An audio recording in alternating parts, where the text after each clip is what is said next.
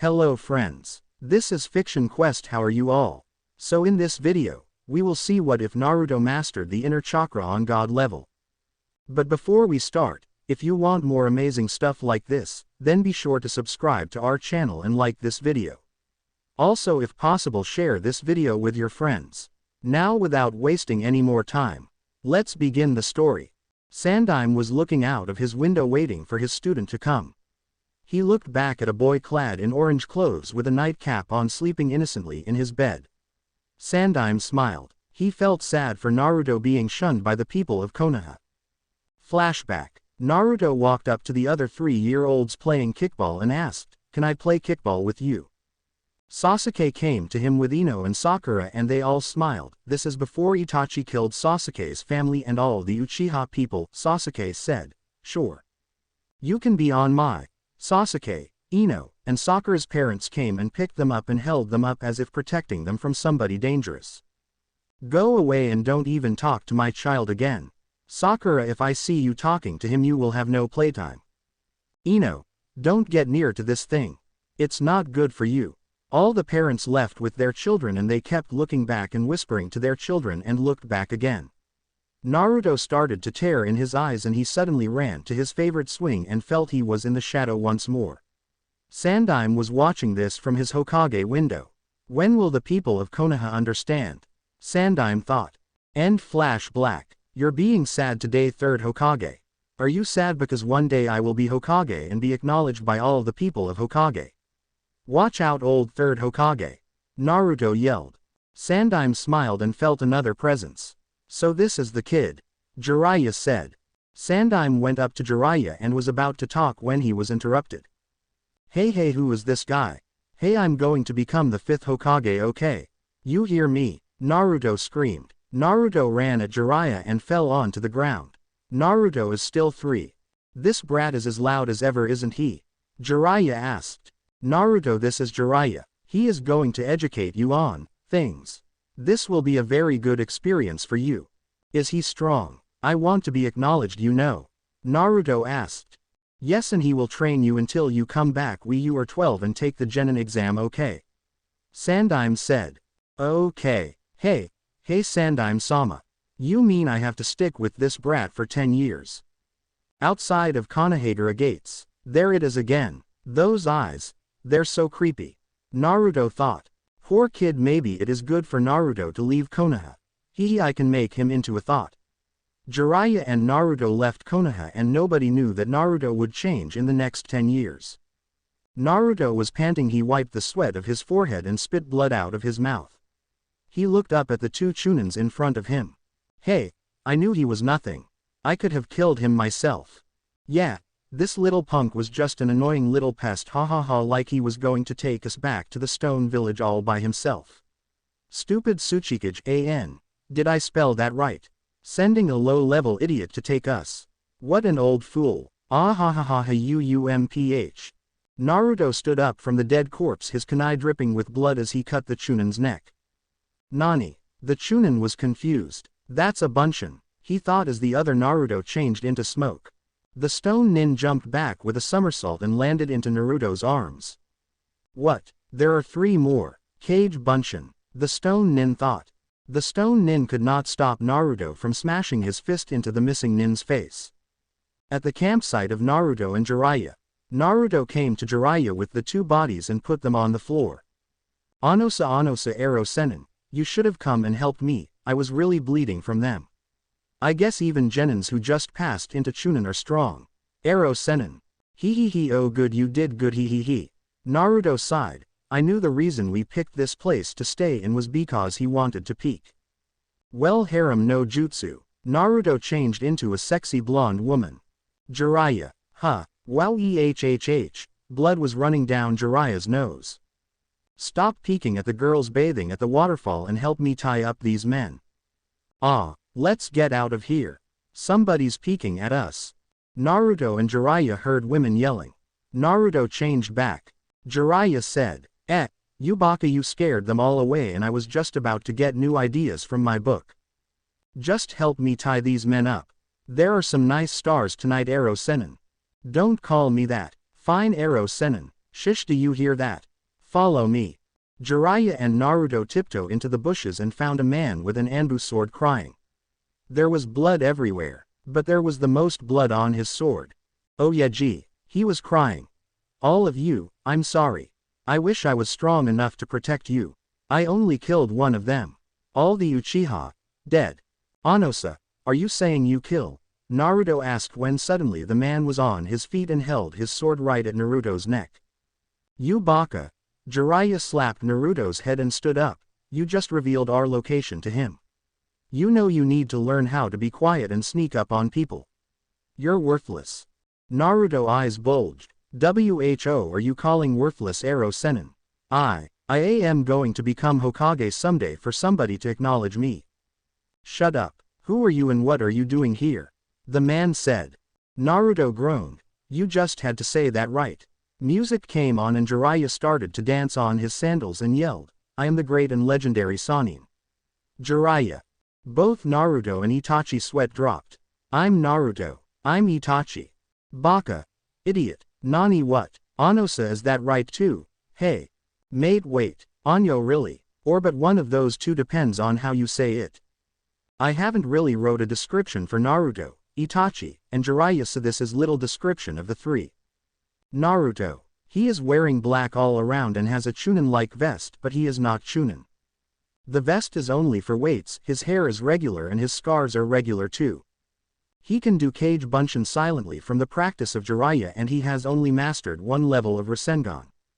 He's only 5 years old. Naruto's training from Jiraiya so far is 50 push-ups and sit-ups 3 times a day morning, noon, and at night. Naruto doesn't have to run, he's always running with Jiraiya on missions. Naruto is learning less techniques from Jiraiya like double vision no jutsu, girl heat seeker no jutsu and invisible no jutsu. Of course I think you know these techniques are for peeking.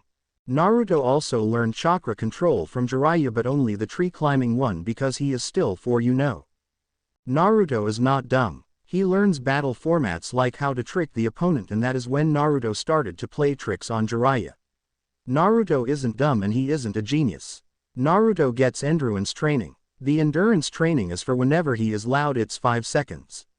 But if in the same time he loud and says what is not needed to say, he gets 10 seconds, and so on. In the endurance training, Jiraiya gets out a Japanese bamboo stick and hits Naruto with it on the back only and not the head. Itachi. You'll find out in this chapter if he killed his parents or not. Itachi is wearing the same thing as you see in the real Naruto. He is super strong in ninjutsu, taijutsu, and genjutsu. He has mastered Mangekyo Sharingan and I'll tell you how in this chapter later on. Jiraiya. At this time, Jiraiya hasn't really written his book yet. He has started but he needs more time at gathering data. He always has a pen between his ear and head. He also has a notebook in his breast pocket. He has the same uniform as seen in the anime when he first meets Naruto in the hot springs. He knows many jutsus and is one of the legendary Sannin. Hey guys, is he the strongest of the 3 Sannins? Itachi's story, previously on Inner Chakra, haha Yu-Gi-Oh style. Music came on and Jiraiya started to dance on his sandals and yelled, I am the great and legendary Sannin. Jiraiya. Both Naruto and Itachi sweat dropped. I'm Naruto. I'm Itachi. Uchiha Itachi. The Uchiha child prodigy. Jiraiya asked calmly now that his introduction ordeal was over. Uchiha. The child prodigy. Isn't the Uchiha clan one of the strongest clan in Konoha with that weird eye Sharingan? Naruto was confused. Yes, the Uchiha was the strongest clan in Konoha. They were recently massacred. Nani? All of them? Jiraiya exclaimed. No, only Sasuke, my little brother, and I are left. But who killed them? They were well populated in Konoha and most of them were in Anbu. My best friend. Thunk thunk thunk. Lol crappy, I know. 3 kunais came and hit the tree right next to Itachi. Itachi stood up and jumped while doing hand seals. Jiraiya grabbed Naruto and hid into the bushes. Kaden Gukakyu no Jutsu. Itachi blew 3 massive fireballs at the Anbu who were chasing him. He landed on a tree and disappeared. He reappeared on the ground. 5 more Anbu landed on the ground in front of them. The Anbu captain stayed in the trees and yelled out loud. Itachi, for killing your clan, you will suffer and die. It was right then when an Anbu came from behind and trapped Itachi's arms, and 2 more Anbu came from the 5 on the ground to trap Itachi's legs, and the Anbu captain took out his Anbu sword and charged at Itachi. The Anbu captain struck Itachi right in the chest and went through when Itachi changed into a rock. Kawarimi, the Anbu captain thought. Kaden Karyu Enden. Itachi burned all the Anbu members with his fire dragon blast, but all the Anbu came out scorched and their clothes on fire. They took the fire out by rolling on the ground, but when the fire was out, they were too late. One by one Itachi cut the throats of the Anbu with his sword and threw 2 kunais at the Anbu captain's face. When they were all dead, Itachi stood up and walked to the bushes and said, "Come out, I'll continue with my story." Jiraiya and Naruto came out of the bushes, but this time Jiraiya was more suspicious of Itachi. "I will start from the beginning.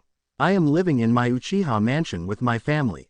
I have a brother who is just 4 years old now, 5. His name is Sasuke.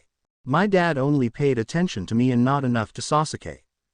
So 3 days ago my best friend, another Uchiha by the name of Haratsu, allied with Orochimaru secretly. Haratsu killed his best friend in order to get the Mangekyo Sharingan. He did get it, and he killed his family just to prove that he could use it and to see if he was strong enough. He started to kill every Uchiha in one night when he came into my living room, interrupting my talk with my mother, father, and I. By that time, he and Orochimaru had killed all the Uchiha except my family. Haratsu asked my parents if he could talk with me and they said yes. When we went outside I saw all the Uchiha dead on the ground. I was horrified and I asked Haratsu who did this. He offered me to join him in massacring the rest of the Uchiha and told me he had mastered the Mangekyo Sharingan and made a ritual for me too, so if I killed my best friend I could have it too. I asked him again who killed all the Uchihas. Orochimaru suddenly came out of the darkness and told me it was them. I was so angry that I attacked Hizashi, my best friend, and we fought. It was terrible. Flashback. Itachi's paw. I ran up to him and fought hand to hand with him. He blocked my hands easily and tripped me. Then he punched me in the stomach and all my wind was blown out. I crashed into the wall and the wall broke. I was sitting there panting and resting and formulated a plan. I made a Kage Bunshin as I stood up and used Kawarimi when he used the Kaden Gukakyu no Jutsu. And went into the top of a lamp post. I saw Sasuke in the road horrified, looking at all the Uchiha being dead, and looked up and saw me. It was right then when I saw Orochimaru entering the living room and attacking my parents. I teleported right in front of Hizashi, my friend, and used Rakiri and killed him with one stroke. I then quickly teleported into our living room and saw my parents dead. Sasuke came in and saw me with my hand bloody, and I knew that he assumed I had killed our parents. Orochimaru was behind me. Orochimaru threw a kunai at me and teleported. I dodged the kunai and it hit Sasuke. I saw him with disbelief in his eyes as the kunai he thought I had thrown hit him and he fell. I remembered how weak Sasuke was and I thought if Sasuke turned into an Avenger he would be stronger. He asked me why and I foolishly told him the answer Haratsu gave me. I told him it was to test my capabilities. I told him to become an Avenger to kill me. Akira Uchiha, really? Well, I don't know where it's from, really, lol. But maybe I forgot. There's a lot of Naruto going away from Konoha and being trained by Itachi and Jiraiya. Moonlight 2, no offense taken. Yup, Itachi's good. Yeah, Itachi will brother is Nissan, right? Joku, well, yeah, but not those deep ones with rated R material. I'm deciding right now but not sure which pair I should use. Kashaizenshi lol, kill Sasuke. Good idea. Lol, or I may make something bad happen to him. Sasuke is a jerk, huh? Night Owl 123, well, thank you. I like my story too, SRY, for the long wait for my new chap. The truth revealed. Naruto and Jiraiya stared at Itachi as if he were crazy or insane. Then why don't you go tell the Hokage the truth? Sandaime would understand. Jiraiya asked. If I were even spotted on the Konoha grounds, there would be Anbu freaks all over the place. I think I'd better find an organization or something. And I might forget about it. Itachi was preparing himself to leave when Naruto grabbed Itachi's arm. Matt, we could go tell Sandaime about the incident and about Orochimaru. Naruto beamed at Itachi and felt pleased with himself for coming up with a fantastic idea. No, I don't want Sasuke, my brother, to be weak. He's too weak and he needs to be angry in order to get strong. He needs to become an avenger and come to kill me. And because I killed my best friend I have the Magekyu Sharingan. He needs to kill his best friend to kill me. And he could get his best friend at Konoha. Itachi then shook Naruto's hands off of him and asked, "Will you two please not go to the third Hokage and tell him about this?" "Yeah, sure." Naruto and Jiraiya answered. "Anyo." Naruto muttered, "Could you come with us?" "Nani?" Itachi said. "Well, I need a good teacher that is focused on teaching me and not always stopping to look at girls in the bathhouses and keeps writing in his perverted notebook of his." Jiraiya was getting redder and redder when he heard this. "Nani? But it's true, Ero-sensei. Do not call me Ero-sensei." By this time Naruto and Jiraiya forgot all about Itachi and Itachi just stood there listening. Jiraiya, one of the 3 legendary Sannin, is a pervert. Itachi thought. "You are a pervert, Ero-sensei. Admitted I am with you the entire time, and when it was my birthday you just gave me the directions to every bathhouse for all the ninja villages, Ero-sensei." Itachi's sweat dropped. Who would give his student which is 5 years of age something perverted like that? Itachi thought. "Alright Naruto, hehe, I am a pervert." He admitted it. Naruto thought. "Aha Ero-sensei, you. 5 seconds plus all the time before 2 minutes and 35 seconds. Jiraiya said, "I'm referring to the endurance training I talked about before." Naruto threw an angry glare and looked at Itachi. "So will you PLZ come with us and train me? Please, please, please." Naruto started to go into the begging position on the floor and started to grab Itachi's hands and kissing them. "You." Itachi took his hand back. "Fine, I will come. But don't get angry at me when Konoha hunter nins come to us and try to kill us." "Yay." Naruto leapt up with joy. He ran to a captured stone nin and tied a rope onto his hands and pulled him over to Itachi. Naruto gave the rope to Itachi and told him to hold it. "Okay. Itachi ni-san, you accompany them to Tsuchikage and let's get our money." 2 minutes and 40 seconds. Jiraiya said, "What the hell are you doing counting numbers of time?" "And Naruto, why are you calling me ni-san?" asked Itachi. Jiraiya explained the endurance training he gave to Naruto while Naruto excitedly answered Itachi's question. "Because you look like a good brother. Like all those other people in Konoha had. Someone to talk to and share with." Naruto said sadly. "Oh yeah, Naruto doesn't have any brothers or sisters. He was alone from when he was born. How sad. All the villagers in Konoha treated him like crap. I even treated him like crap. I guess he just feels alone." Itachi thought. Itachi grunted and said, "If I teach you, you are going to do exactly everything I say. We'll start tomorrow. You can be taught by Jiraiya-sama today." "Huh, Jiraiya-sama, where are you?" Itachi was confounded. Naruto listened for a while and let out a deep sigh. Itachi looked at Naruto as if wanting an answer from him of where Jiraiya is. "You hear that waterfall? On the map it's near the hot springs. So Jiraiya might be peeking at the women in the hot springs." Naruto explained. "Oh, there he is." 500 nins came once more in front of them. 5 came at the rear and 3 more on Itachi's and Naruto's left and right. Itachi and Naruto are surrounded. The leader came and asked, "Itachi, what did you do to the other team of Anbu? You baka, did you kill them? Oh, so you actually volunteered to kill me. You know you can't kill me. If you leave, no one gets hurt." Itachi said, Well, who is the little brat you got there?" "Matt, I've seen you before. It can't be, you little demon." "Naruto." The Anbu captain drew back in fear. Most of the hunter nins whispered and shifted among themselves. Those eyes again, full of hate and anger. It is as if they want to kill me. Did I do anything wrong? I didn't kill anyone. Why are they all staring me with those eyes? I do not like it one bit. It's scary. I'm in the shadows again. Naruto looked down to the ground at his feet in despair. "Leave him alone," Itachi ordered. "Go away or you will be dealt with." Naruto looked up at Itachi and silently thanked him. "You're kidding me. 16 hunter nins and Anbu vs. 1. I think the odds are against you, Itachi-san.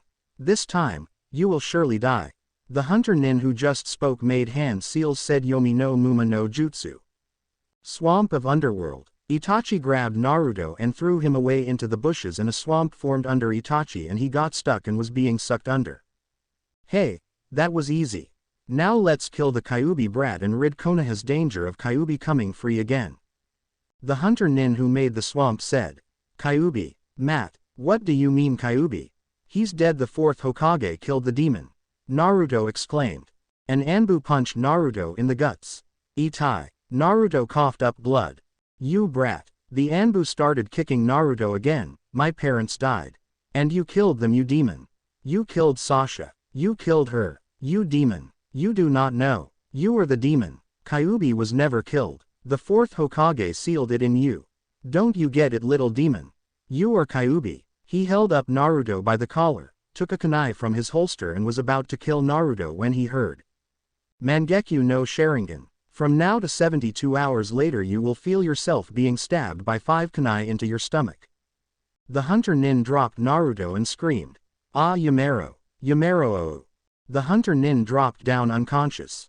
Itachi came out of the tree and said, so you won't leave. Now, we start fighting. Hee hee, you like that? Naruto knows about Kyuubi now. Shri, if it's a little boring with no fighting till the end. Hoped you liked this and PLZ review. Shri for the long wait. Had to do stuff. Too busy. I get the Naruto techniques from a site called Kuso, damn it. Darn, or shit. Ah, Yamero. Yamero. The hunter nin dropped down unconscious. Itachi came out of the tree and said, so you won't leave. Now, we start fighting. Itachi's Sharingan was already activated. How did you escape the swamp? Kawarimi no Jutsu, body switch no Jutsu, I switched myself with a log in the tree. 15 people left. Too easy. Byakugan. 2 Hyuga Anbu ran at Itachi. Itachi backflipped and dodged to the left only to see another Hyuga there. He jumped up and escaped into the trees but had to jump out because of 2 other Hyugas and became surrounded in a triangle of the 3 Hyuga. Naruto was watching this from the bush where Itachi threw him. 6 of the hunter nins waited and stayed behind while all the other Junins fought. Suiden Suiryuden no Jutsu, water element. Water dragon blast technique. Itachi dodged the water dragon blast fired by a Junin and made some hand signals. The 3 Hyuga jumped away as if being chased by a demon because they didn't want to be prey to one of Itachi's powerful techniques. Ryu Sabakuryu, quicksand avalanche. Ah hell, a Junin not fast enough to jump away was sucked under into Itachi's quicksand. Kajimane no Jutsu, shadow bind technique. Shikato's shadow stretched and was reaching out to Itachi. Itachi's eyes widened. No. It's the shadow bind technique. If I get caught I won't be able to move. Shadow elimination no Jutsu made this up. All shadows were gone in the radius of a mile from Itachi. Hey, Nara Shikato, I know how to cancel out your technique. Without shadows, you can't use any of your techniques. If you continue to fight you die. Itachi mocked. Shikato suddenly smirked. Itachi knew something was wrong. Shintenshin no Jutsu, mind-body switch skill. Itachi jumped to his left when he saw there was a big shadow on him. He looked up and saw Akamichi Chumaru. Ha! Bakika no Jutsu, multi-size technique, Chumaru yelled at Itachi. Very good Chumaru. Kajimane no Jutsu, shadow bind technique, Shikato exclaimed. Chumaru quickly redirected his fall onto another ground where Itachi and Shikato wouldn't get. Shikato's shadow bind went to Itachi. Itachi's eyes widened even more when he heard. Kage Kubashibari no Jutsu, shadow neckbind technique, Shikato exclaimed and was excited because he could be rich for catching the most powerful ninja and wouldn't have to work anymore. Shadows became hands and reached up to Itachi's neck and broke it and blood flew everywhere and a drop landed on Shikato. Itai. Shikato siad, then the blood changed into a splinter and found out Itachi was a tree. Kawarimi no Jutsu. Shikato wondered out loud. Hi. Itachi appeared in behind Shikato and put a headlock on him. Itachi pulled out a shuriken when he felt metal on his neck. Ino's dad, sorry don't know his name, was holding a kunai at Itachi's neck. Let go of him or you die. Ino's dad told Itachi. His kunai accidentally cut a little of Itachi's neck. Itachi just smiled and went poof. So did Shikato. Both Kage Bunshin no Jutsu. Ino's mom yelled. Itachi grabbed Ino's mom and made her look behind her and saw both Shikato and Chumaru on the ground unconscious. She gasped before Itachi's kunai hit her head and fell down unconscious. Now is my chance, a hunter nin thought. Doden Doryu Taiga, earth element. Moving land river. The ground shook under Itachi and broke. Suddenly there was a big hole under Itachi and Itachi started to fall when the ground began to close up trying to squish Itachi. When the ground closed, all the Junins sighed in relief. They had finally killed Itachi. This was their hardest battle yet. Hey, out of 15 people that went out for Itachi, there were only 2 casualties and 3 unconscious. I might get a raise. Hee hee. Naruto gasped when he saw Itachi fall and screamed, "Ni-san." He started to cry when he heard Mangekyo no Jutsu. 5 Junins foolishly looked into Itachi's eyes and fell into Itachi's own dark gray world. You always feel your own family throwing kunais at a piñata and the piñata is you and they never miss. The 5 Junins just fell down clutching the areas they were hit from the imaginary kunai. There were 5 Junins left plus the captain. Holy, this man is the devil. He is defeating us and isn't even tired. We are Konoha's hunter nins, we cannot lose. The Anbu captain thought. Everybody, Konoha expects us to bring back this traitor alive or dead. I prefer dead, so let's kill him. Plan A, then move on to Plan U-turn. There were shouts of agreement on the captain's side. With renewed spirit and strength, they all started to run toward Itachi and making hand signals. Suddenly, 4 Junins stopped and jumped to the trees, 2 to the right and 2 to the left. The one still running at Itachi was a Hyuga. The Hyuga stopped using hand signals and cancelled. Itachi's eyes widened as he realized the Hyuga was faking just so he could get close to Itachi. The Hyuga started to fight Jugen style. 3 kunais suddenly flew at Itachi from the trees. Itachi dodged 2 and the last one grazed Itachi's left arm. Itachi flew back when he was hit by the Hyuga right beside the heart. I missed. The Hyuga said. You lose, Hiyashi. Itachi coughed out blood and ran with amazing speed at Hiyashi. Hiyashi flinched and Itachi hit Hiyashi right in the guts. The Hyuga master fell down and became unconscious. Itachi stood up and said to the captain somewhere in the woods, "Hey, your plan failed." "No, it's just beginning," the captain said as he threw 3 shuriken at Itachi and took out his Anbu captain sword. Mikasuki no Mai, Dance of the Crescent Moon. The captain started to attack when Itachi used the Kai sign, cancelling the confusion of the mirror image of 2 swords. Then Itachi made hand signals in superhuman speed. Magen Narakumi no Jutsu, Demonic Illusion, Vision of Hell technique. The captain slashed the sword at Itachi and it went right through Itachi. "Nani, Matt, start the plan, Hazuka, hurry," the Anbu captain yelled one of his teammates in the trees. The Anbu captain suddenly fell down with a kunai stuck in his head. The other Anbu set off the trap that threw tons of shuriken at the ground. Then from the other direction more than 1,000 kunais were launched at the forest floor. Multisize rock no jutsu. I made this up too. A little rock that was tossed up by a hunter nin was transformed into a massive boulder. The rock, which was now a boulder, flew down at amazing speed onto the floor and there was a big crash and dust flew up everywhere. Naruto saw the rock, he quickly ran away. All of the Anbus cheered again. One of them now assumed command and told the Junin who used the multisize rock no jutsu to make the rock smaller so they could carry Itachi's body to Konoha. All the other Junins jumped and landed at the bottom of the rock. When they realized the rock wasn't getting any smaller, they yelled at their teammate and told him to hurry up. The Junin, Hazuka, now assuming control, was a little suspicious. He pulled out his kunai when he signaled his group to be quiet. They followed Hazuka. Hazuka started to breathe hard, he started to sweat like crazy. It was too quiet for his liking. He listened to the wind for a second and signaled for his group to slink into the shadows of the trees. When he got no response, he looked back and was shocked to see nobody there. Hazuka started to panic in his mind. He tried to tell himself to slow down and be calm. What? Nani? Where is my team? How did they disappear? Kuso. This Itachi is really a pain in the butt. He's like the devil. What to do? What to do? Alright. First step. Find a good hiding place. Where is a good hiding place? There are only trees and Itachi's shadow elimination is over, so there is a lot of darkness. And it's dark tonight. Wait. There's a full moon. Ah no, think about the hiding place. That's it. I got it. The shadows can hide me. Hazuka thought. Hazuka turned for the shadows of the trees and bumped into someone. He looked up and saw Itachi. He gasped and took a step back and tripped. Hazuka fell on the ground and looked at his feet. There, he saw was his teammates that just disappeared.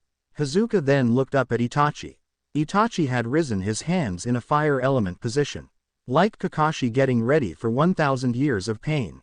Oh yay, Hazuka gets tricked easily because he's afraid, not because he sucks at being Junin. Itachi's just crazy. Hee hee. If you want to live, leave. Go to Konoha, bring back a team of Junins for your friends here. Tell Sandaime this, if he wants to kill me, he will have to come himself.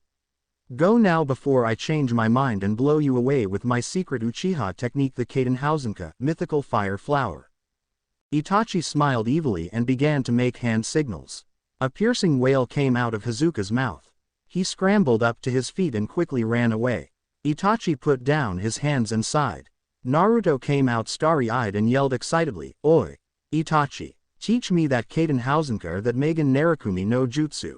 Please please please see." Itachi laughed and said, "Let's go and find Jiraiya first, then we can discuss your training." Naruto and Itachi quickly found Jiraiya on top of a tree about 32 feet tall with his binoculars staring at the waterfall. While he was staring, he had a pencil and paper and was writing on his notebook and blushing at the same time. When Naruto and Itachi were near enough, they could see blood coming out of Jiraiya's nose. Naruto motioned for Itachi to be quiet and used his Henge no Jutsu to transform into you-know-what. Naruto in his sexy no Jutsu form walked up to Jiraiya and tapped him on the shoulder and said, "Jiraiya." Jiraiya turned around to look at Naruto. His eyes widened and blood came rapidly out of his nose. "Jiraiya-sama, bye." Jiraiya was confused. "Bye." Jiraiya thought. Naruto's hands touched Jiraiya's shoulders and pushed him. Wah, ah. Jiraiya started falling out of the tree and splashed into the lake under the waterfall. When his head came up, he saw the girls he was spying on up close. "Eh ha ha. Madam, will you?" The woman drew out her hand and slapped Jiraiya hard. He flew out of the water and landed on the dry shore where many women were drying off. Ah eck. Every woman had kicked or slapped Jiraiya. Itachi and Naruto were looking down, watching the scene with amusement in their eyes. Interesting technique. If Naruto did that on me, I might fall for it too. Itachi thought as he tried to keep the blood from coming out of his nose when he thought back to Naruto's transformation. Itachi said to Naruto, "Naruto, let's get Jiraiya out of here so we could start your training." They both jumped down next to Jiraiya and tried to get out of his dreamy state. Jiraiya looked at Naruto and said, "Naruto, hey. You can have all the ramen you want. Thank you." Jiraiya's face was red as his arms moved like a zombie and quickly started to write on his notebook. When he finished, he jumped up and yelled, "Okay Naruto, we will go to the stone village to release my first book. Come Paradise." The prologue. Naruto and Itachi fell on the ground anime style. "No, not that. Miyu and Itachi ni-san goes to Stone Village to return his missing nins." Naruto yelled, "Oh yeah, and that." Jiraiya said, "Okay Naruto, when we get to the village, we will start your training, but for now you have to get used to these." Itachi took off his outer coat and gave it to Naruto. Naruto took it gleefully and suddenly dropped it. "Geez ni-san, what's in this?" Naruto asked. 150 pounds, of course, what else?" Itachi answered, "And if you always question the things I give you to train, I'm not going to train you." Fine, but how can I walk with this?" Naruto put the coat on and it was all he could do from falling down where he stood. Itachi looked at Jiraiya and said, "Didn't you teach him about chakra control?" "Oh yes, chakra control. I know that, so what? I gather chakra on the weights to make it lighter." Naruto yelled. He closed his eyes and started to concentrate. Naruto took a step and fell on his face. Itachi sighed. "No Naruto, you use your feet to make you run faster. Don't you have a brain at all? I changed my mind, I will start training you right now. You need it. Start putting chakra on your knees." Naruto closed his eyes and concentrated again. This time, he took 5 steps and fell on his face. Naruto tried again and again and again.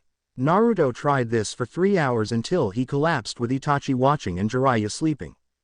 Itachi suddenly sensed multiple people coming this way. Oh darn, what better way to send Anbus when I am accompanied by a sleeping and drooling Baka and an unconscious Baka? If I use Kage Bunshin no Jutsu they will sense it and come right here. So I guess I will have to carry these two dimwits and use genjutsus. Itachi first picked up Jiraiya and Naruto and started to run.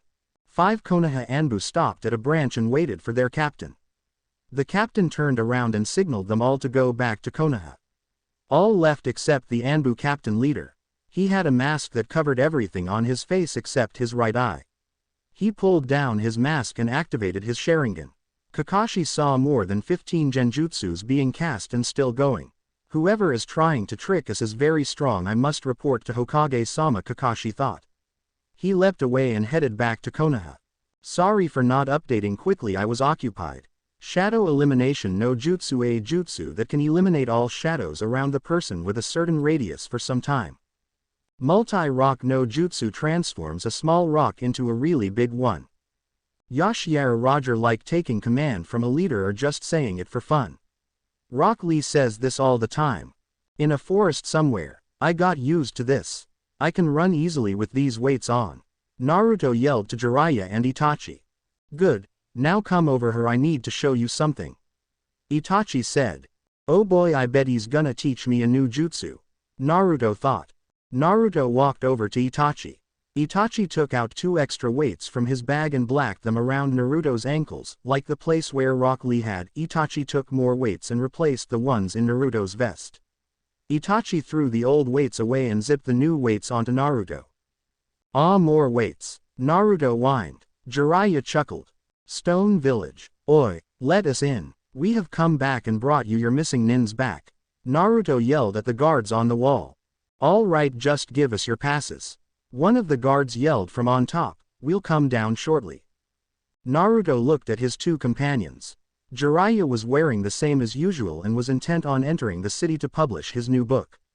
Itachi's face was hooded, but for safety precautions, he used henge all the time, transforming himself into a man with a large nose and big eyes.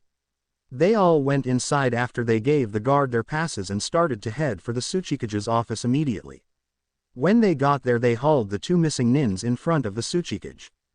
Here's your nins, Tsuchikage-sama. Naruto yelled. Thank you, and here is your money. The Tsuchikage handed the 3 each a bag of money. Naruto quickly added the money into his money frog bag. Gamasuma. I suggest you go to the hidden village of Mist.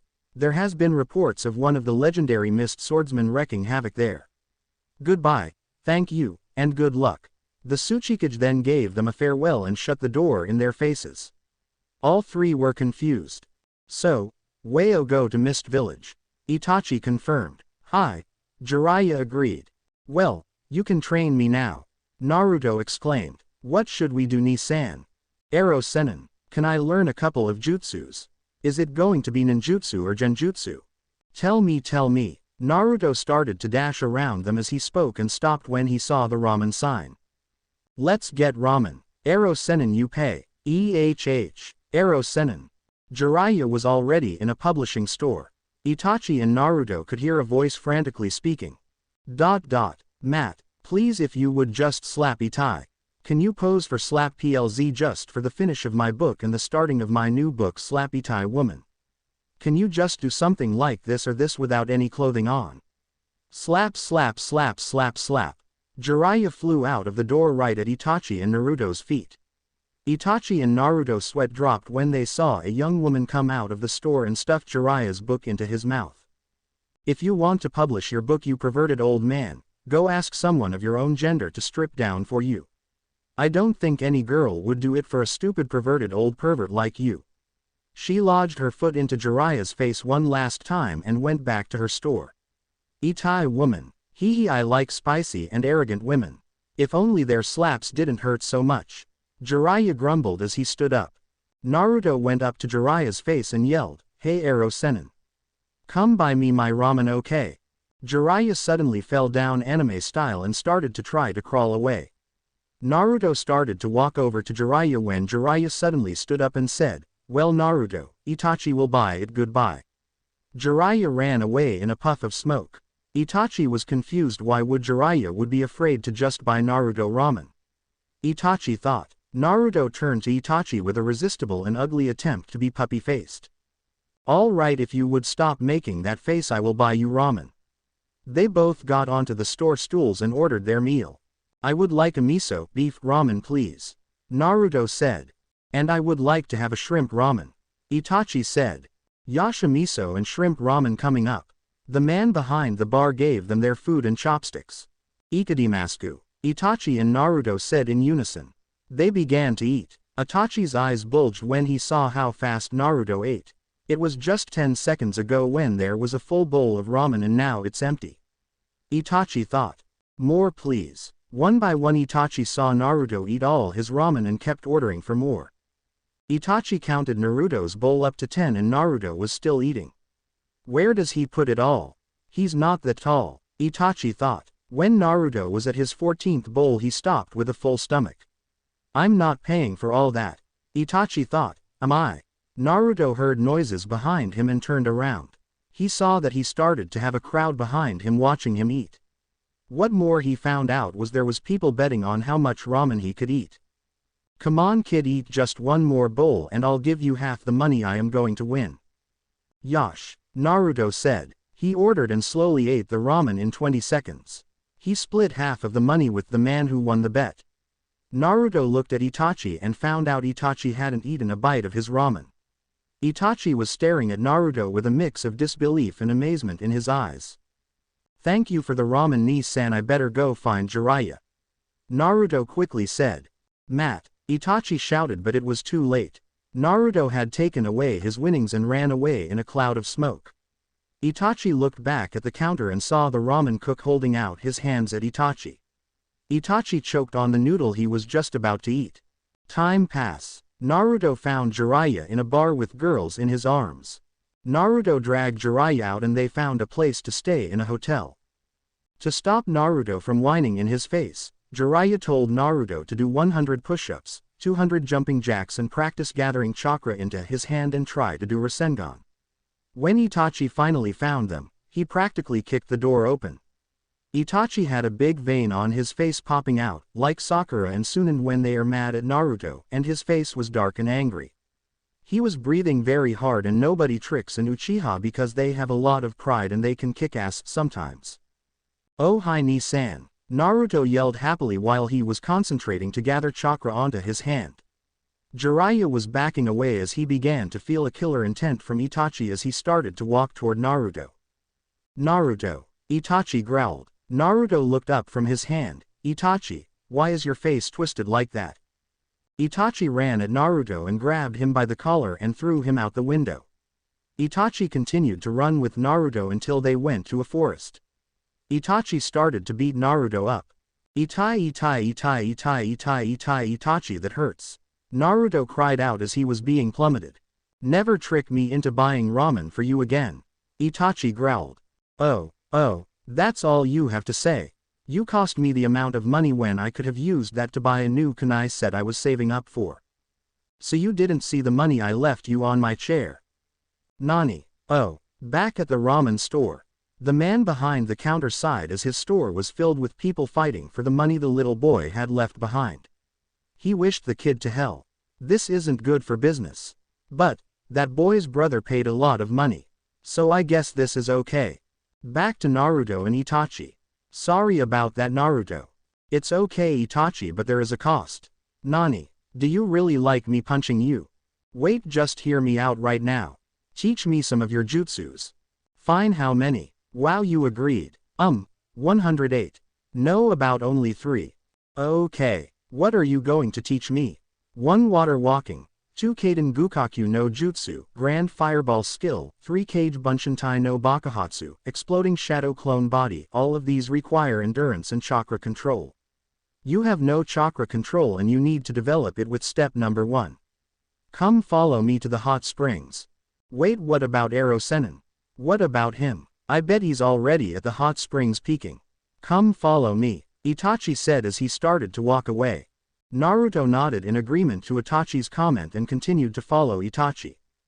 In the hot springs, Naruto and Itachi entered the hot springs to find Jiraiya looking at something.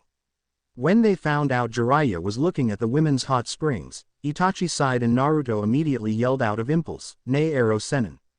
Stop looking into the women's bath houses." Ah eck. Did you hear that? There's a pervert looking at us. All of the women ran out of the bath, got into their clothes, and ran away. Jiraiya sighed, then looked at Naruto. Why did you do that? I had a perfect view. Jiraiya yelled at Naruto. Come on Naruto, are you going to train or keep yelling? Itachi asked. Yash, train me Ni-san, Naruto exclaimed while jumping up and down. Jiraiya sat down by the women's hot bath stall and waited for more to come. Do this, Itachi said as he walked onto the water. Naruto's jaw dropped. How did you do that? By accumulating enough chakra on my feet, I can float on water. Itachi explained. Now get onto the water and start floating. Hi senpai. Naruto clasped his hands together and closed his eyes. He put chakra into his feet and walked on the water. Only to fall in and get wet. Ah, why is this so hot?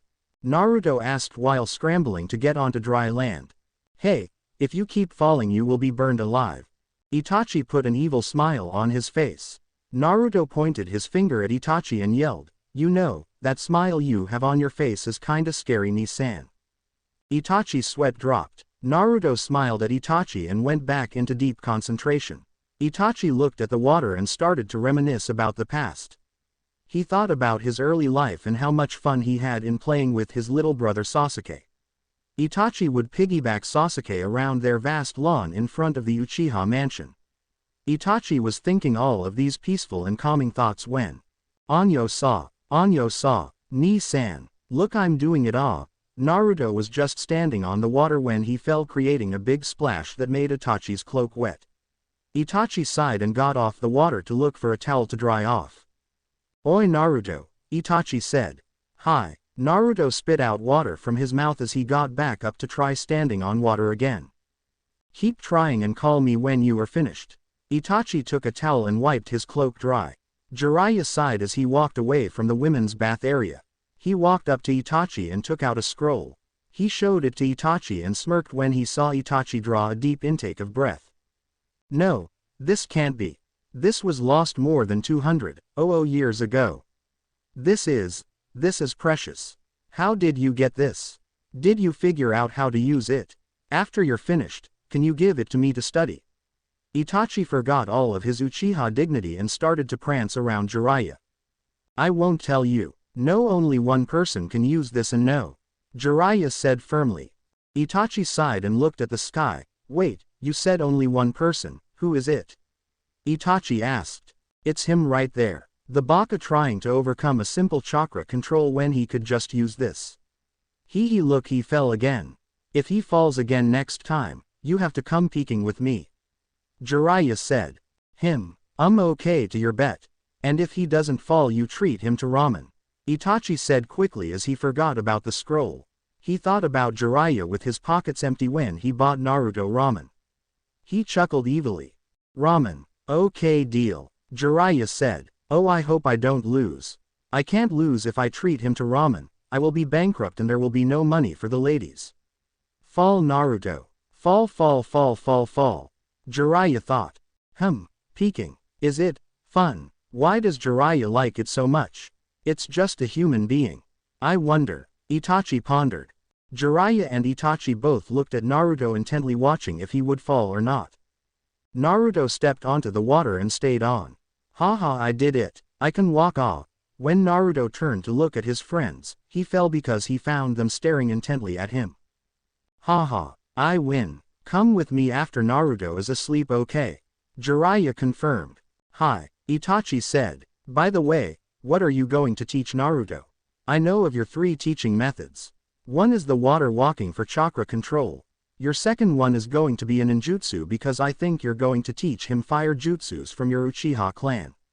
Your third one is going to be a deceptive technique. Maybe a trap or a genjutsu. It's Kaden Gukaku no Jutsu, Grand Fireball Skill, and Kage Bunshintai no Bakuhatsu, Exploding Shadow Clone Body. Is there something wrong? Itachi asked as Jiraiya's jaw dropped at the last skill. But that's impossible, Jiraiya exclaimed. Which one? Kaden Gukaku no Jutsu, Grand Fireball Skill, or Kage Bunshintai no Bakuhatsu, Exploding Shadow Clone Body? Kage Bunshintai no Bakuhatsu, Exploding Shadow Clone Body. Only a skilled ninja can explode their Kage Bunshin. It takes intense chakra control and a lot of experience from a trained teacher. Jiraiya almost yelled, who is going to be the teacher? Me. I can't blow up my cage bunshin the right way. I did it my own way. I will teach him. You. Are you sure you can do that? Want to see? Hell yeah. Cage bunshin no jutsu. Itachi created 5 cage bunshins of himself and made each dive into the water. Itachi quickly made hand signals. Cage bunshin tai no bakahatsu, exploding shadow clone body. The place where the copies were it blew up. The water rose 20 feet high and crashed into Naruto, making him fall back inside the water. Itachi made more hand signals. Summon no jutsu. Itachi summoned an umbrella and held it up so he wouldn't get wet, but Jiraiya did. Baka, why didn't you summon me one? Jiraiya asked in feral rage. Itachi shrugged and gave Jiraiya his umbrella and walked away to Naruto to teach him the next step of water walking, standing, etc. Time passed from day to night. Naruto sighed. When will I be able to master a jutsu and not just a walking exercise? Why do I even need to walk on water? Maybe when we go on mission, we will have to walk on water. No, it wouldn't be that cheap. We should face them head on. Yeech and beat their face out. And then. 2 shadows crept by Naruto's room, not wanting to be heard. They froze when they heard Naruto saying, "Stop. You filthy people, have you no respect to the 5th Hokage? Bow down to me and kiss my toes." Yeah, that's good. Itachi and Jiraiya both sighed in relief. They kept walking, and when they reached the doorway, they did a high five and ran away. Naruto stood up and smiled. This is going to be a training night. On a tree above the hot springs. Here, you can take the binoculars and I'll use double vision no jutsu for a real close-up look. Oh yes, you have to know this jutsu, it's called the invisible jutsu. Here, I'll do it and you copy. Invisible no jutsu and double vision no jutsu. Jiraiya became invisible and could see twice his normal eyesight. Itachi also used the invisible no jutsu and looked into the binoculars. Wow, he's right. They are a piece of art. Blood started to come out of Jiraiya's and Itachi's noses. They started chuckling while Jiraiya was writing in his notebook. In the forest somewhere, Naruto was training. All right, some of this chakra and some hand signals and this will make. ... There was a boom in the dark and Naruto fell head face into the ground. Itai, I hope I remembered how to do that. Wait, I'll try the Rasengan that Ero Sennin taught me. Okay. A large spherical ball made out of chakra appeared in his right hand. He was making signals with his left hand. Okay, let's do this. Rasengan. Naruto charged at a tree and his hand cut the tree in half. Naruto fell on his back in exhaustion. Geez, that was cool but so tiring. I need to make something that would defeat my opponent in 3 moves. So I won't get so tired. Can I use Rasengan on a moving object? Let's try. There's a bird. Rasengan. Again, there was a spherical ball made out of chakra on Naruto's hand and he charged at the bird and missed. He tried again and again and again, but Naruto wasn't fast enough. After 3 more tries, he fell down and looked at the stars. So, I can't use Rasengan on a moving object, that means I need to make my opponent stuck. Okay, so I have a move, the swap move Doten Yomi Numa, Earth Element, Hell Swamp. Jiraiya taught me that one. Okay, Cage Bunshin no Jutsu. Naruto created 1 Cage Bunshin and said, "Oi, you stand there and prepare to attack me." Naruto did some hand signals and ran at his clone. Doten Yomi Numa, Hell Swamp. A swamp opened up under the clone and the clone got stuck. Naruto made more hand signals, but suddenly Naruto's knees felt watery and his arms were heavy. Naruto realized he was about to black out. Kuso. I used too much chakra. Naruto fell onto the ground head first. The next morning, Naruto woke up looking up at a ceiling. How did I get here? Naruto then saw 2 faces bending over looking at him. Is he okay? I don't know. Why was he out last night? I thought he was asleep. This is your fault. No. This is your fault, you pervert. What? You're a pervert too, Itachi. You liked looking at them and you know it. Right until you just had to scream, "Hey, can you pose nude to me?" You made us both so hurt, I think I have a bruise. Hey, it was instinct. I had to, they weren't getting. Hey, he's awake now. Naruto opened his eyes and looked at Itachi and Jiraiya. What happened to your face, Ni-san? It's all purple and black. Jiraiya started chuckling and Itachi elbowed him. Nothing Naruto, I'm okay. How are you? What were you doing? You were outside last night when you were supposed to be asleep. It's already morning by the way. You've been sleeping the whole time. Oh yeah, where am I? Naruto sat up on his bed and looked around. We thought you were hurt so we took you to the hospital. Anyway, what were you doing? Jiraiya answered. I was training. Didn't you have enough training with me? I thought you were tired after I was done teaching you. What were you training on? Itachi said. Oh, this and that. Ni-san. Naruto said. Yeah. Can I have some ramen for breakfast? I'm hungry, can you get me ramen? Itachi grabbed his ears in pain and yelled, no. Why not? Fine, if you don't buy me ramen I'll scream ramen the whole time.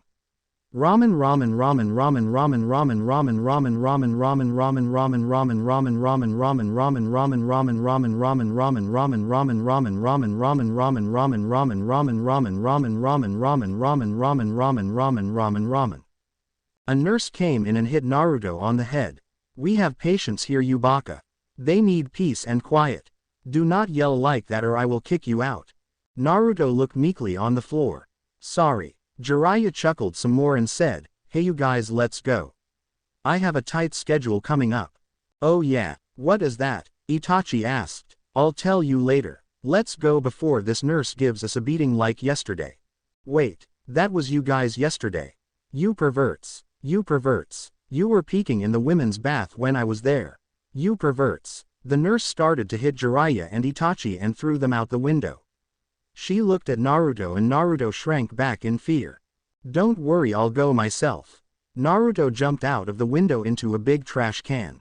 When Naruto got up, he had dirt and dirty stuff on his face and a banana peel on top of his head. Beside him, Jiraiya and Itachi were the same but dirtier.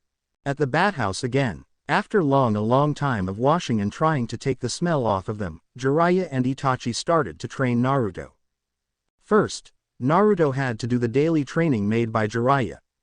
The training consisted of push-ups, sit-ups, running, jumping, throwing kunai and punching a dead tree. Like Rock Lee when he was training, when Naruto was finished, he was taken over by Itachi to train movements on water. When Itachi finally let Naruto relax at noon, Naruto could stand, jump and run on water. After Naruto ate ramen, Itachi started to teach Naruto the Kaden Gukaku no Jutsu, Grand Fireball skill. They started to train at a place Jiraiya found. It was a waterfall. When Naruto finally memorized the hand signals, Itachi made Naruto stand on the water and use the jutsu at the waterfall. Kaden Gukaku no Jutsu, Grand Fireball skill. Naruto sucked up air and his cheeks became round. He let out his breath making a fireball so tiny it could fit into a baby's hand. Jiraiya and Itachi's sweat dropped. They really thought Naruto could do it. Well Naruto, let's go to the Mist Village soon. We're running out of money because of you and your 10 to 17 bowls of ramen. Itachi said. Already. Why can't we stay a while? Alright then we go to Mist Village. Let me pack. Naruto sped off thinking, well along the road I have to master this jutsu. Then I could be one more step to the Hokage and be respected by the villagers of Konoha. Just one step to no more cold eyes. At least we get to see a variety and then we could compare Itachi. Jiraiya asked Itachi. Itachi just looked down on the floor to not show his friends his face turning red. Naruto came back and saw Itachi and gasped.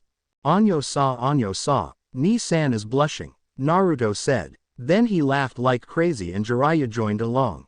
I am not blushing, Itachi said. When Itachi turned his face, Itachi and Naruto could see Itachi's face was so red that a person a mile away could see that Itachi blushing. Yes, you are Itachi. Itachi is blushing. Itachi is blushing. Naruto sang in a childlike tune. No, I'm not. Come here, Naruto. Itachi tried to catch Naruto but Naruto was too fast for him. Naruto started running away with an angry red-faced Itachi following him. Jiraiya sighed and followed them to the Mist Village. So you like this? If you want any changes please tell me. Shri for not updating soon, I had school starting and can't really type. And I had to finish off my summer stuff. I'm a sad. Summer ends and school starts. Sighs. Can't wait till next summer. Please give me some jutsus that I can use later on. Do you think that Team 7 should be defeating Zabuza and Haku or Naruto, Itachi, and Jiraiya? Ni-san, the first hand signal is the tiger, right? Naruto asked. Yes, remember Naruto that the tiger is the starting of all fire jutsus. So if you see a hand signal with a tiger first, it is going to be a fire technique. Itachi lectured. Unless it's the stupid famous Konoha technique. Right, the tiger signal is this way, right? Naruto asked. No, your right thumb is supposed to be on top of your left thumb. Don't you know all the hand signals? Tiger, ox, sheep, dragon, etc. Itachi questioned. The only one I know is the ones you taught me and the ones Ero Sennin taught me. I know Tigger, Earth, and some others. Naruto said.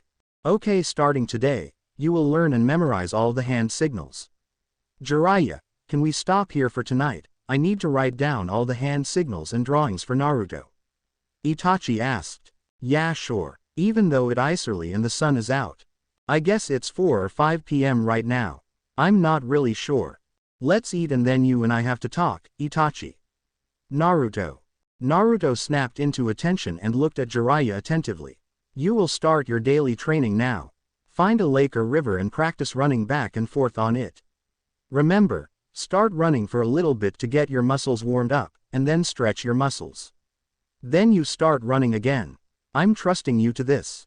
If you come back before 2 hours, you will not eat. We are having fish today. Come, Itachi, let's go hunt. We can talk along the way. Jiraiya said.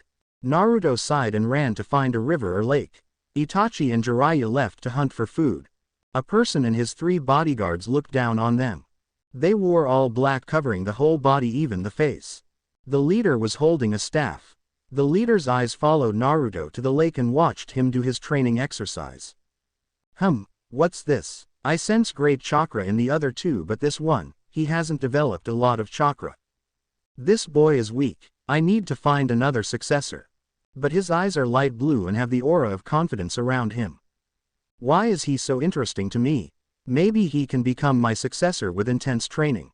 Deep in thought, the person made some hand signals and quietly spoke a word. Not activated his eye. What? He has her blood, but she didn't bear any children after she was killed by the demon fox Kyubi. I have to take this boy as an apprentice, but he has to show himself worthy.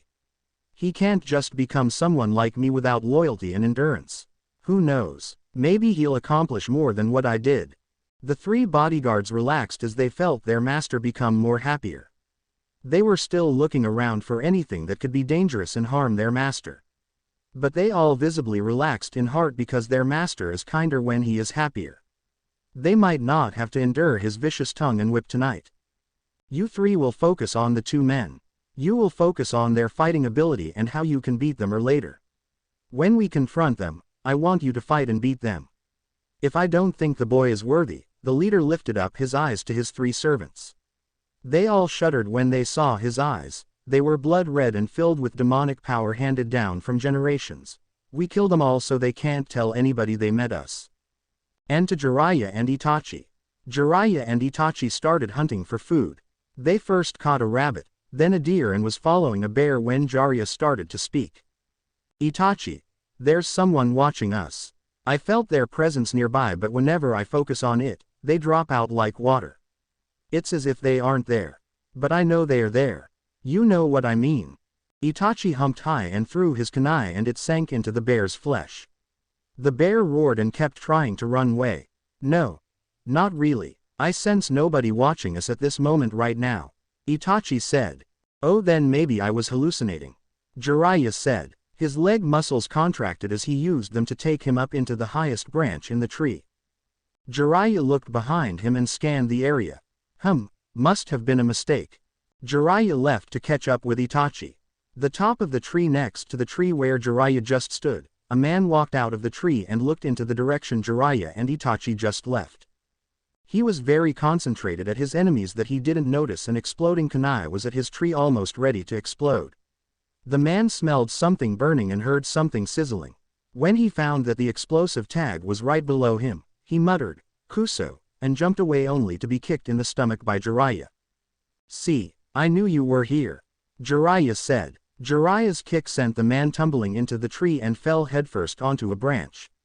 When he got up, he saw from the corner of his eyes, Itachi throwing a four-bladed shuriken, the one Sasuke used on Zabuza. Cage Shuriken no Jutsu, Shadow Shuriken skill. The man saw two shuriken coming at him. Hey, he thought. Pitiful, I can dodge that easily. He backflipped 3 times and dodged 2 shuriken. When he got his head up, he saw 2 more shuriken. If he wasn't fast as he was, he wouldn't have dodged them. Itachi and Jiraiya landed in front of him and they all started to stare at each other. Hey, this guy maintained a genjutsu long enough to confuse me. Who is this guy? Jiraiya thought. The man suddenly disappeared from view. Itachi activated his Sharingan immediately. He saw a blur to his left, then at his right, then in front of him, but found he got punched from the side.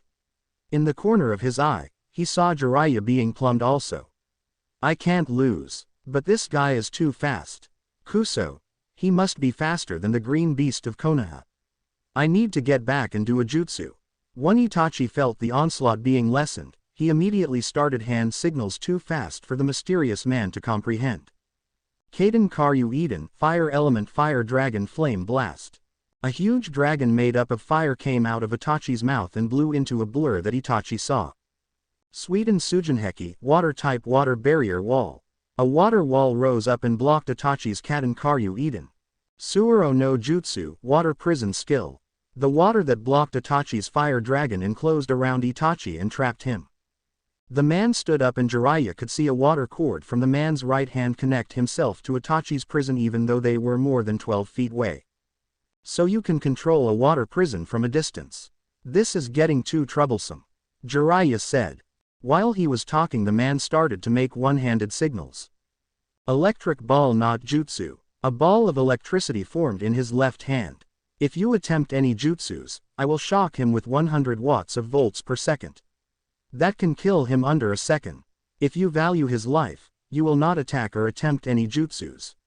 By the way, I don't care about this idiot, only that kid. The man said. Jiraiya's eyes narrowed, then looked at the man, then looked at Itachi. He stopped the hand seal he was making and put his hands in the air. As long as you don't. Rasengan. Naruto landed on the water cord and broke it. He thrust his Rasengan at the man, but suddenly he was flying back with a sharp pain in his stomach. Naruto's Rasengan ended after it hit the ground, making a big crater. Itachi caught Naruto before he hit the tree and set him down. See you later. The man said, especially you, kid. With that, he disappeared. Itachi, Jiraiya, and Naruto looked at each other. Who was that? Naruto questioned. Time passed. Naruto was in his bed asleep, or so Jiraiya and Itachi thought. Naruto crept along campfire to get into the woods to train until he heard voices. Was so good, he didn't even need to use a lot of chakra. He beat me so fast it is embarrassing. Yeah, I know. He could have beaten me too. Who was he? I don't know, but I know he was faster than Guy and me combined. He might even be faster than any Junin alive. In case he comes again, let's list facts about him and how we can beat him. He has a high disturbing chakra. It's okay. He's fast. He has a high chakra signature. He knows some old jutsus. Really? How do you know that? Because Uchiha. He had the tattoo. Only a select few can be chosen to be taught.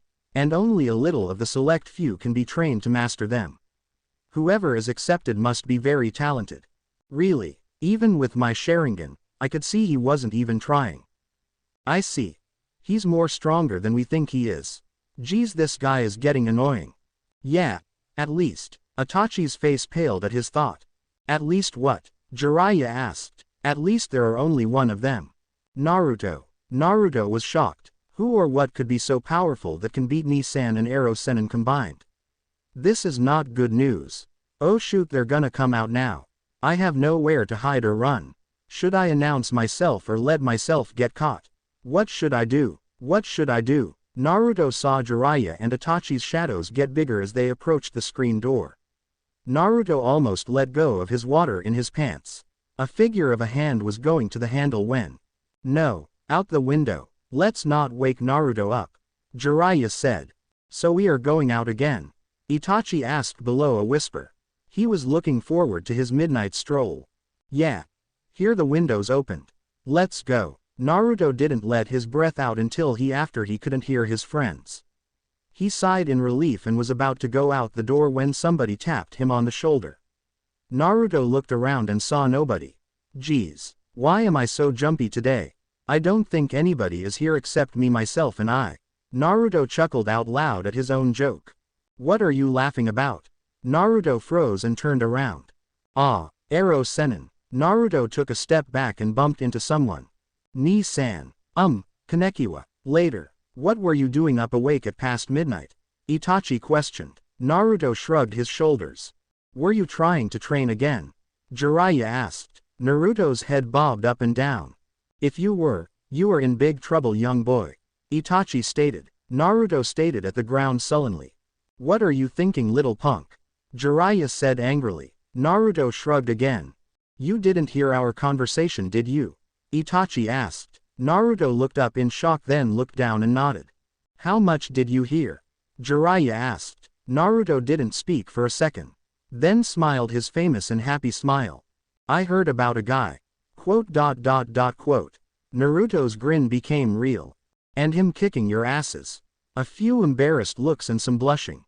That's it. And the stuff about going out in the window and not the door. Naruto said. Naruto, did you hear about the tattoo? Itachi asked. Oh yes, that too. Naruto nodded as he spoke. Naruto, you're in big. Itachi's hands covered Jiraiya's mouth and cuffed Jiraiya in the ribs. Naruto, this is your punishment, will last for 3 years. Itachi said sternly. Nani? 3 years? That's too long. Naruto yelled. Your punishment will consist of. Itachi made some hand signals.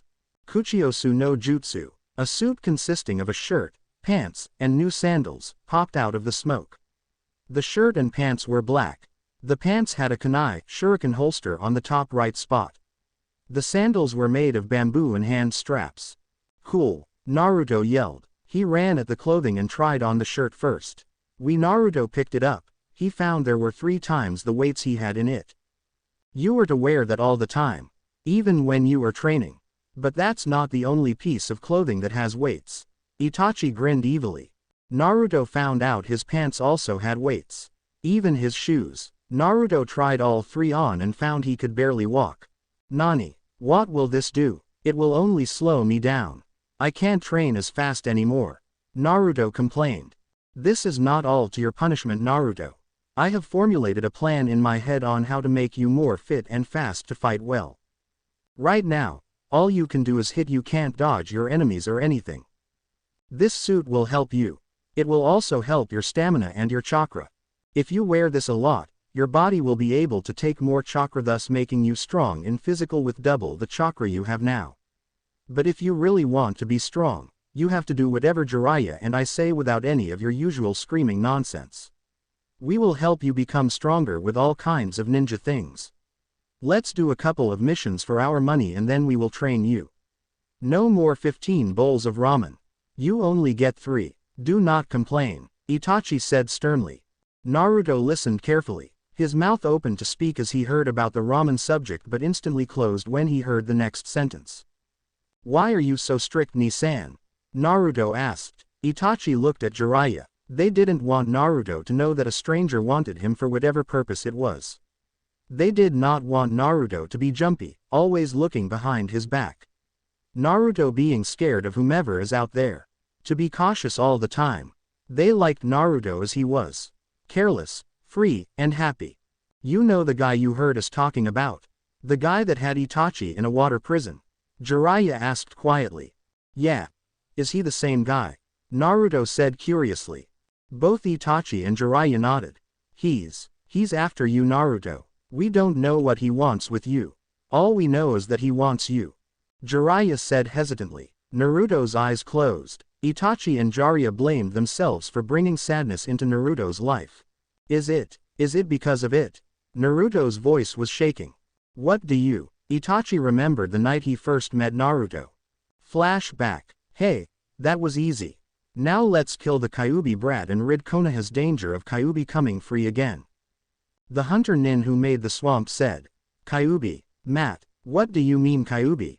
He's dead. The fourth Hokage killed the demon, Naruto exclaimed. An Anbu punched Naruto in the guts. Itai. Naruto coughed up blood. You brat. The Anbu started kicking Naruto again. My parents died. And you killed them, you demon. You killed Sasha. You killed her. You demon. You do not know. You are the demon. Kyuubi was never killed. The fourth Hokage sealed it in you. Don't you get it, little demon? You are Kyuubi. He held up Naruto by the collar, took a kunai from his holster. End flashback. No. It's not the demon, Naruto.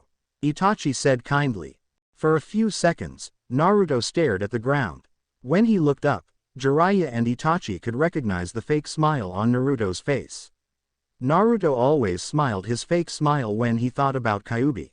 Well, then bring it on. I can kick his butt. Really, I made up a special killer move, Naruto said proudly. Jiraiya and Itachi looked at each other. Killer move, they both thought. Here, I'll show you, Naruto said. I think you know what this is, right? Kage Bunshin no Jutsu. About 100 of Naruto appeared around Jiraiya and Itachi. Heron no Jutsu. All of the clones used henge and became the unbeautiful girl. Naruto's army ran to Jiraiya and Itachi to hug them. Ho ho ho ho ho. Naruto, you're a genius. Jiraiya's nose had a major bleeding. I'll teach you a new technique every second you're like this. Jiraiya kept on laughing. Well, Ni-san, aren't you gonna teach me something too? One of Naruto's clones asked Itachi. Itachi's face was blushing a little bit. Then, Itachi's face became redder and redder. Jiraiya was laughing out loud. This is too exciting. I must not let my emotions fly. Itachi thought. He was struggling really hard not to be like Jiraiya. Naruto, if you keep this up, I'll teach you 1,000 techniques. The real Naruto sweat dropped. Itachi said it too. Ni-san is a pervert. Aro Sennin. What did you do to Ni-san? Naruto thought. Naruto kept up his techniques for 5 more seconds, then let them all disappear. Except one clone. The one Itachi was rubbing off with. Naruto's face was red with disbelief and shock. Ni-san, you're not only a pervert. You're a super pervert like Aro Sennin.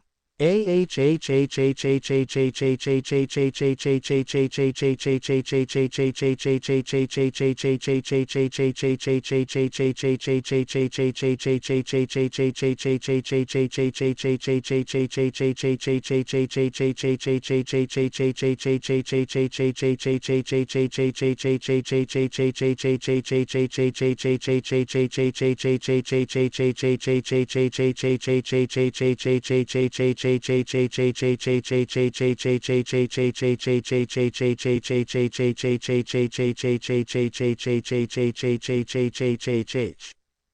people in mist, leaf, stone and even sand lifted their head in shock as they heard Naruto scream. How horrible. Somebody is being tortured. Quote, how sad. Good luck to you, son. Hope you get well soon. Don't die. Back to Naruto. Naruto was tied up to a tree watching Itachi and Jiraiya eat in front of him. But it was worse, really worse. Itachi and Jiraiya were eating Naruto's precious ramen in front of him. And Naruto couldn't do anything about it. Naruto, this is your punishment for you see you have a punishment because. Because I say so. Itachi stammered. He was still thinking about what happened only 5 minutes ago. Naruto sighed, then screamed, okay. Just don't eat ramen in front of me. Naruto was furious. All that precious, tasty ramen gone into the gutter of the throats of the two people in front of him. Suddenly, Naruto became happier. When Itachi and Jiraiya saw Naruto's happy grin, they stopped eating. If Naruto's happy while we're eating ramen when he's not, then something's wrong. Ni-san, Aro Sennin. Naruto sang in a playful voice. Jiraiya and Itachi looked at Naruto. Then shrugged and went on eating.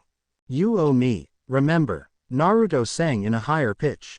Naruto was amused when he saw their face form a little tinge of red on their cheeks. Seems like I get to learn more than 2,000 techniques. And you guys are the ones that are going to teach me. Jiraiya and Itachi choked on their ramen. Itachi looked at Naruto with narrowed eyes. Matt, I am not going to teach you 1,000 techniques. Itachi said. Oh yes, you are now, untie me now and let me train. Naruto yelled. Itachi smiled. Oh yeah, you're tied up. How can we teach you? Bye bye. With that, Itachi started to walk away from Naruto. Jiraiya stood up and walked away too. Hey, untie me, later. Okay, now, show me all the hand signals in alphabetical order. Itachi said. Okay. Naruto showed Itachi the hand signals perfectly. Good. Now do the Kaden Gukaku no Jutsu, flame type, mythical fire flower technique. Kaden Gukaku no Jutsu, flame type, mythical fire flower technique. Naruto blew a big fireball at a tree and dissolved it into ashes. Naruto, you mastered this in 3 days? Itachi asked. Naruto nodded. It was easy after you taught me the water walking. Okay, now here's the hand signals for Kage Bunshintai no Bakuhatsu, exploding shadow clone body, learn it and use it. Now you will train with Jiraiya. Itachi showed Naruto some hand signals and told him to write it down. Okay. Now you will increase your stamina and your fighting ability. Jiraiya said. Jiraiya first made Naruto do 300 push-ups, 400 sit-ups, running 5 miles, punching the tree stump with right hand 300 times, punching tree stump with left hand 300 times, kicking the tree stump 600 times, 300 for each leg, squats, throwing shuriken at a target, and other exercises. It was too much for Naruto even with his high stamina that Naruto couldn't finish all of them. Jiraiya made a rule. If Naruto doesn't finish his exercise, Naruto can't eat ramen. Naruto had to eat vegetables. When Naruto heard this, he immediately attempted to finish his exercise but couldn't. On the sidelines, Itachi and Jiraiya were rejoicing because they didn't have to pay for Naruto's ramen that day. After Naruto got his breath back, Jiraiya taught Naruto how to fight correctly. When it was night, Naruto went out to train on his own again. He tried to do the Kage Bunshintai no Bakuhatsu, exploding shadow clone body, but couldn't get it on his first try. He stopped and went to sleep hoping the next day would be better. The next day, the three went into the Mist Country. They were assigned to missions from the townspeople and quickly did them. When they finished, it was about noon and it was time for lunch. Naruto immediately ran to the ramen store. Itachi and Jiraiya only gave Naruto one bowl and they had to train again. The result was the same. Naruto could not eat ramen and he could not do the exploding shadow clone body. The same thing happened in the next 2 days. At the end of their 3rd day at the Mist Village, Naruto showed off his skills to Itachi and Jiraiya, telling them he knew how to do the exploding shadow clone. Naruto did it and Itachi gave Naruto more jutsus to master. Jiraiya made Naruto's training harder so Itachi and Jiraiya would never have to buy Naruto ramen again. They stayed there for 3 months without anything happening. One day, Naruto was let off of his training by Jiraiya and Itachi. Naruto searched to buy something. He met a girl who was punching and kicking a tree stump. Naruto continued to watch the boy. Naruto was saddened to see the girl fall down in exhaustion. Kanekiwa, here, have this drink.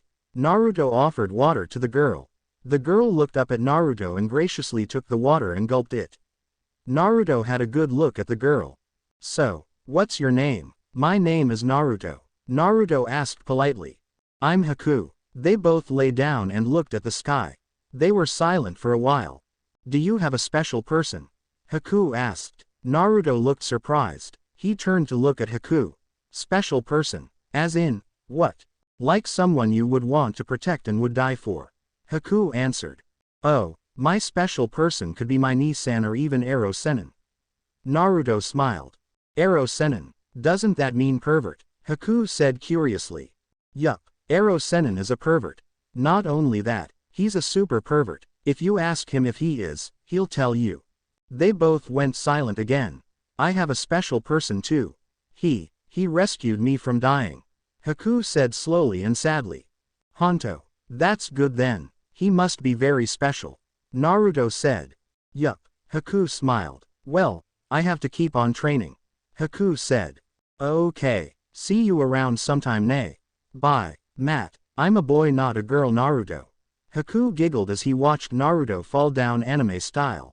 Haku returned to punching the tree stump while Naruto walked away.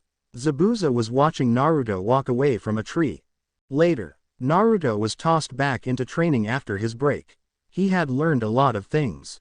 One day, he went up to Jiraiya and Itachi and asked them a question. Do you think there is a way where I can double my chakra? Maybe even triple. Wouldn't that be great? Naruto said excitedly. That would be great, but you can't do it. Nobody has. I don't even think anyone has even thought to attempt it. You can try if you want. If you manage to do it, I'll teach you 500 more techniques. Jiraiya said. And I'll teach you 100 more. Itachi said. You can have the day off to try to develop it. But tomorrow we are going to double your training. Naruto sighed and left to the woods to train. He thought of how to make him double his chakra. How would he do it? It could be impossible. Let's see all the jutsus I have. Maybe they can help. Kage Bunshin, Kaden Gukakyu, Kage Bunshin Tai. Wait, if I can make my Kage Bunshin explode, then I could make a Kage Bunshin with double my chakra. But how will I do that without wasting my chakra? And if I do that, how will I get the chakra? Maybe if I absorb it. Yes, I can use the heat signatures to what am I saying? Let's just do this. Kage Bunshin no Jutsu. A clone came out. Naruto tried to fill it with chakra but ended up being depleted of chakra. Kuso. What will I do? What can I do? You have to put chakra in while you make your Kage Bunshin breath. I have to put chakra in while I am making a Kage Bunshin. That's it. Matt. Who told me that? I did. Who? Me? Who are you? Hello. Hello. Inside Naruto's head, Naruto walked down a hallway to find a bright, shining red door. He opened it and saw a cage. But what frightening more was the thing inside the cage. A fox. It was a fox with 9 tails. The demon fox, Kyuubi. Here brat, for you to stop whining, here's how you do your double chakra thing. A rush of red chakra swept around Naruto and Naruto woke up. Naruto looked around and experienced a pain in his head. He found out that there were hand signals he never used before. He used them and found a Kage Bunshin in front of him. But the Kage Bunshin almost looked transparent. Naruto used more hand signals and the Kage Bunshin went inside of Naruto. Naruto found he had renewed energy and something else. More. Naruto had twice his chakra. Naruto leapt in excitement and ran to Jiraiya and Itachi. He pulled them out of the hot springs and into his training area. He quickly showed him the new jutsu he developed and laughed when their mouths were open like a goldfish. How did you do this? Itachi asked. Naruto wanted to tell them about Kyuubi but couldn't. He didn't want them to react like the villagers in Konoha did if they knew he could talk to Kyuubi. I made it up, Naruto said. Really? That's good. But you have to. Jiraiya was cut short as a man kicked him in the stomach. Jiraiya crashed into a tree. The man was the same man that Itachi and Jiraiya fought. He had a tattoo on his arm indicating he knew the old ancient jutsus. Itachi grabbed Naruto and jumped to where Jiraiya lay. Jiraiya stood up and wiped the blood coming out of his mouth. 2 more men that had the same tattoo as the first dropped beside the first man. Then another man came. He was surely the leader. He motioned at Itachi's direction and the 3 black people started to attack. Itachi threw Naruto into the bushes and told him to run. Naruto made some hand signals but was stopped by the master of the 3 black ninjas.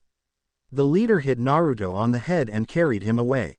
Itachi was in combat with one of the black ninjas. Jiraiya was getting beat up by the other 2. Itachi was about to punch the black ninja he was facing when the ninja disappeared. Itachi looked around for Naruto but couldn't find him.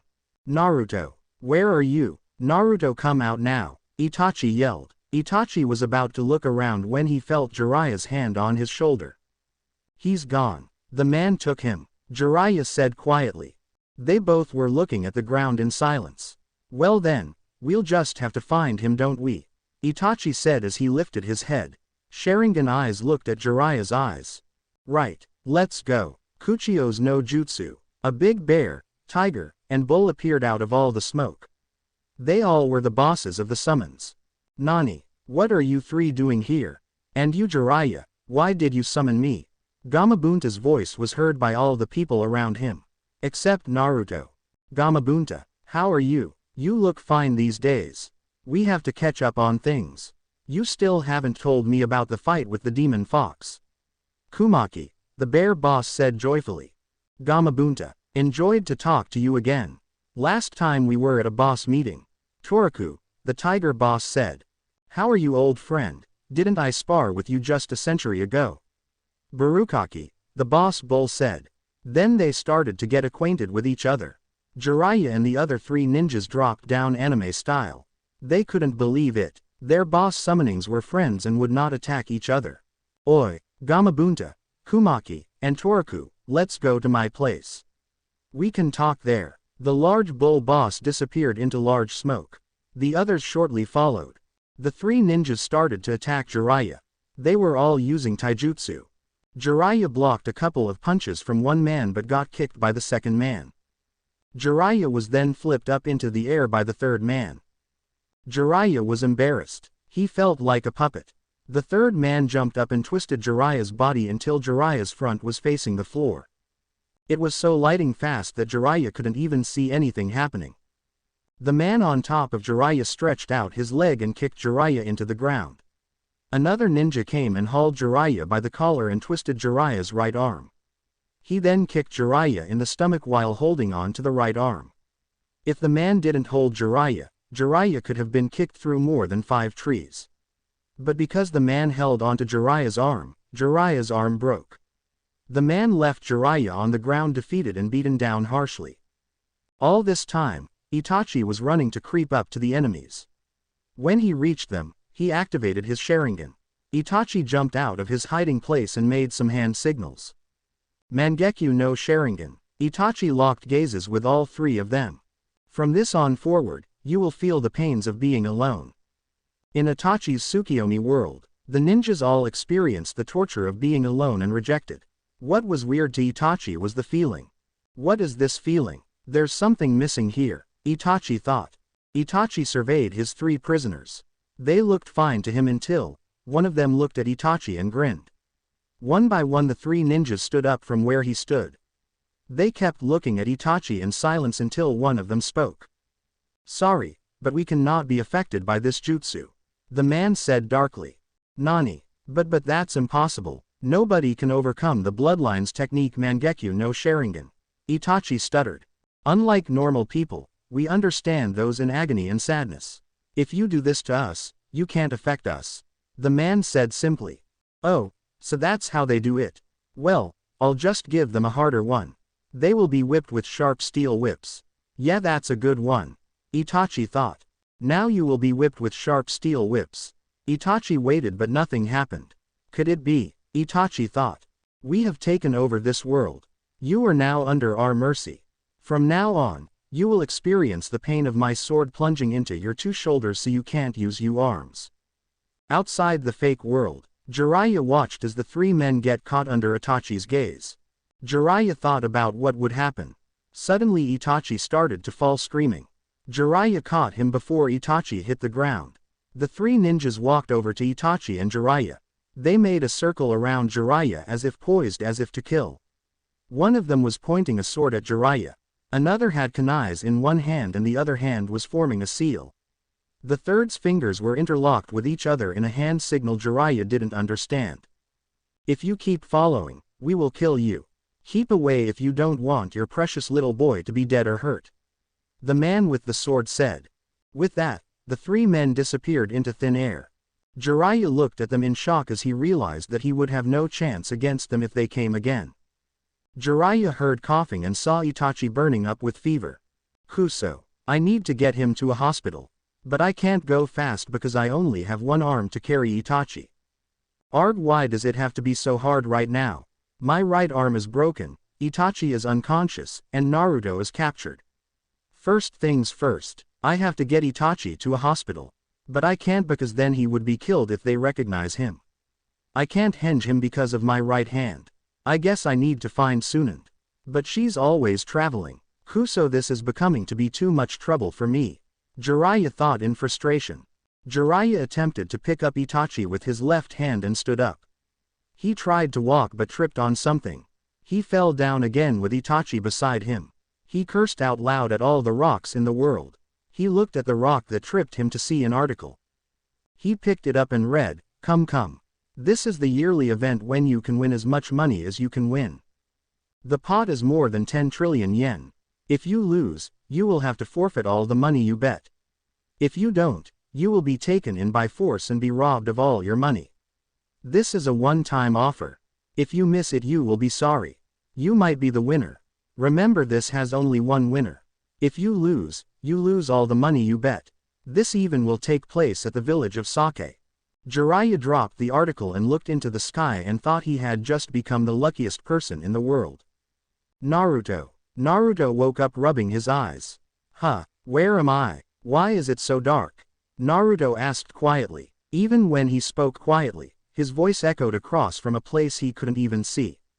Naruto tried to look around but soon gave up. He couldn't even see his own hand in front of him. Naruto sat down and hugged his knees. I'm scared. Ni-san, Ero-senin, are you there? Please be there. I don't want you to leave me. Suddenly, a vision of some children was playing in front of Naruto. Naruto was gladdened to see people here. It confirmed to him that he was alone. Naruto stood up and he patted the dust off his pants. Hello, I'm Naruto, and the vision of the children were running away. They were running away from Naruto with fear in their eyes. Naruto ran after them calling, don't worry. I won't hurt you. We can be friends and play in. All the children ran into the arms of their parents. Naruto watched as he saw the parents pick up their children and swing them around. They were all so happy with their children that Naruto was happy too. Can I play with them, please? Naruto asked. Naruto put on his best smile and held out his hands. The parents seemed disgusted by Naruto. They covered their children's ear and hugged them close as if protecting them from a monster. Monster. Get away from us, monster. Evil, wicked, devil, monster. Naruto was heartbroken by hearing the parents' comments. All he wanted to do was play, so why couldn't he? Remember this, Sasuke. A parent was telling their little boy, never ever go near that thing. The parents pointed at Naruto. If you do, you will never get as good as your brother. Your brother didn't talk to that thing. Don't talk to him or even look at him. That thing is a bad child. If you even make friends with him, you will be watching the deers for a whole week. Got that, Shikamaru-chan? Hi mother. Making friends are too troublesome anyway. I think I'll just go to Choji and look at clouds. Outside of Naruto's mind, Mikuru was looking at Naruto with his hands on Naruto's head. Veins popped out as he started to make Naruto's torture more severe. I want to break this little boy. Yes, this boy will break, then I can have a fourth student who will obey me with their life.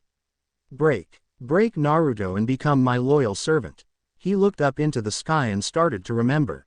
Flashback. A little version of Mikuru when he was 13 years old was lying on a bed.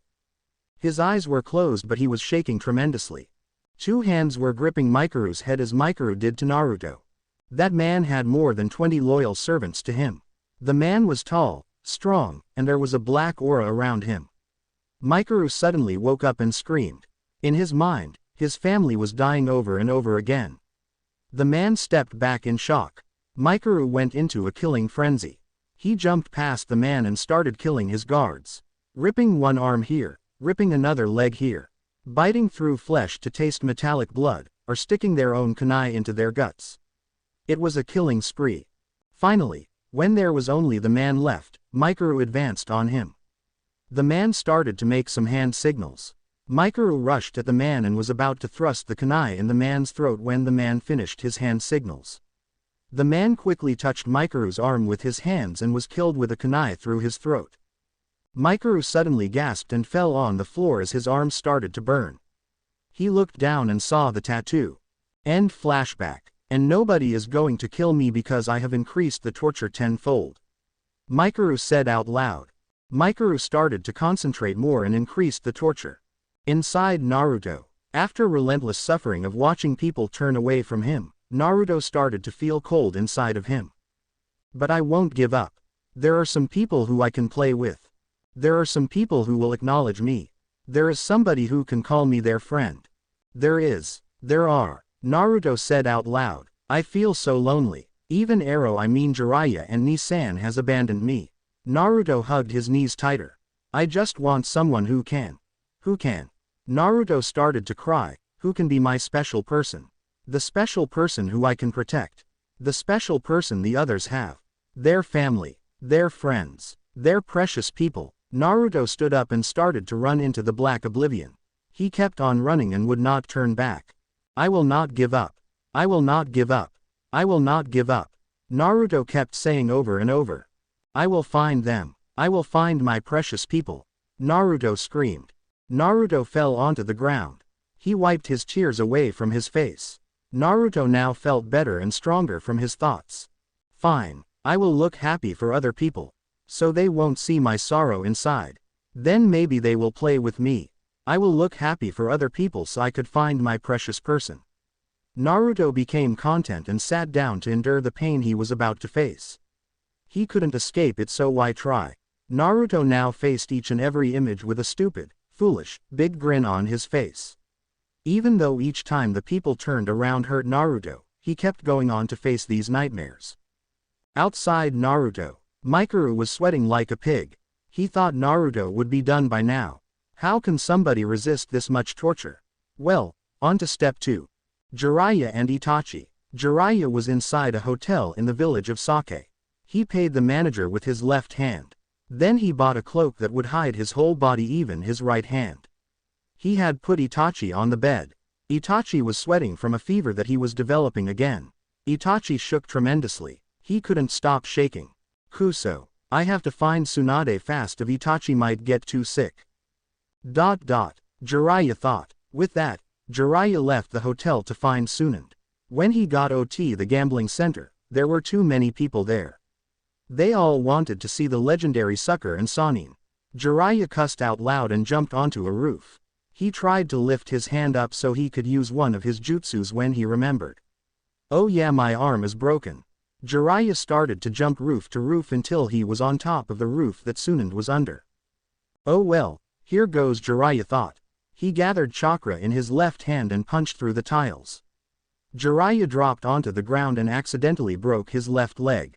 Shit, Jiraiya said. Jiraiya, what are you doing here? Oh hello Tsunade, can you help me? Jiraiya asked. At the bar. Damn Tsunade, and all those people mad at me cause I broke their gambling roof. Making me walk with my right leg holding myself with my left. At least I caught up to Tsunade. Jiraiya was sitting across the table from Tsunade, her pig, and Shizune. Tsunade was gulping sake like a fish gulping for air. Tsunade, can you please heal me? Jiraiya asked. You're injured, Tsunade said in surprise. Jiraiya's sweat dropped. You, the greatest medical healer of all time, couldn't even see my leg and arm broken. Oh that. What would you do after I heal them? Tsunade asked. I would ask you to help me heal my friend. He's in a coma and he's breaking a fever. Jiraiya said. Tsunade sat in silence contemplating what Jiraiya said. How did you break your limbs? Tsunade asked. Did you fall down a mountain? Tsunade laughed at her own joke. No, I had my ass kicked. Jiraiya said. I couldn't even hurt them. They were much faster than me, none of my jutsus caught them, and they could kick my ass even if we went one-on-one. Tsunade looked at Jiraiya in shock. They beat you up that badly? Hey, I knew you always sucked at fighting. Tsunade, they knew the ancient jutsus. They had tattoos and they only used taijutsu. They didn't need anything else. Jiraiya said shamefully. They knew the ancient jutsus. But I thought that died with the fourth. Tsunade said in shock. Well, they know it now. Will you please help me and heal me? Oh yeah, my partner is Uchiha Itachi. You mean the Uchiha who murdered his own clan? Tsunade said with her eyes wide open. Yes, but he was set up. But he could have done it if he had wanted to. Jiraiya said. Tsunade walked over to Jiraiya and took his broken arm. Blue chakra formed over Tsunade's hand as she started healing Jiraiya's arm. Then she healed his leg. Jiraiya, you owe me. Tsunade said. Nani? Fine, whatever you want, just ask. Jiraiya said after he stretched his arm and leg. Tsunade reached into her bag and took out a small L book with like 15 pages inside.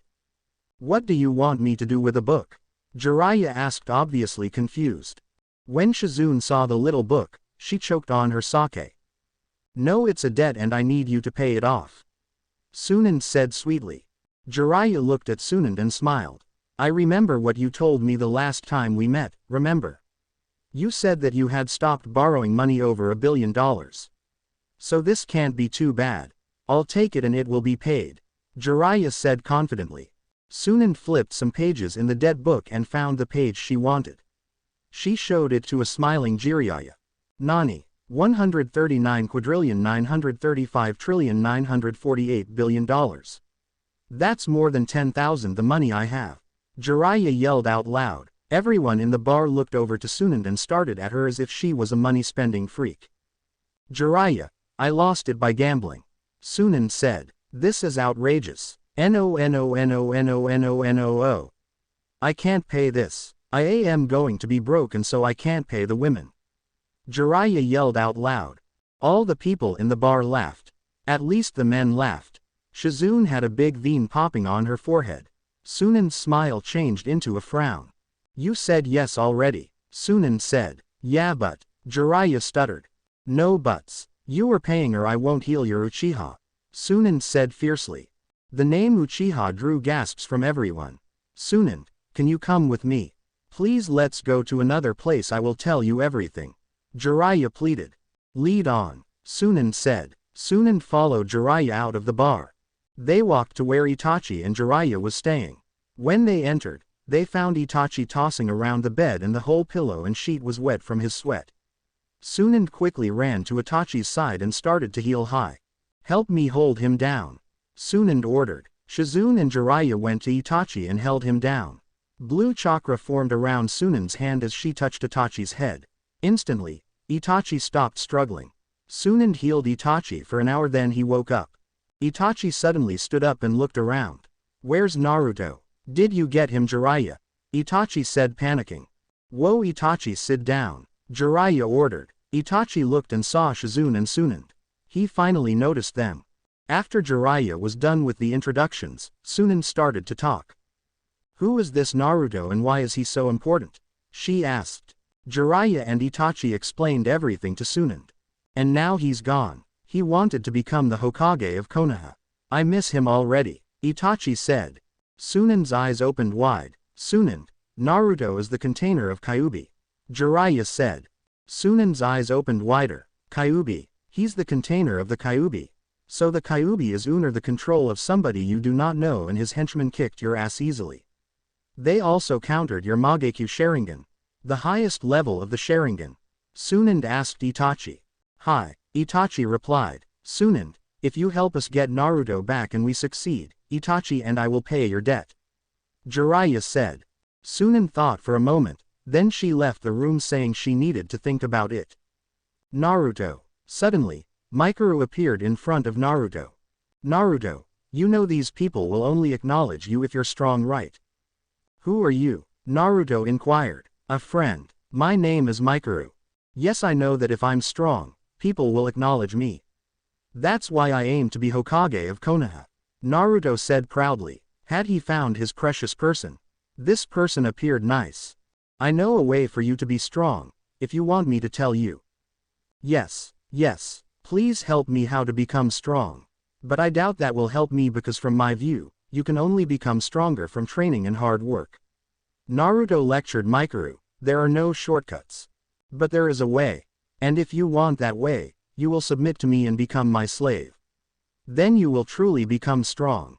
Mikuru disappeared. An ocean of black started toward Naruto. A way to become stronger. Maybe the villagers will accept me. But I don't really like this feeling this dark thing is giving me. Wait, why can't I wake up? I don't think I really want this. Submit, I don't think I want to become a slave. I want to wake up. Naruto started to run from the black shadow. He kept running until he found a red door. He opened it and closed it behind him. It felt warm. Outside Naruto. Kuso. I thought he would fall for it. Where is he going now? Why did he disappear from my view? Where is he? Mikuru shouted out loud. Inside Naruto. Naruto searched the corridor he had just entered. There was a poof sound behind of him. He looked back and saw a wall. He couldn't see the red door anymore. He could only go forward. He started to walk but heard a growl. What was that? Naruto thought. He kept walking until he found a room. He looked inside and saw a huge cage with a big fox with 9 tails inside. Kyuubi. Naruto thought. Maybe since I talked to it once, I could talk to him again. Hey Kyuubi, can you help me? Silence answered Naruto. Oh well, can you get back from my sleep? Silence answered Naruto again until suddenly Chakra came out of the cage. The Chakra surrounded Naruto except his sight of Kyuubi. So all he could see was red and Kyuubi. Let me out. Let me out of this cage, let me kill. Let me taste blood again, let me be free. Kyuubi said. Naruto was in shock. Who could say such horrid things? No, and you will help me get out of my sleep. Because I am telling you to. The power of Naruto's mother's bloodline came through his lips and humbled Kyuubi to do Naruto's will. Kyuubi's chakra covered Naruto's eyes and lifted him. Naruto opened his eyes and saw Mikuru holding his hands on Naruto's head. What are you doing, Mikuru-san? Naruto asked. Mikuru opened his eyes and stared in shock. How did you get out? He gasped. You said you're going to teach me to become stronger. How? Naruto asked. But I'm not going to become slave. If you make me become a slave, I will run away. Where is Ero Sennin and Nisan? Naruto asked. All this time, Mikuru couldn't believe his luck. He had a second chance in getting his prey to make him his slave. They left you here for me to train you. He answered quickly. Oh, okay, let's start. Naruto shouted. Mikuru smiled. Yeah, let's. He made some hand signals really quickly and stopped at the last second. Lift up your sleeve, he ordered. Naruto obediently obeyed. Naruto and Mikuru's eyes opened in shock. On Naruto's right hand, there were red and black marks all over. On Naruto's left hand, there was nothing. Mikuru quickly finished his seal and touched Naruto's arm. Now run around this camp at least 100 times without stopping. Mikuru ordered. Naruto left the tent to run around. While he was running, his left arm hurt, so he looked at it. It was like the right arm. Except it was all black and the signs were different. Naruto kept going until he finished. He went back to Mikuru's tent and said he was done. Mikuru couldn't believe he was done. Mikuru-sensei, what is this? Naruto pointed at his left arm. Mikuru's eyes almost popped out.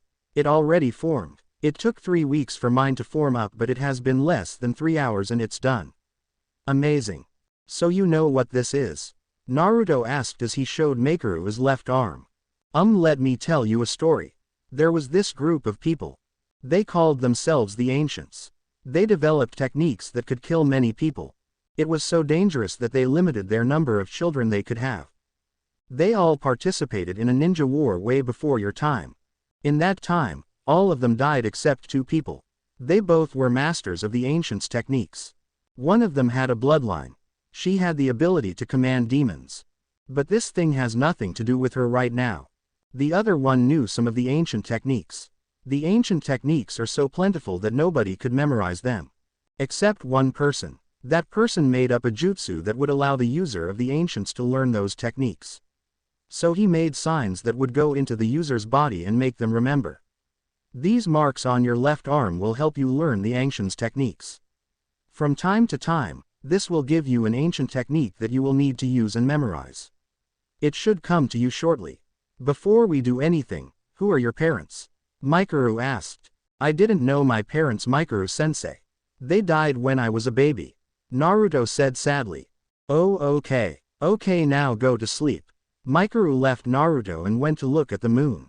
He thought about how Naruto would be useful when he became Mikuru's slave. Mikuru activated his eye and looked into the tent Naruto was sleeping in. Mikuru's eyes widened a lot. Then they closed in disappointment. So you have her blood. I'm sorry, Naruto, but you must die. Tomorrow, I'll kill you. Jiraiya and the rest. Sunan came back from her walk. She went to Jiraiya and Itachi and looked at them. So will you help us or not? Jiraiya asked. Sunan paused for a moment, hoping her answer would be the right thing to do. Mikuru activated his eye and looked into the tent Naruto was sleeping in. Mikuru's eyes widened a lot. Then they closed in disappointment. So you have her blood. I'm sorry, Naruto, but you must die. Tomorrow, I'll kill you. Jiraiya and the rest. Sunan came back from her walk. She went to Jiraiya and Itachi and looked at them. So will you help us or not? Jiraiya asked. Sunan paused for a moment, hoping her answer would be the right thing to do. Hi, I will. Naruto was snoring in his tent thinking about ramen and drooling. Ramen. Slurp my ramen. Mikuru came into Naruto's tent fully dressed. He kicked Naruto really hard in the ribs. Itachi. That hurt Mikuru-sensei. It isn't even morning yet. Why did you have to wake me up? Naruto complained. The sun is coming up. It is morning. Number 1 to a successful ninja. Always wake up early to train.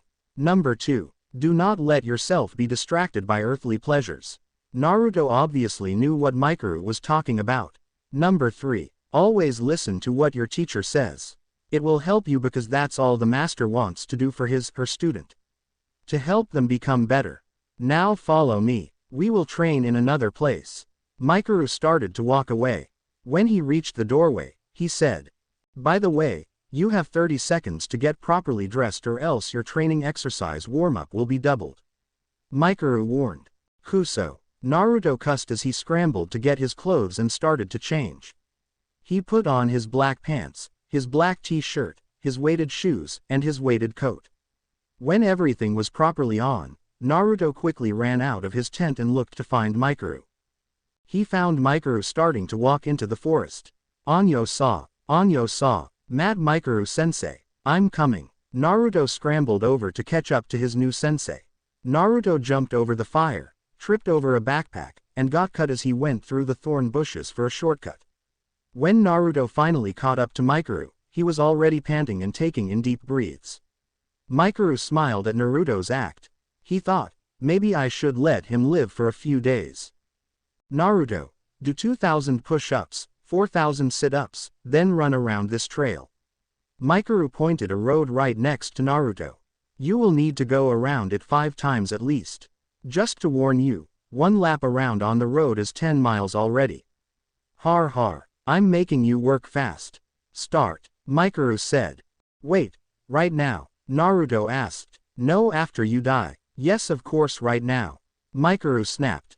Naruto dropped down to the ground and started to do his push-ups. While you are warming up, I will tell you about the writing on your left arm. As you should know by now, my 3 servants and I know the ancient jutsus. They were powerful and really hard to master.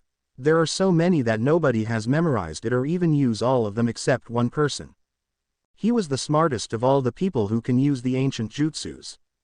And he lived more than 300 years before we were all murdered by the Kyuubi. The writing on your arm will show you what a jutsu does in the hand signs.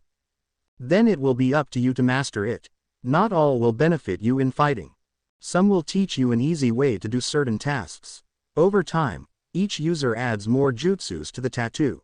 So there are always many more to it in the past years. I myself have added more than a few to this tattoo.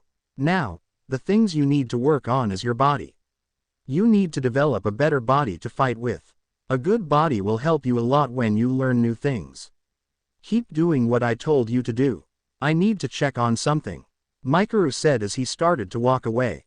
When Mikuru got back to the camp, all 3 of his servants came out and awaited for Mikuru's orders. I am sure the 2 who was with the boy will come looking for him. I can see why Naruto is so precious to them. I want you to create a genjutsu to conceal our presence. Make them think our location is somewhere else. After you cast that, you 3 will search the 2 men out and fight them. Do not kill them, just injure them. Remember, if you get hurt, teleport back to here and I will heal you. Start now and I will not accept failures. Failure equals to 100 times the beating I usually give you. Go. Mikuru walked back to Naruto. Naruto had already finished his sit-ups and push-ups. Naruto was starting to run now. Mikuru sat down and thought about how he would train Naruto and how he could prevent her blood from activating. What she would do is absorb her demon's strength and memories. Nothing of her outer appearance would change. But Naruto might. He has the Kyuubi inside of him. If Naruto merges with Kyuubi, then he will be invincible. But his outer appearance could change because of the power Kyuubi has. I need to stop her blood from activating that would start the merging. She had another power. She had the power to summon any demon she wanted. But each one of them are much harder to control than any boss summonings. But what made it easy for her was because she could make the demons obey her 50 of the time because of her bloodline. If she failed, the demon would go out of control and kill everyone it meets. So she didn't really like summoning the demons to her aid.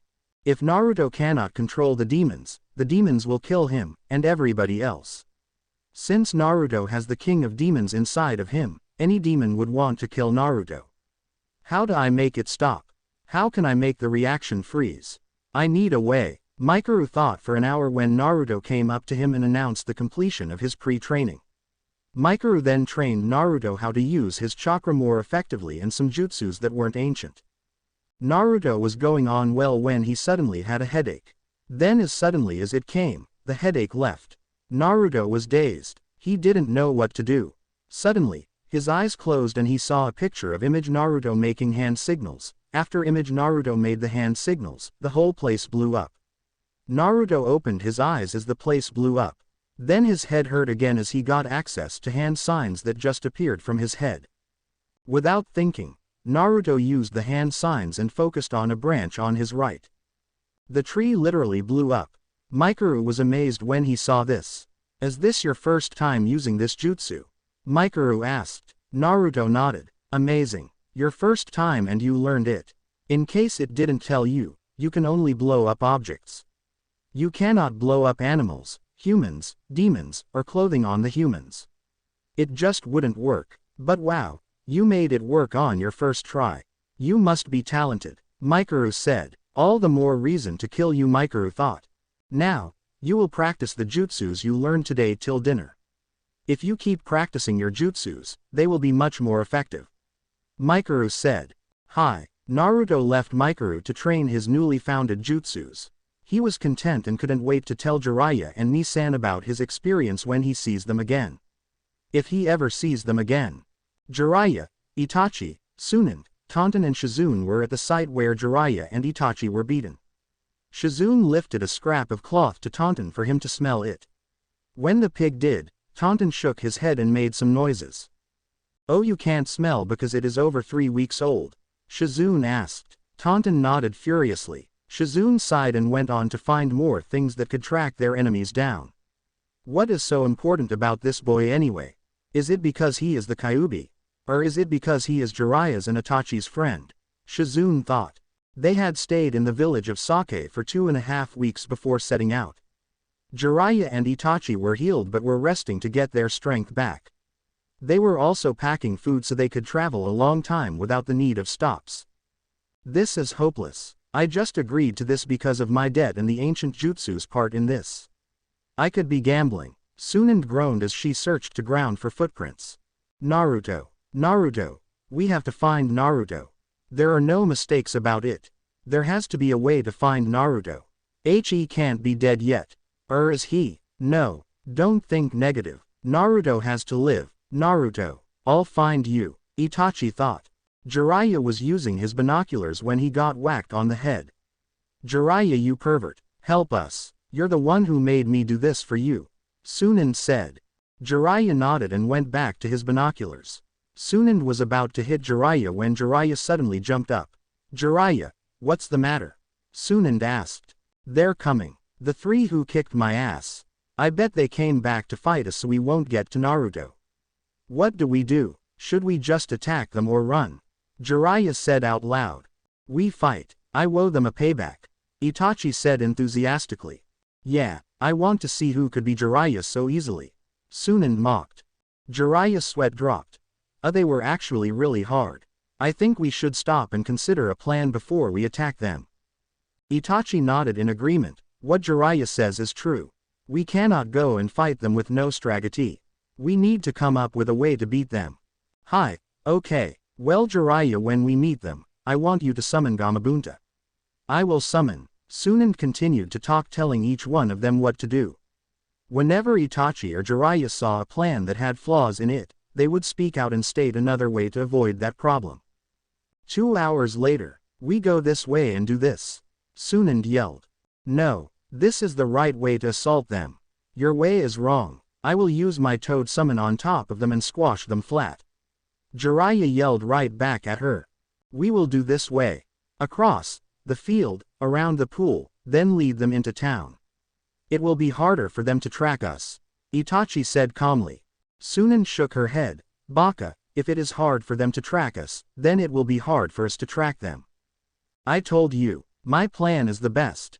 Jiraiya screamed. No, mine is. Sunand yelled. Mine is more effective, Itachi said with the vein over his eyes twitching. Shizune looked around her. They were at the bar discussing on how to kill the 3 bodyguards. Shizune heard a stifled squeak. She turned around and saw every man in the bar, big and burly, hugging the walls as if to protect themselves from an invisible force. Shizune made a fake laugh and said sorry. Then she sighed as the 2 Sanins and Sharingan users kept arguing on how to rescue Naruto. Naruto. It was night and Naruto was still thinking about what he learned today. I have learned so much this past few days. I have become physically stronger and more intelligent. Hee. When Ero Sennin and Nisan come, I will kick their ass. And after that, I will go to Konoha and become the Hokage. And when I become Hokage, the whole village will acknowledge me. Naruto thought happily. Naruto grinned as he remembered what Konoha looked like from on top of the Hokage monument. At that time, Naruto was 3. There were stairs. Naruto couldn't climb. Naruto just got into trouble, so he wanted to run away and dwell in silence. Naruto ran to the Hokage monument and started to climb. When he was on top, he looked amazed by the brilliance of Konoha's buildings. Naruto stayed there till the sun went down. Then Naruto looked up at the stars. Flashback. Naruto looked at the stars happily. He loved the stars. They were the only things that didn't look at him strangely. He sat there wondering if stars could talk. Then the stars could be his friend. What was a friend? Naruto found a dictionary. He flipped to a page and found a word. Naruto looked at it and read slowly and carefully. Friend N. 1. A person whom one knows well and is fond of. 2. An ally, supporter, or sympathizer. Then Naruto looked at another word. Friendly age. 1 of or like a friend. Kindly. 2 not hostile. Amicable. 3 supporting, helping. Naruto's heart suddenly felt a stab of pain. He found himself unable to read, so he flipped to another page and started reading from the top. Family N. 1. Household. 2 parents and their children. 3. Relatives. 4 all those descended from a common ancestor, lineage. 5. A group of similar or related things. Naruto was kind of confused. Relatives. Parents. Naruto wondered aloud. Then Naruto turned to another page. Love N. 1 strong affection or liking for someone or something. 2 a passionate affection of one person for another. 3 the object of such affection. A sweetheart of lover. 4 the love that come from the family, like a parent to a son or daughter. Naruto's heart felt stabbed 100 times. What is a father? What is a mother? What is love or a friend? Do I have parents? Do I have friends or a friend? Naruto asked out loud. Is love what happens when all my classmates get picked up by their parents? Or their brother? Why don't I have parents? Why can't I have a friend? Am I really that scary? Naruto looked to the stars again. I wish people will acknowledge me. Naruto sat for another 30 minutes just looking at the stars in the sky. Naruto. Uruka Siad. Wa. Uruka Sensei. Hello. Naruto stood up, put his fake smile on, and waved his hand. Naruto. Why are you here? I've been looking for you everywhere. You were supposed to sleeping. No children under the age of 10 can stay up after the sun goes down. Uruka said, but Naruto had to admit it, he was getting tired. Well, guess I have to continue smiling for people. Naruto thought as he followed Uruka down the Hokage slope. End flashback. Naruto sighed. My family is. No, my friends are. Mikuru-sensei. Quote. Naruto drifted off to all-you-can-eat ramen land. Mikuru smiled as he heard what Naruto said outside of Naruto's tent. I'm sorry, Naruto. I can only give you 1 week to live.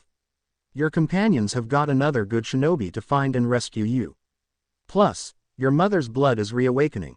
I've tried to make it dormant by teaching you to keep calm, but it wouldn't work. The only thing I could say right now is that I'm sorry, but you must die before you destroy the world. The bushes. 7 days later. Jiraiya looked at the camp from a tree and signaled to Itachi. Itachi was in another tree also looking at the camp. When he got the signal from Jiraiya, he signaled to Sunand. Sunand was on the ground ready to hit the ground and create an earthquake into the camp. After countless hours of shouting, they had finally come up with a plan by Shizune. Sunan was to create an earthquake that would go through the camp and tear it up after Itachi went in and had taken Naruto. Shizune was to look from a tree above Sunan and tell her what was going on. Jiraiya then had to summon Gamabunta and use the Gamma Uaden toad oil cannon. Then if all of the 3 enemy ninjas escaped to the right, Sunan, Itachi, and Jiraiya will attack them. Naruto. Over the past days, Naruto became more stronger with Mikuru in a week than he could have been with Itachi and Jiraiya in a year. Naruto felt really good. Now he was going to work on his taijutsu by fighting wood. Naruto went to a tree stump he made and started to punch and kick it. He was only 5 minutes into the training when he heard someone say, "Now." Naruto looked around and saw Itachi. Itachi grabbed Naruto and carried him safely away. Mikuru's eyes widened. How did they see through the genjutsu? Mikuru was about to intercept Itachi when he felt the ground rumbling. The other 3 ninjas stood up and started to run away. Mikuru saw a big earthquake coming straight at him. He jumped to the right and kept running. But only one of Mikuru's servants jumped right. The other 2 were burned by the toad oil cannon. After a lot of confusion, suddenly, the whole clearing of trees to the right of the earthquake fell down. "Give me Naruto. Come and fight me, you cowards. You will not make me miss my opportunity. Give back Naruto to me." Mikuru started to scream. Jiraiya, Sunan and Itachi appeared in front of Mikuru. Itachi threw Naruto into the bushes again. Shizune was aiming her shooting needles so she wouldn't miss. "Naruto is not yours. We are surprised that you didn't kill him by now. Naruto came with us and he belongs with us," Jiraiya said. "Naruto is special to me. He is like a little brother to me. If you try to break that connection," Itachi's face grew demon-like, "I will kill you." Mikuru just looked at the 3 carefully, then began to chuckle, then laugh. "You 3, you guys think you could just beat me? I am all-powerful. There is nothing you 3 puny ninjas can do to kill me." The last ninja of Mikuru's appeared next to Mikuru. He stood up and said, "Sensei, please let me help you destroy these pests." Mikuru nodded. Jiraiya, Sunan, and Itachi prepared to fight. "I got that." Jiraiya was interrupted in the middle of his sentence. "Hey Ero Senin and Ni-san. How are you doing? You finally came. Want me to show you the techniques I just learned this week? What about this cool tattoo on my left arm?" Naruto lifted up his left sleeve to reveal the tattoo. Jiraiya, Itachi, and Sunan all stared in shock. "An opening," Mikuru said as he started to attack. The nameless ninja went and kicked Itachi. Mikuru ran up to the 2 Sanins and punched them with one hand. They rose up and out of the ground and landed onto the ground face first. "Mikuru-sensei, why are you attacking them? You said they will come and take me away. And that they left me just to train.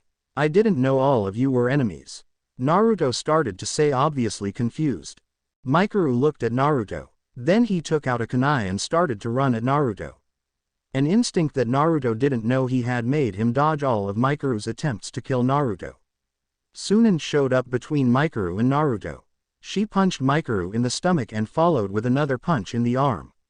Then she kicked his head and kicked Mikuru again in the stomach. Mikuru fell down with blood coming out of his mouth. Jiraiya was shocked. "Mikuru-sensei, and why does Mikuru want to kill Naruto now? He could have done it in this past week. And when did Naruto learn to dodge like that? And why the hell does Naruto have an ancient tattoo on his left arm?" Jiraiya thought, but he immediately had to join fighting because Sunan froze as she saw Mikuru spit blood out. Jiraiya hit Mikuru in the face but got punched in the stomach also. Mikuru jumped back and made hand seals. Kage Bunshin no Jutsu, Shadow Clone Technique. About 20 clones of Mikuru appeared. Kage Bunshin no Jutsu. 20 of Jiraiya's clones appeared also. Then they started to spar. Jiraiya was trying to distract Mikuru until Sunan came to her senses and helped fight. Itachi's fight. Itachi flew into the ground. "Kuso," Itachi said weakly. The nameless figure came to Itachi and made some hand seals. "Sorry, but you are going to die." Itachi suddenly lashed out his foot and kicked the guy in the privates. Then Itachi started to punch the guy like crazy. Itachi went behind the guy and kicked him in the back. Then Itachi ran back. The guy stood up as blood poured from his nose and mouth. He wiped them off and made hand signals. Ancient elemental technique Kaden Meteor. Meteors started to ran around Itachi. Itachi dodged one by only a foot. He could feel the heat passing through. The nameless figure made more hand signals. He whispered the name and the meteor blew up in front of Itachi. Itachi was blown back and his clothes started to burn. Itachi's face was a little singed on the right. This time, Itachi was too weak to fight. The other man walked up to Itachi again but kept a safe distance away. "Hey, this time, you will surely die," he said. "Really? Last time you didn't accomplish that. Now you won't," Itachi said quickly. Mangekyo Sharingan Tsukuyomi Moon Reader. The man fell into Itachi's trap again. Itachi's world. The nameless man suddenly found on a chair. Only a rope was tied to his neck but he couldn't move his hands or legs. Suddenly Itachi appeared behind him. "You countered this last time and you said it was because you understood loneliness. But do you understand pain?" Itachi said coldly. Another Itachi appeared. He took out his kunai and threw it at the man. The other Itachi pushed the man off. So the man had a kunai pierced in his body as he was hanging. Then he immediately found himself on the chair again. But instead of one kunai being thrown at him, there were 10 this time. Outside of Itachi's world, Jiraiya, Tsunade, Mikuru, Naruto, and Shizune heard the man scream. He continued to scream in pain as he walked around blindly clutching his neck and stomach. Itachi quickly ended the suffering man's life as he slit his throat. Now it was 3-on-1. Hehehehe. Mikuru laughed. He made some hand signals. Explosion no jutsu. The entire area around of Mikuru blew up. Jiraiya was knocked out into the woods which were 5 miles away. Tsunade then got pissed. She ran at Mikuru ready to kick his ass but got caught in the trap Mikuru just recently made. She couldn't take her foot out of the hole. Tsunade cursed herself for her carelessness. Mikuru then started to walk toward Naruto. Itachi tried to run but found out he was too tired. He could only watch as his adopted brother is going to be slaughtered. Naruto got scared. What should I do? Should I run? Should I fight? This is an S-class ninja. I can't beat him. I'm going to die. I can't kill my sensei. Run Naruto. Run away. Itachi yelled. Naruto came back to reality from his thoughts. He saw Mikuru keep on advancing to Naruto. Naruto found strength he didn't think he had. Naruto jumped away and made hand signals. Double chakra no jutsu. Suddenly Naruto had twice his strength. Mikuru's eyes widened. He didn't know Naruto had this jutsu. "Hey, if you win against that man, little boy, I will give you my necklace." "You can't beat a Junin. You're not even a genin." Naruto looked at Tsunade and said, "Watch me. I will beat him." Naruto made another set of hand signals. Mikuru's eyes widened even more as he recognized them. "That's right. If you come any closer, I'll blow this whole place up to bits. It will be easy because of my new and extra chakra I have," Naruto said. Suddenly, Shizune appeared right beside Tsunade. She fired her needles at Mikuru, reloaded, and fired again. Because Mikuru didn't want to move, he got hit with the needles. Shizune kept her eyes on Mikuru as she let Tsunade free. "Naruto." Mikuru gasped for breath. "You have become more stronger and if your mother's blood activates, kill yourself. Do not let it happen or the rest of the world will die. Here are the scrolls to your bloodline and on how to improve your ancient training. You need to read carefully and not let this catastrophe happen." Mikuru started to breath harder. "You are truly your mother's son, Naruto. I just wish." Mikuru's face paled as he felt his life fleeting before him. "I just wish I knew you more, nephew." With that Mikuru closed his eyes and took one last breath and died.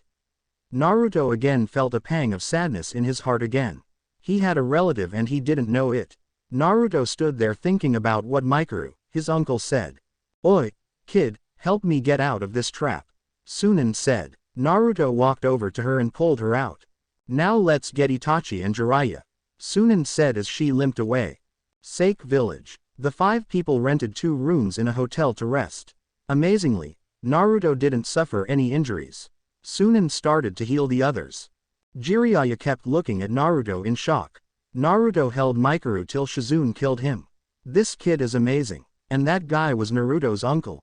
"Naruto, what did you do during your week with Mikuru?" Jiraiya asked. Naruto looked out the window and didn't answer. In his brain, he was replaying the fight they just had today. And while he couldn't stop to feel guilty that he killed his uncle. "Hey Naruto, do you hear me?" Jiraiya asked. Sunan hit Jiraiya. "Baka, leave him alone. He doesn't have to tell us." "Training," Naruto said. Everybody looked at Naruto. Naruto put on his fake grin again and said, "Oh yeah. Can we get ramen?" Itachi and Jiraiya quickly backed away. "I need to go to the restroom." Itachi said. I need to go. Yeah, I need to go. See ya." Jiraiya hurriedly left the hotel. "Well, I guess I have to buy you food, kid," Sunan said. Naruto jumped around and screamed, "Yes. Ramen. I get ramen today. Oh, by the way, I am Shizune, this is Sunan. And I think you are Naruto. Am I right?" Shizune said. Naruto grinned. "Hi, and I'm gonna become Hokage of Konoha one day so the villagers will acknowledge me." Tsunade froze. Naruto reminded of her two lost loves. "Hokage," Sunan stuttered. "Hi, Hokage, I'm going to become Hokage." "Oh yeah, Sunan Ba-chan, can I have my necklace now?" Naruto asked. Sunan was shocked. "Why did you call me Grandma Hag?" "Jiraiya said you were over 50. Naruto answered. He held his hand out. Sunan stuck her finger out and flicked Naruto's headband. Then she caught it and kissed Naruto's forehead. She put her necklace into Naruto's hand and said, "Okay Naruto, become the Hokage for me." Sunan winked and walked out of the room. She stopped at the doorway though. "Don't you want your ramen?" Naruto changed from a puzzled, quiet and thoughtful immediately to a hyperactive and loud Naruto who only wants his ramen. "Ramen. Yes, ramen. I love ramen. Ramen. Ramen. Ramen. Ramen. I will eat nothing else except ramen." "Be quiet Naruto. You're getting annoying." Shizune followed smiling. 5 days after the killing of Naruto's uncle, Sunan was walking on the street. She yawned and stretched her arms out. "Oh yeah, I can feel it this time. I am going to get a jackpot today." Sunan stopped walking in front of the gambling center. She took out her wallet and checked her money. "Nani, I've been robbed. Who? Wait, I remember now." Flashback. Naruto, Sunan, Shizune, and the pig Toten walked to a ramen restaurant for Naruto. When they arrived, Naruto yelled ramen and ran inside the store dragging Sunan. Shizune carried Toten and followed them. They sat at the seats in front of the chef. "What would you like to eat?" the chef asked. "Miso ramen please," Naruto yelled. "I'll have a beef ramen," Shizune said. "Sake." Sunan slapped her hand on the table. "Your strongest ones." "Hi, a miso ramen, beef ramen, and sake coming right up." The chef started making the food. Except Sunan's. He just got a sake bottle and cup and placed it right in front of Sunan. Then he started to make Naruto and Shizune's ramen. 5 minutes later, he finished with Naruto's ramen. Naruto was drooling by now. Ikadimasku. A-N. Is Ikadimasku spelled right? Naruto started to gobble down his ramen. By then, the chef was done with Shizune's ramen. "But, more," Naruto yelled as he held his bowl toward the chef. Everyone was surprised except Sunan. She was trying to get drunk again. The chef smiled and gave Naruto more ramen. Shizune was startled. Where did Naruto put all that ramen in less than 30 seconds? Shizune reached out her hand and took a pair of chopsticks. She snapped them apart and, "More." Naruto yelled again. He got more. Now Shizune was really confused. "More, more, more, more, more, more, more, more, more, more." Naruto yelled again and again. After Naruto's 13 bowls of ramen, he felt good and full. "Where did you put it?" the chef and Shizune said together. Hee hee. Naruto laughed. "Oh yeah. I forgot. I need to meet Ero Sennin and Nisan." Naruto ran away. By this time, Shizune was done with her ramen. She realized that Naruto had left the bill with them. "There's no way I have enough money for all this ramen." Shizune tried to leave with Toten when she heard, "Shizune." Sunan said, "Ah, caught." Shizune froze mid-step. "Can you give me that sake bottle over there?" Sunan asked. Hey sure Sunan." Shizune said. She gave the bottle to Sunan and ran away. Sunan was dizzy. "Where is everyone?" "Oh well." Sunan drained her last sake bottle. She looked up and saw all of the restaurant's employees holding their hands with the money signs in their eyes. Sunan looked around. She saw Shizun's one bowl. Sunan smiled. Hey. Now all I have to do is worry about how much sake I drank. Sunan looked to her right side. 1 2 3 4 5 6, 13 bowls. Sunan groaned out loud. Naruto, I'm gonna kill you. End flashback. Sunan sighed. I don't have enough money to gamble. I can borrow, but that will total to more than $500 quintillion. I don't have any money. I'm gonna kill Naruto. Konnichiwa Sunan Oba-chan. How are you? Good. Okay, I have to go now. Bye Sunan Obaa-chan. Naruto left Sunan. Naruto started to walk into the forest to train again. In the past 5 days, Naruto was training to get used to the pains of the ancient jutsu tattoo. The tattoo was getting annoying. It always activated at the wrong time. Just yesterday. Flashback. Naruto was training with Jiraiya and Itachi balancing on a log while doing jumping jacks over a waterfall. Naruto was doing his 1,593 jumping jack when his left tattoo suddenly hurt again. His head felt a jab of pain and Naruto started to see a little picture in his brain. It showed Naruto making hand signals. After Naruto made the hand signals, nothing happened. The figure just ran away. Hand signals bigger showed in Naruto's mind and implanting themselves into Naruto's brain.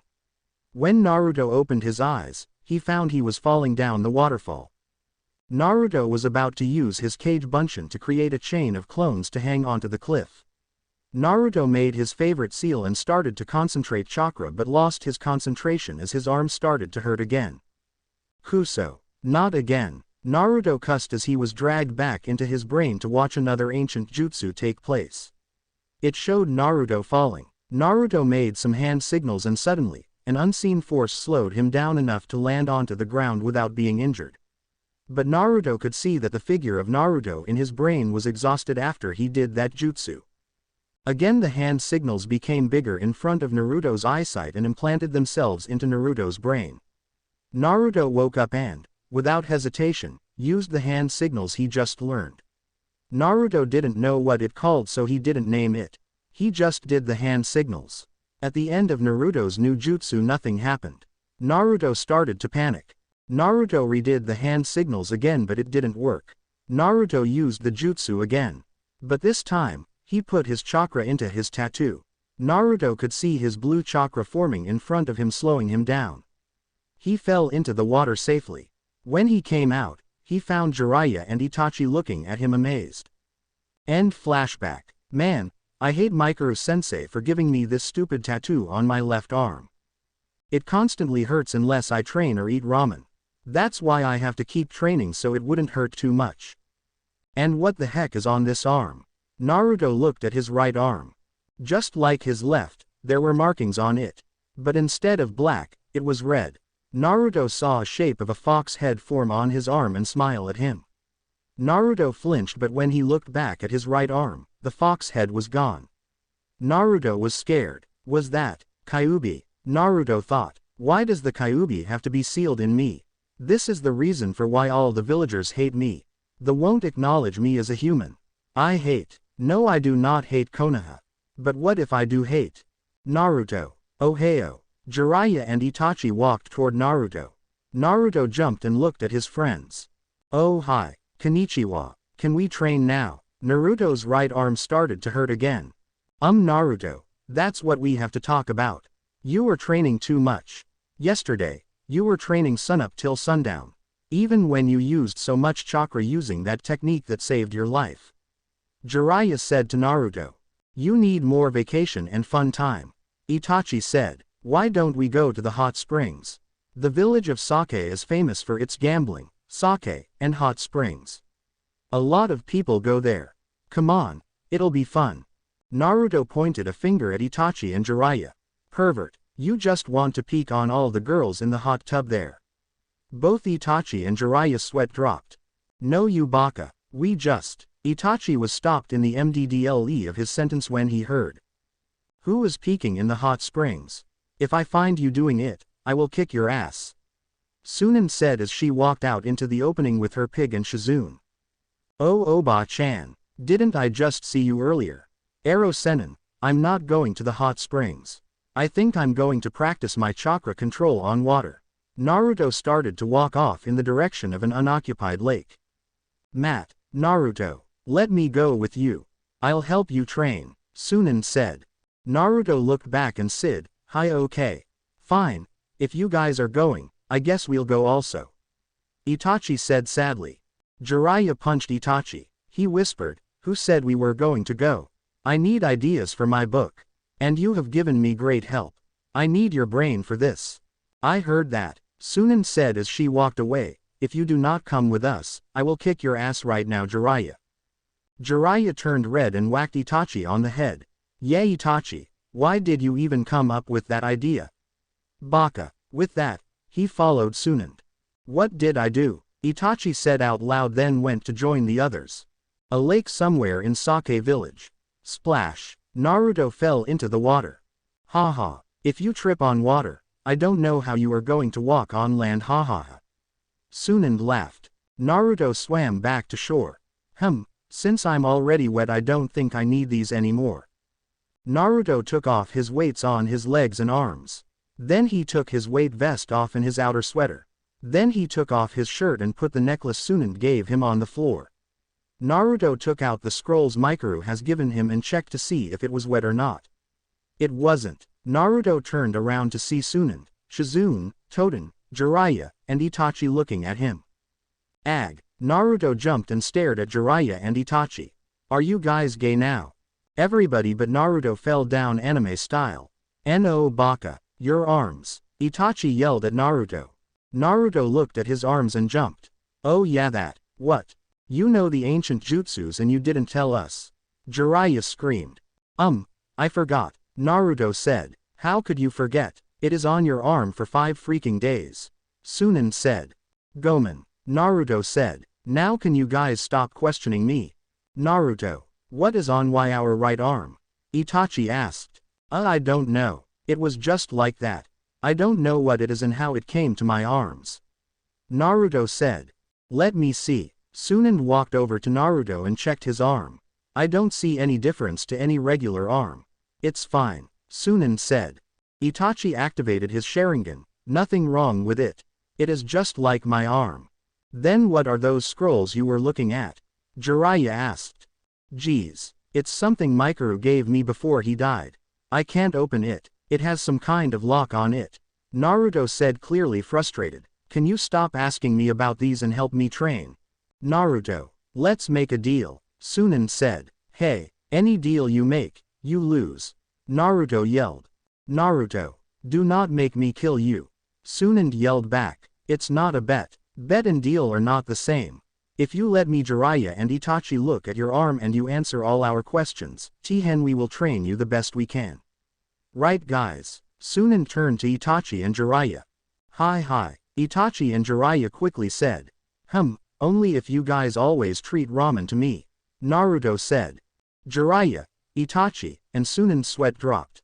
"Okay, but not every day, maybe once every month," Jiraiya said. "A month? No, every day," Naruto yelled. "Once a week," Itachi said.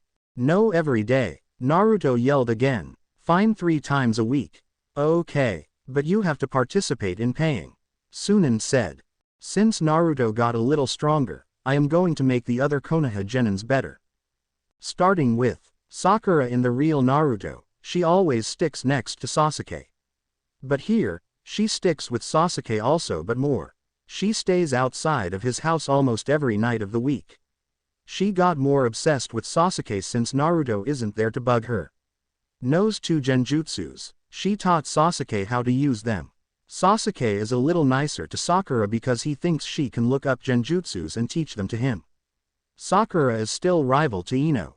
Sasuke knows everything in the regular Naruto. Knows 2 more genjutsus. He increased taijutsu power and ninjutsu power. He is still the rookie of the genins. He's more stronger than he was in the real one because his clan was killed earlier. Rivals with Lee, Neji, Hiba, and Shino. Shikamaru still the same but knows another shadow technique. Was taught by his father. Read on to know what jutsu he learned. Choji also learned another jutsu. Fat as hell. He eats double what he did before because now he has to train with his dad. He trains and eats more now because he wants to be strong and fat at the same time. Ino also learned another jutsu. It was to control their opponent without leaving body for only 5 seconds. Takes a lot of chakra. Since Sakura trained more, Ino trained more. And since Sakura was more obsessed with Sasuke, Ino got more obsessed with Sasuke. Hinata does not know Naruto. She has a little more confidence than before because she is a good friend with Kiba. She always goes to his house to play with his dogs. Very kind and shy. Hinata and Kiba Bakame friends when they were really young. Kiba a good friend to Hinata. Knows another new technique. Rival with Sasuke, Lee, Shino, and Neji. Shino rivals with Sasuke, Lee, Neji, and Kiba. Loves bugs. Learned a powerful jutsu from his father. Lee he is stronger and learned the forbidden techniques like Ura Renge and how to activate his gates half a year before in the manga. Rivals with Kiba, Shino, Neji, and Sasuke. Really confident. Still has crush on Sakura. He's like a backup Naruto but less annoying because he trains more now. Tenten good with weapons. She learned how to hold 4 scrolls and throw weapons with her foot also. But she doesn't know how to land on the ground without hurting herself. Ever since she saw Asuma and Kurenai spar a little, she is trying to copy Asuma's chakra-enforced weapons. Neji still the same cocky person. Likes to train. When he was 11, he stole a Hyuga scroll and learned from it. After 2 years and a half of studying it, he still only mastered 2 jutsus from the list. Even though he is a genius, the scroll needs lots of chakra, chakra control, and lots of concentration. But the 2 Hyuga techniques are still not as strong as his Kaden. But it is useful for him. Rivals with Lee, Sasuke, Shino, and Kiba. All of the rivals know each other because they were once in a class together before. At that time, Neji and Lee were rivals already. Kiba, Sasuke, and Shino were already rivals also. When they all first met, every one of them thought, I don't like this person. And I'm not going to tell how the Sand People got stronger. Find out later. Story. Naruto was about a mile from the gates of Konoha. He was about to leave for Konoha by himself.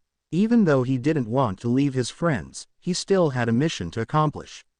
The mission to become the Hokage so people will acknowledge him. Bye Naruto. Have fun at Konoha okay? Shizune said. Wait, Naruto. We have to give you some rules before you go. Itachi said. And I need to tell you something. Over the time, while me, Sunan, and Jiraiya trained you, I learned many new jutsus. Incredible jutsus from 2 legendary Sanins. And I need a chance to use them to make myself more stronger. Itachi said. He disregarded the looks from Sunan and Jiraiya. So I am going to join an evil organization called Akatsuki. I bet you will hear about them in Konoha. Just don't tell them about me. And if you go to Konoha, you cannot tell anyone about me. I am a powerful missing nin. If you know me, they will torture for my whereabouts, then kill you. Itachi said seriously. I need to talk to Itachi later. Right now I have to think about Naruto. Jiraiya thought. And don't tell anybody that you trained with 2 legendary Sanins. Then people will always challenge you to a fight. Jiraiya warned. And do show your true strength. At the Genin exam, there are at least 3 tests. So you will have to fail at least one of them. Sunan said. Do not be mean to the villagers. Be nice. They will be mean to you once they know the Kyuubi is back. Oh yeah, do you remember your mask we had so much trouble taking off of you? Put it back on, because you will need it. Itachi said. You mean the happy mask? Naruto asked. Hi, Itachi said, because if they see you sad, they will take fun of it and do it more to you. Sunan and Jiraiya eyed each other. I don't think that's such a good idea. Sunan thought. Well, I have to go. Naruto, good luck on your Genin exam and I hope the next time we meet, you will be Hokage. Bye. Itachi jumped onto a tree and ran away. Oi, Itachi, I still need to talk to you. Jiraiya sighed. Darn he's gone. Well Naruto, goodbye. All this time with you has taken me away from my gambling habit. I need to catch it up. CYA. And if you need me, you know where to find me. Do not lose that necklace or I will kill you. See you. Sunan walked away with Shizune following her. And it was Naruto and Jiraiya left standing alone. They stood in silence together thinking of all the fun times they had together. "Ero Sennin, can you come with me to Konoha?" Naruto asked. Jiraiya said. Then he scratched his head. "I have to collect ideas for my super book. Naruto, can you give this package to my publisher? You know who he is, right? The person I let you meet I think a year ago. And here's your id to get into Konoha. And please, give this to the Hokage. Goodbye and good luck." With that, Jiraiya started walking away singing a cheery tune. Naruto started to walk to Konoha. When he reached the gates, he gave his id to the Chunin on guard. "What's your name?" the Chunin asked. "Uzumaki Naruto." Naruto answered with a silly grin on his face. The Chunin looked Naruto over and frowned. Then he shook his head. "For security measures, put down your genjutsu and take out any material on you except your clothes," he said. Naruto let down his genjutsu and then he put the package on the ground and took out his kunais and shurikens. He also took out the letter that was addressed to the Hokage. After all that, he softly dropped his weights so there wouldn't be an earthquake. The Chunin looked at Naruto again and reached for the letter for the Hokage. "I will be taking this to Hokage-sama. What's in the box?" Then he took the box and opened. When he saw its contents, he started to have a nosebleed. He quickly wiped it off. "How did you get this? You're not the author. You're too old," he said suspiciously. Naruto pointed at the road. "A man on the road with long white hair with a large scroll on his back gave this to me to give to his publisher." "Oh, okay. I will give this letter to the Hokage. You can stay here and wait until I come back." The Chunin disappeared. Naruto began to take back his things. Then he sat down on the ground. Naruto felt goosebumps as he felt somebody watching him. He looked up and saw at least 5 Junins and 3 Chunins looking at Naruto. Naruto felt sad as he felt the cold piercing eyes on him again. "It's just like 10 years ago. They hate me because of the stupid Kyuubi. Why should they be mad at the carrier? Well, they will acknowledge me when I become Hokage. Yes, I will become Hokage, then they won't be so cold to me," Naruto thought. Remembering what Jiraiya said, Naruto looked at the Junins and Chunins and put on his fake smile. Naruto could feel it molding onto his face. He had always hated putting on his mask. So, the demon has no clue. Stupid brat, I want to avenge my wife. I just wish that demon would die, one of the ninjas thought. 5 minutes later, the Chunin came back. "Uzumaki Naruto, you will have to camp overnight today. The Hokage is busy talking to the council about important meetings. And the Hokage wanted me to tell you that the Genin exam is in 2 months from now." Naruto nodded and went away into the forest. The Junins and Chunins looking at Naruto did not relax or unclench his fist until they could not see Naruto anymore. Stupid demon. The third Hokage, Sarutobi, was annoyed. Why didn't the council want Naruto in? Naruto is a hero. The elders just can't see it because of the blind rage for Kyuubi.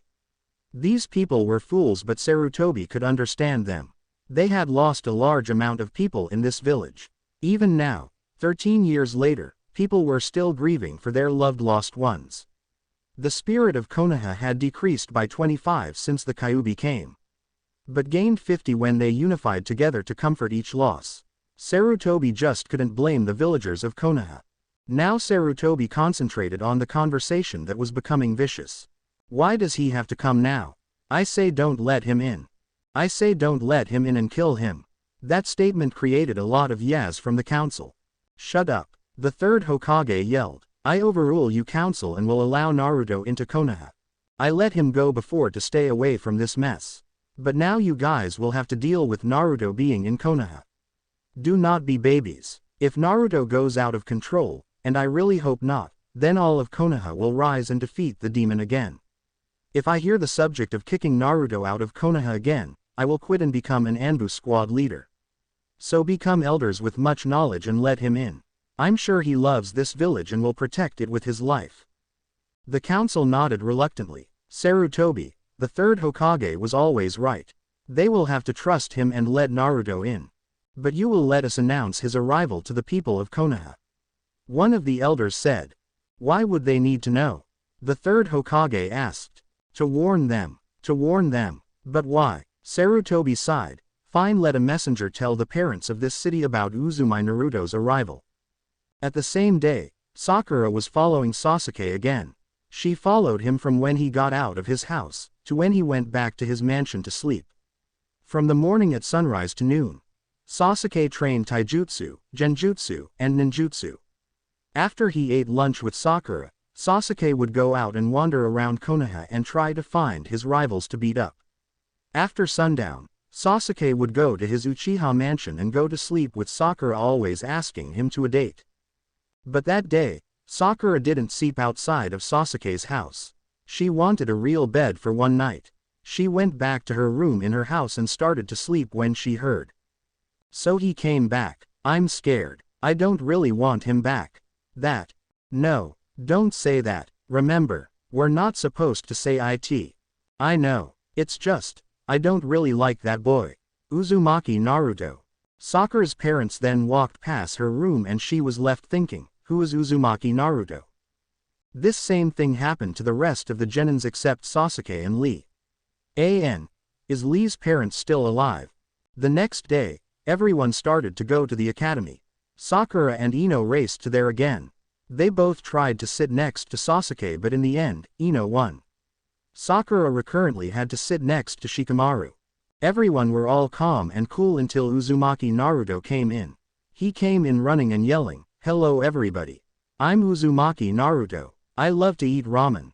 Everybody laughed at Naruto and pointed at him. Iruka came in and the class started. When it was break time, Sasuke left with his fangirls while all the jealous boys followed him also. Everybody went but Shikamaru and Choji stayed in the classroom. Naruto walked out and found a swing. Naruto remembered that was his favorite swing. The lonely swing with nothing around it, and Naruto quickly pulled his eyes from the swing and started for the Hokage monument. Naruto studied the Hokage's face long and hard on a rooftop. He memorized their stone faces, every detail of how it was carved, and noticed it was made by an expert. Naruto stood up and started to get on top of the Hokage monument. After Naruto got top, he looked at Konoha. It was just so big that Naruto had to gasp in astonishment. It looked so beautiful that it took his breath away. He was proud to defend home and refuge. Naruto bet himself that Konoha looked better at the night. He heard the academy bell ring and quickly ran back toward his school, but stopped when he saw a paint shop. Naruto looked at the Hokage monument, then to the paints. Hehehehe, he thought. Uzumaki Naruto, stupid brat, why did you graffiti the whole Hokage monument? A Chunin screamed as he ran after Naruto. One of the Chunins ran into Iruka's class. Iruka. Naruto graffitied the whole Hokage monument. Iruka looked dazed. Why would he do that? I don't know. Why don't you ask him when we catch him? The Chunin then ran out to gather more Chunins. Iruka dashed out of his class to look for Naruto. The second Iruka left, the whole class laughed out loud. Yes, even Sasuke, but it was a little chuckle. They all jumped up from their seats to look at the now ridiculous-looking Hokage monument. Everybody but Sasuke, that is. He didn't give a shit about anybody. But he was amused that somebody so new to this village would already pull a prank like that. Since Naruto left, there was nobody there to make fun of or laugh at. Iruka and all of the Chunins that were after Naruto all tried to catch up to him. Naruto jumped down from a rooftop and hid on a fence with a fence-shaped cloak. When they all left, Naruto put the cloak down and smiled. Hee, these people are even stupider than. Naruto stopped in mid-sentence as he heard someone behind him. Stupider than who? Iruka asked with his face fuming red. Do you even know what you did? Come with me. Iruka grabbed Naruto's ear and dragged him on the floor. Then he started to walk toward the Hokage monument. 15 minutes later, Naruto was washing the Hokage monument with a rag soaked with water. Iruka was watching Naruto like a hawk so he wouldn't go away. Naruto, I know you are new and young to this village, but you cannot put paint all over the Hokage monument. It is sacred too, Iruka said. You guys, because they helped build the village and are the best ninjas in this village, right? I know that because I was here before. Naruto started to wash the monument again. Iruka was shocked. What do you mean you were already here? Isn't this the first time you came? Naruto cringed. He wasn't supposed to give that much information about himself. He quickly had to come up with a lie. Well, you see. My parents took me here after they told me many stories about how great Konoha is. Naruto stammered. Iruka nodded. Yes, this city is a beautiful place. Everything was very peaceful until you came along.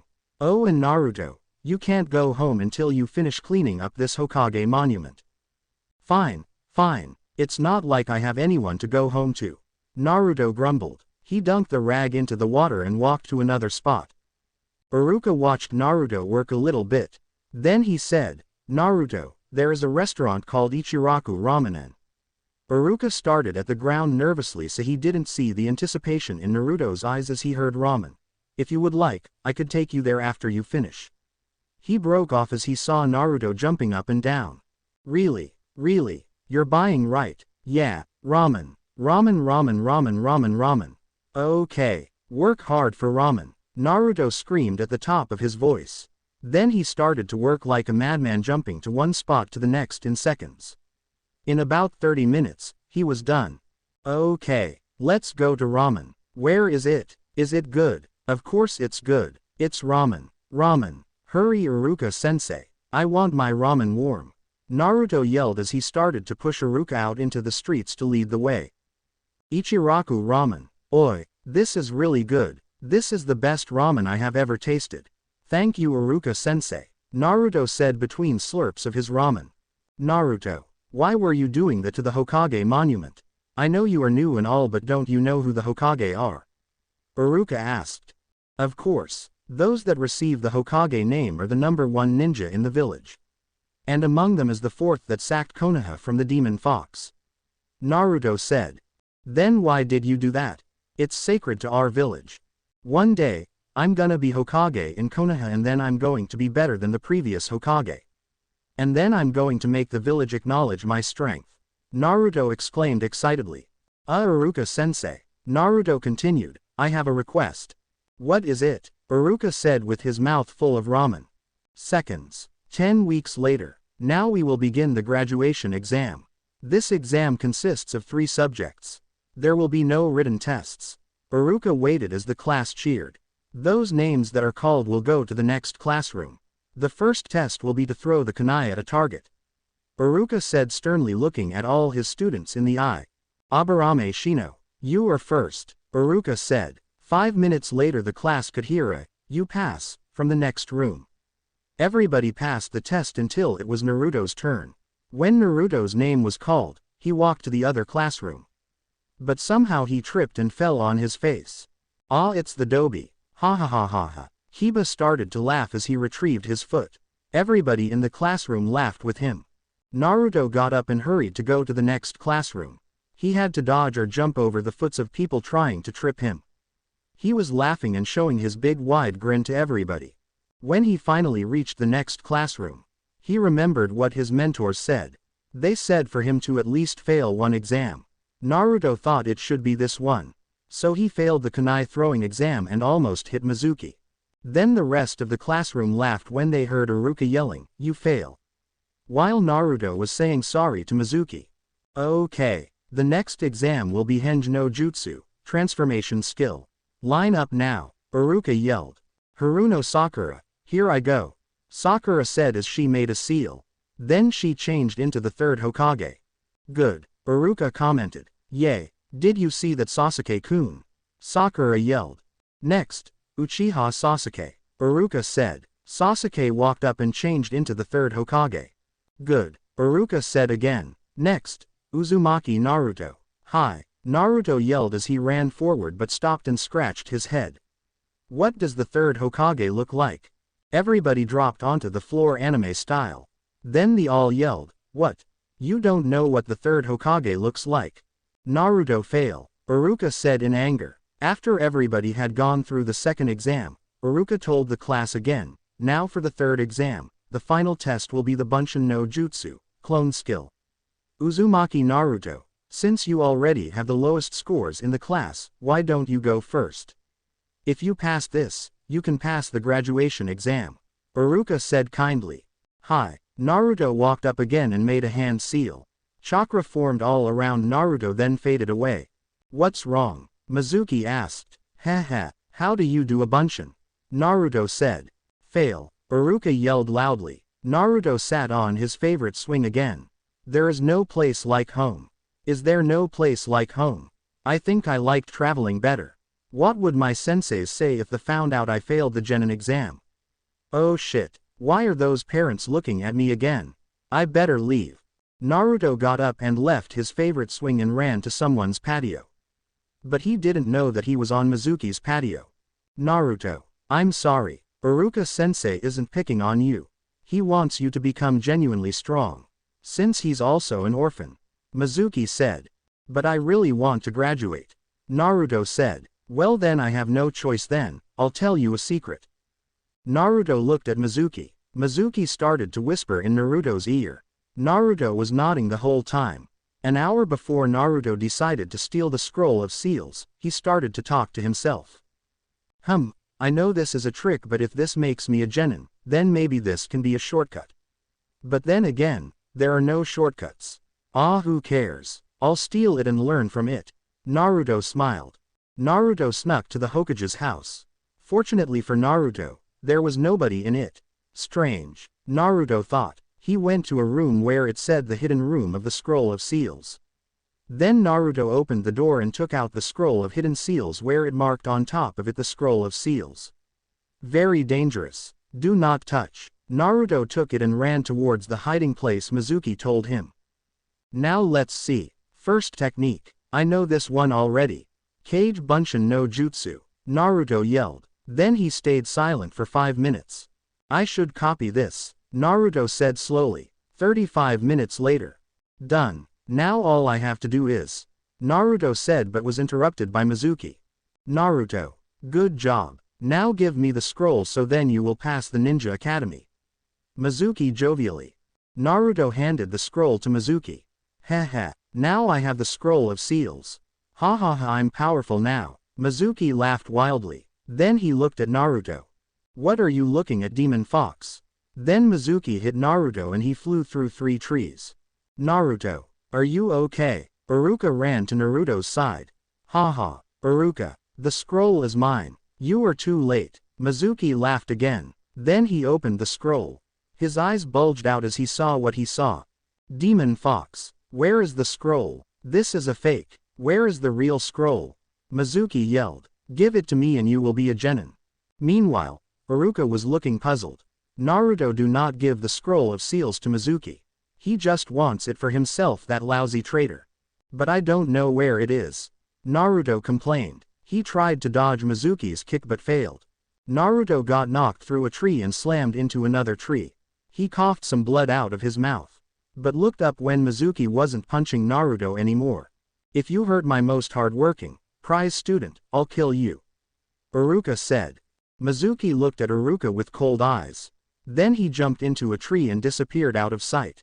Thank you, Iruka-sensei. Naruto smiled again. Heh, Naruto, where is the scroll? Iruka asked. I don't know, I told you already. Naruto protested. A possibility came into his mind that made him freeze while standing. Naruto, what happened? Do you remember where it is? Iruka asked. Could it be? Could I have accidentally copied it to my arm? Naruto thought. Nothing, Iruka-sensei. I'm just cold, Naruto said. Then they heard a whizzing sound. Iruka suddenly got pinned to a door by more than 7 kunais. Naruto, I know you have it. Give it to me, Mizuki said. If you don't, I'll kill Iruka. No, you can't have it. I don't even know where it is. Naruto yelled. Mizuki looked down at his hand. Fine, then you will die first. He took out his big shuriken, unwrapped it and started to spin it until it was no longer visible. He swung his arm back and threw the shuriken at Naruto. Naruto looked back at the shuriken and did not move.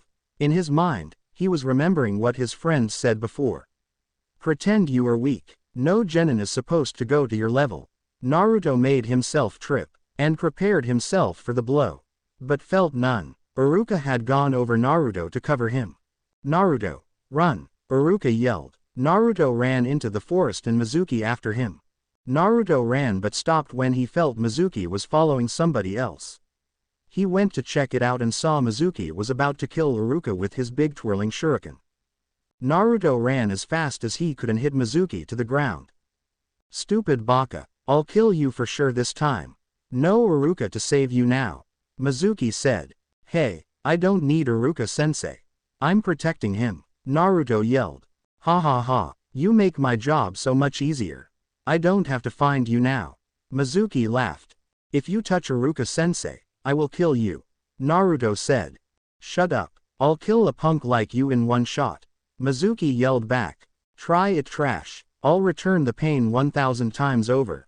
Kage Bunshin no Jutsu," Naruto yelled. Almost immediately, more than 200 clones of Naruto appeared. They were on trees, on the ground, and even some in the air just landing. This is Kage Bunshin no Jutsu, a high-level ninjutsu that create, not illusions, actual bodies. That's a Junin-level technique. How did Naruto know it? Iruka thought. "What?" Mizuki muttered in shock and confusion. "What's wrong? Come at me," all the clones yelled in unison. "Come at me." Mizuki fell on the floor and started whimpering. "Well then, I'll start things off," one of the clones yelled. They were all grinning from ear to ear. Then Mizuki's scream pierced the air and could be heard all over Konoha. A half hour later, Mizuki was lying on the ground with blood coming out of his mouth. "I guess I went too far," Naruto said to Iruka. "Impressive," Iruka exclaimed. "Naruto, come here and close your eyes. I need you to see something." Iruka beckoned Naruto with his hands. He then tied a Konoha forehead bandana onto Naruto's forehead. "Congratulations on passing the graduation exam. Now let's go for ramen at Ichiraku's," Iruka said happily. Then he took the blank scroll of seals and walked off with Naruto. First to Hokage's office, then the Ichiraku's. The next day, Naruto woke up in his bed directly at dawn. He got out of bed and stepped on a Coke can. "Nani? What is a Coke can doing in my room? I don't even drink Coke," Naruto exclaimed. Then he really opened his eyes. All over his room, there was trash, and in the middle was a sign that said "Get out, you demon." Naruto sighed and looked at his open window. "Well, I guess I have to close my window these days." He then started off his morning cleaning up the mess he found in his room. He put his Konoha headband on his forehead. Then he did exercises for all of his body.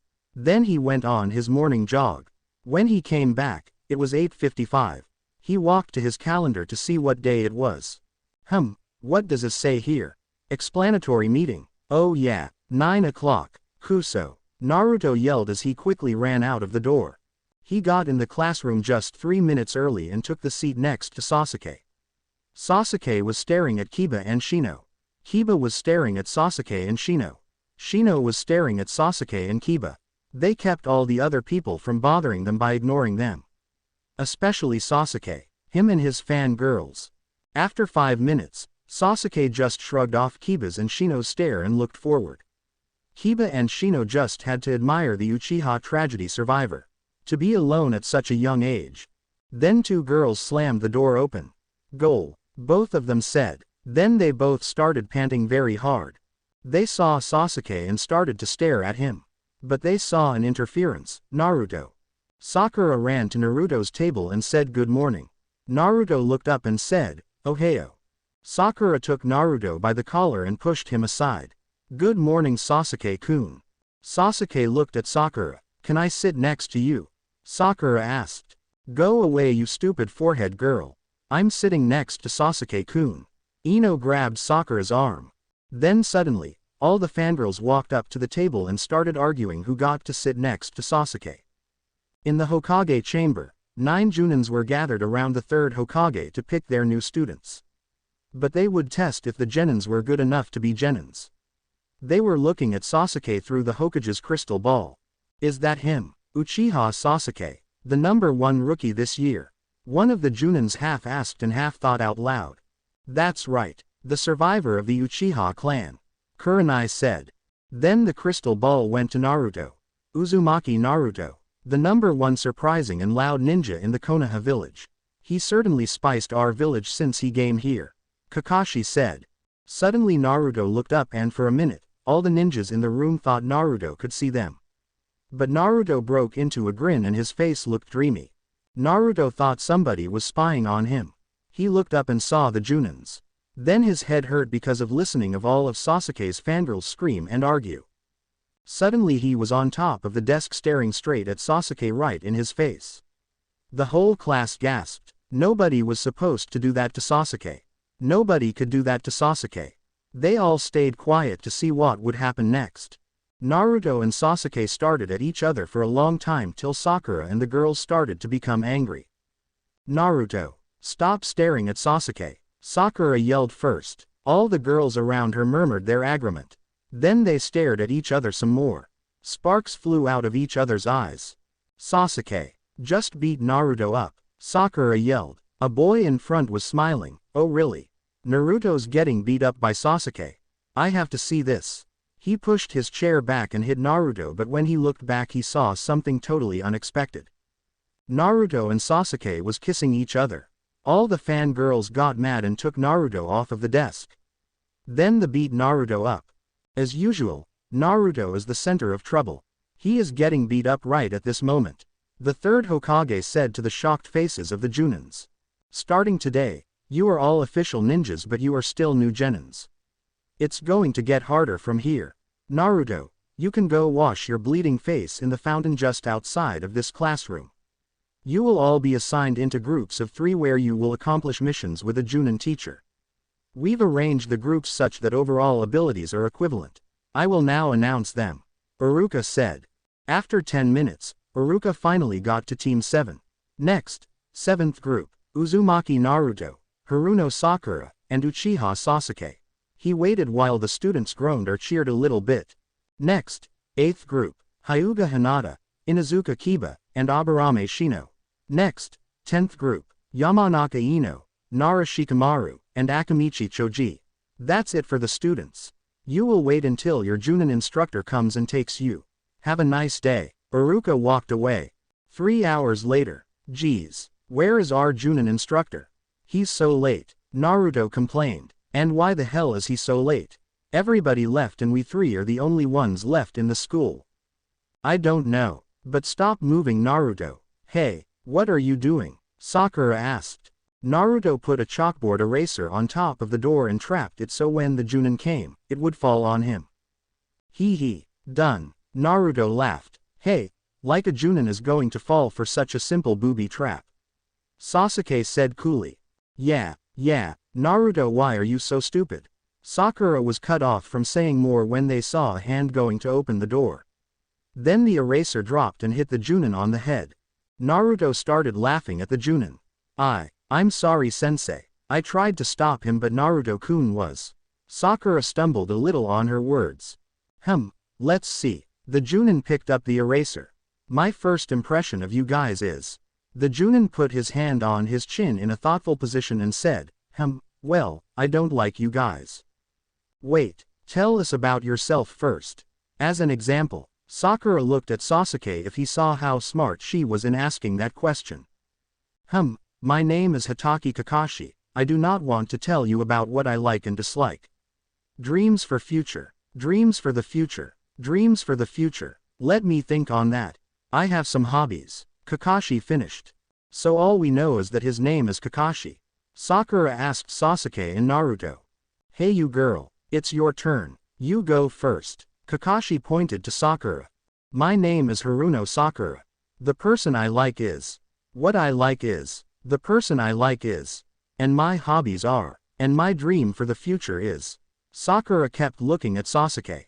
Then she shrieked in her shirt out of embarrassment. And what do you dislike? Kakashi asked. Nothing. I just think Naruto is annoying. Sakura said, then turned to stare at Sasuke. Okay, you boy with the yellow hair. You next. Kakashi said. My name is Uzumaki Naruto. I like ramen. I dislike perverts. Kakashi reached down in his pocket and pushed his book further down. I have hobbies that I do not want to tell you, and my dream is to be a Sannin level ninja. Then proceed to Hokage of Konoha. Naruto finished. Good. Last person. Go. My name is Uchiha Sasuke. I dislike many things. I don't like anything and I would like to resurrect my clan and kill a certain person. Sasuke finished coldly. Naruto looked at Sasuke thoughtfully. Sasuke-kun is so cool. Sakura thought. Reasonable Kakashi thought. Okay, very interesting. Tomorrow, we are going to have survival training. But this is not a normal training, this is a test because only 9 out of 27 students will be chosen genin.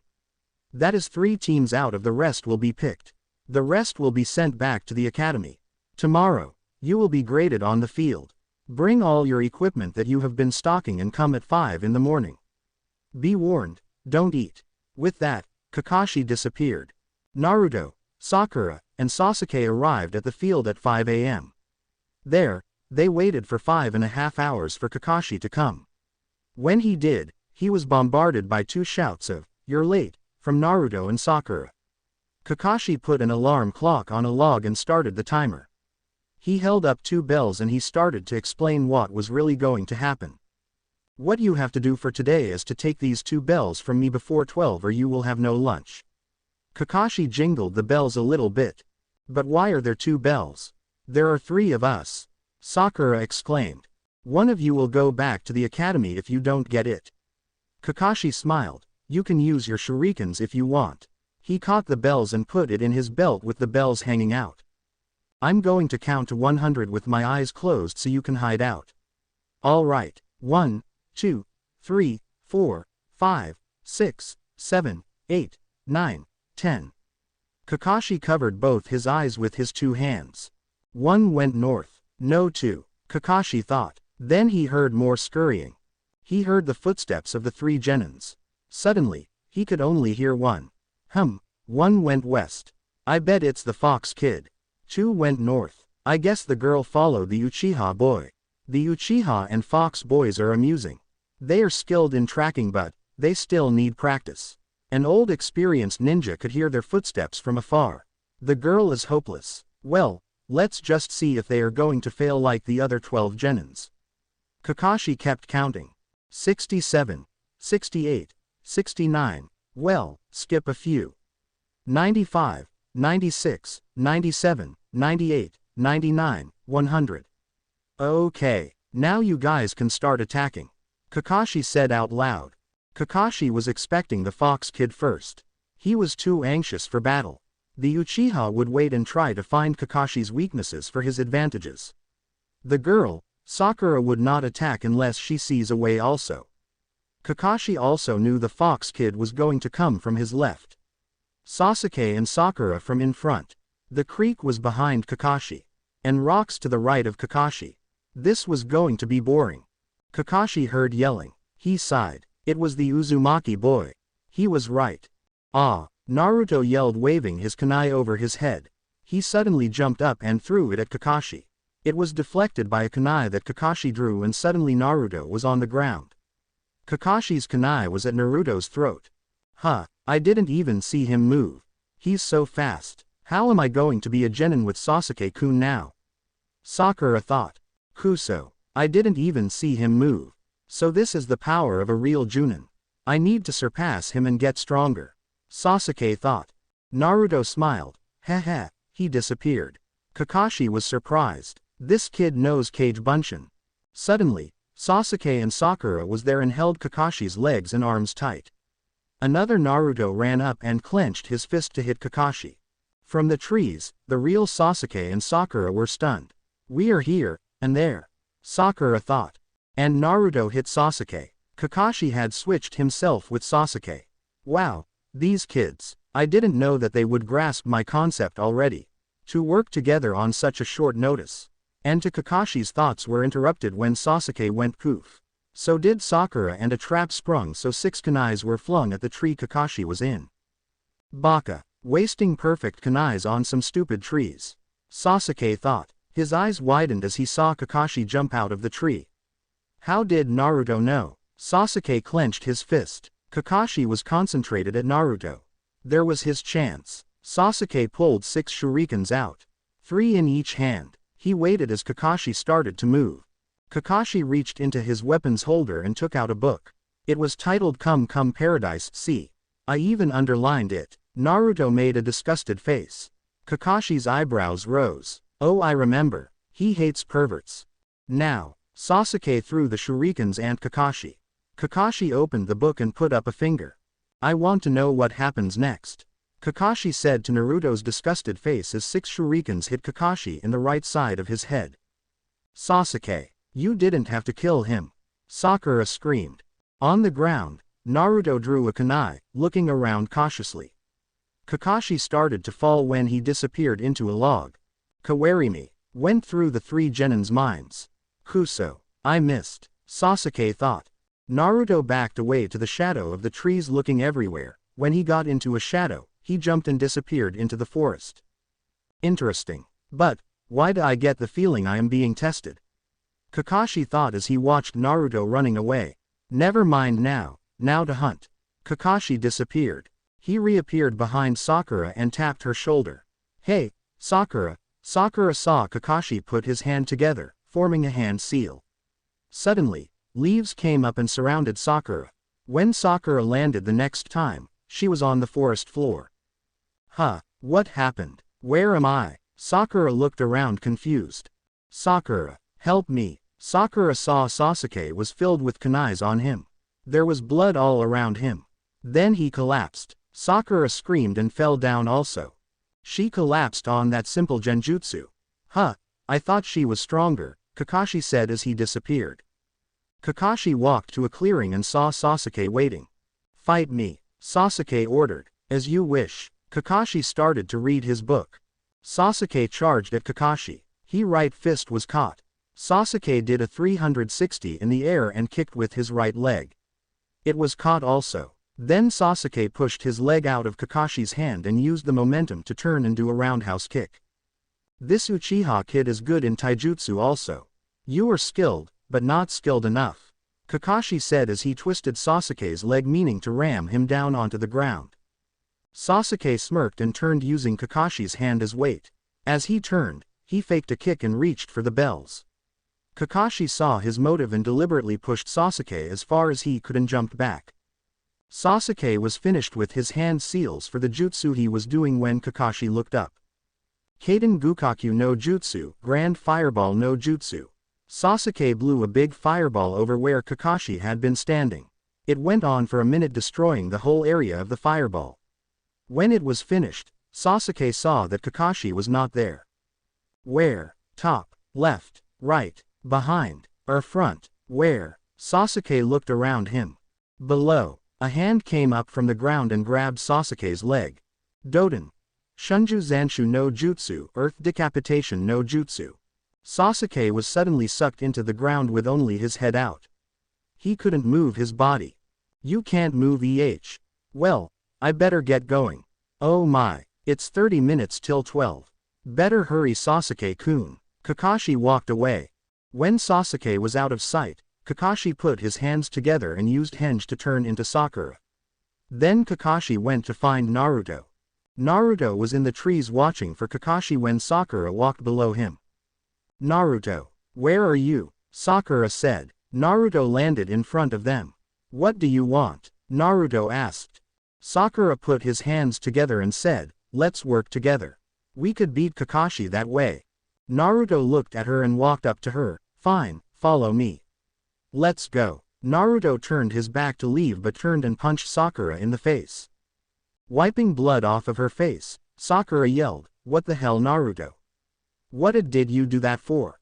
Naruto put up his arms in the shadow dance style and said, hey, Kakashi-sensei, you can't fool me. Sakura turned back to Kakashi. So, you can look through a henge. And you know the shadow dance style of taijutsu. Impressive. I gave Sakura the genjutsu lesson, Sasuke the ninjutsu one. Let me give you a taijutsu lesson. Kakashi put one hand behind his back and one hand in front. And his hand in front beckoned Naruto, like in the Matrix style. Neo, to come and fight. Naruto disappeared from the view of anybody watching. But for Kakashi, it was in slow motion. Naruto ran up to Kakashi and faked a punch. Hey, a fake punch isn't going to work, Naruto. You're going to kick, Kakashi thought. But the fake punch disappeared and Naruto's real fist came up. Genjutsu, Kakashi thought. But that disappeared as Kakashi put up his arms to block it. A kick from Naruto sent Kakashi flying back, stopping before he hit the tree. So, A genjutsu within a genjutsu, huh? I guess I underestimated you too much. Kakashi said. Naruto ran up again and started a hand-to-hand combat with Kakashi.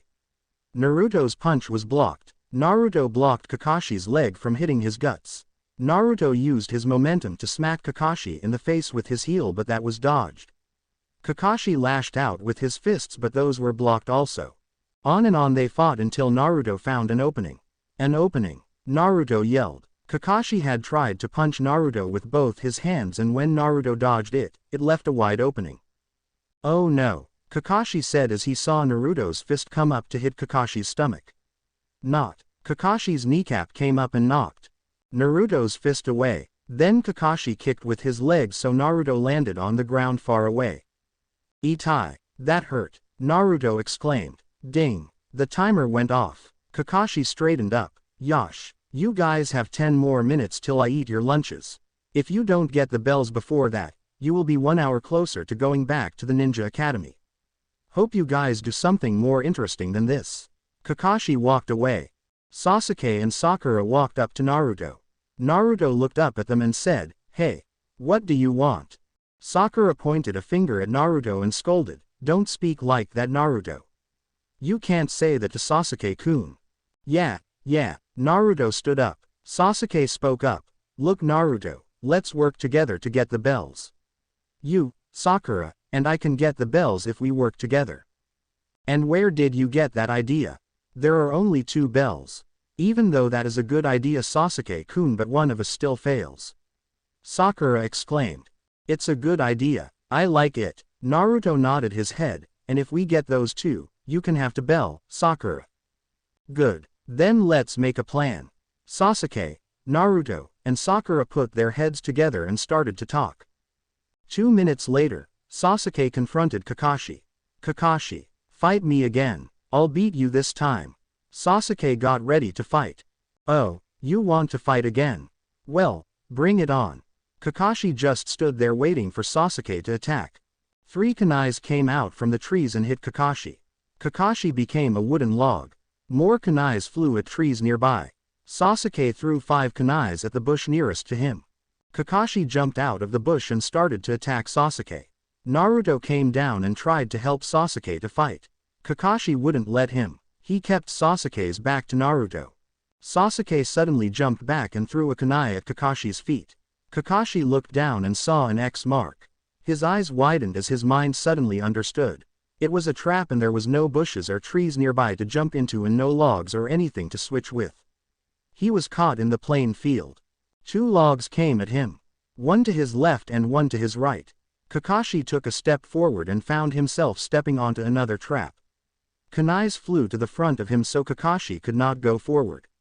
Kakashi tried to jump but saw another trap triggered. A net was coming down from the top. It was a huge net about the size of a picnic table. Kakashi's eyes widened as he saw one way out. Under. He could go under. Kakashi quickly made hand seals to activate his Doden. Shunju Zanshu no Jutsu, Earth Decapitation no Jutsu. But Naruto saw it and cut the wire his kunai was on. The ground around Kakashi became a hole with a 20 feet radius around Kakashi. Kakashi had nowhere to go. Sakura was getting tired. Her log genjutsu was taking up a lot of her chakra. She was in the trees with her hands in a hand seal. She couldn't hold to the log genjutsu and the logs disappeared. Kakashi's eyes widened as he found out the logs were genjutsu. But he had no time to react when Naruto's body slammed into him. They soared to the hole and hit hard firm ground. The hole was a genjutsu by Sasuke also. Sasuke and Sakura jumped down and watched as 4 Naruto clones held Kakashi's arms and legs. Naruto put chakra in his feet so Kakashi couldn't switch him. Sasuke grabbed at the 2 bells and his hand passed through it. Genjutsu. Naruto. Sakura. It's a genjutsu. He doesn't have the bells. This must be a clone. Sasuke punched Kakashi in the stomach and waited for him to explode in a puff of smoke. He didn't. Sasuke, what do you mean I don't have the bells? They're right there. Kakashi threw the Naruto clones off of him and patted the bells. His hand went through them also. The bells disappeared. The real Naruto stood up from a tree. Haha, Kakashi-sensei, I took it when I fought you before. I was waiting for you to realize I took it. The only reason you hit me was because I put a genjutsu around the bells before I took it, and right at the moment you hit me, I took them. Ding. The timer went off again, indicating it was noon. A vein popped out on Sakura's big forehead. Naruto, if you had it, why did we do all this work? She yelled. Because Kakashi-sensei wanted us to work as a team. So we worked as a team to let him know that we are able to read underneath his ne, Kakashi-sensei. Sakura turned to Kakashi. Is it true? It's true. I gave Naruto the hint when I asked you guys to help me get the bells. Sasuke said coolly. He was angry that Naruto could take the bells, but then again, Naruto had taken it in a stupid way. To let yourself to get hurt just to get bells. Sasuke was thinking. Yes, it's true, Kakashi said. Then we all pass, right? Sakura asked. Kakashi scratched his head, smiled and said, yeah, I guess so. He waited until the cheering stopped. Okay, meet me tomorrow at the bridge at 6 a.m. See you there. Kakashi disappeared. The three newly made genins walked away and spent their time celebrating while eating. Even Sasuke had to go with Sakura pulling him.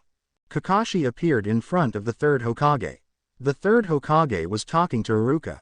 Hokage-sama, Team 7 has passed the test. Kakashi reported. Iruka let out a sigh. Huh, already? Didn't you give them the test I gave to Jiraiya, Orochimaru, and Tsunade? Sandaime asked. Hi, Hokage-sama. Apparently, Naruto was the one who influenced the rest to work together. He is very interesting, Kakashi said. Naruto is interesting indeed. The Hokage was responded by the nodding of two other heads. After Team 7 did 7D rank missions, 3C rank missions, the mission to protect Tazuna was issued to them.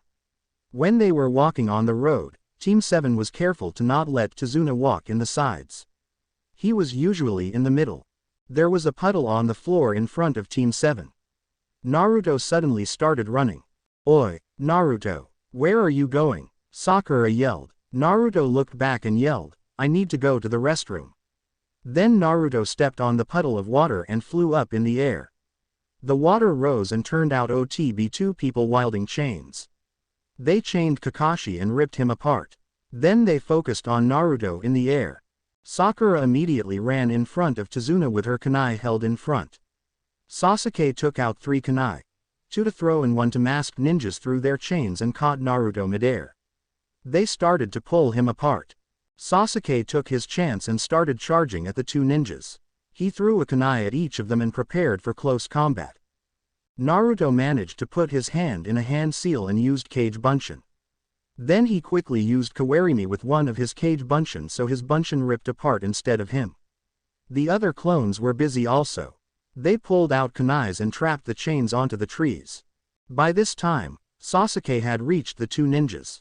His 2 kunais were blocked, but his Kaden Gukakyu no Jutsu, Grand Fireball no Jutsu, wasn't.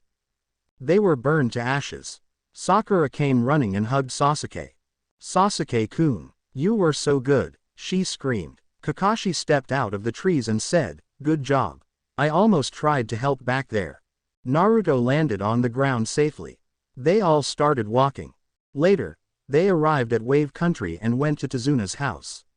They were introduced to his daughter and grandson.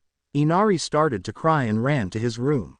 The next day, they went to the bridge to guard and help Tazuna on the bridge. At noon, the workers and Team 7 ate lunch. They talked and grew familiar of each other. Team 7 learned of Getu and his evil.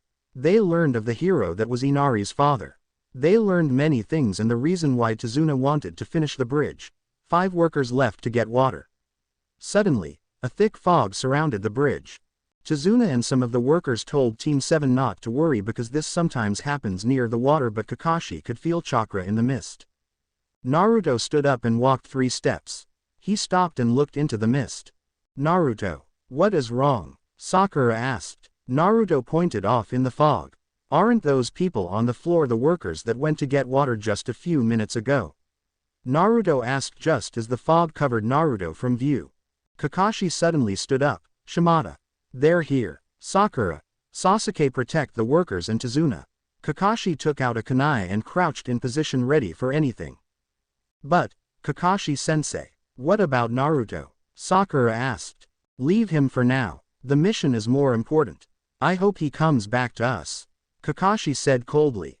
Sasuke tensed his muscles and prepared for the fight that was going to come.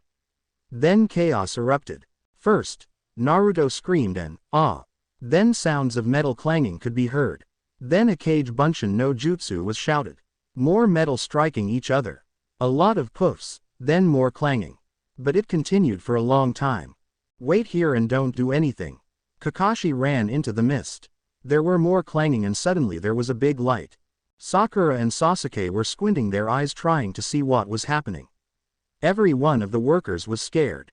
Suddenly, the mist started to clear.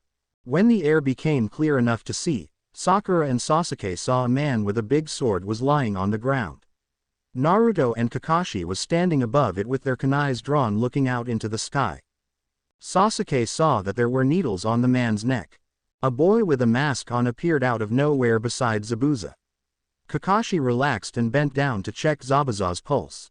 Dead, he said. Then he asked the Anbu. Who was he?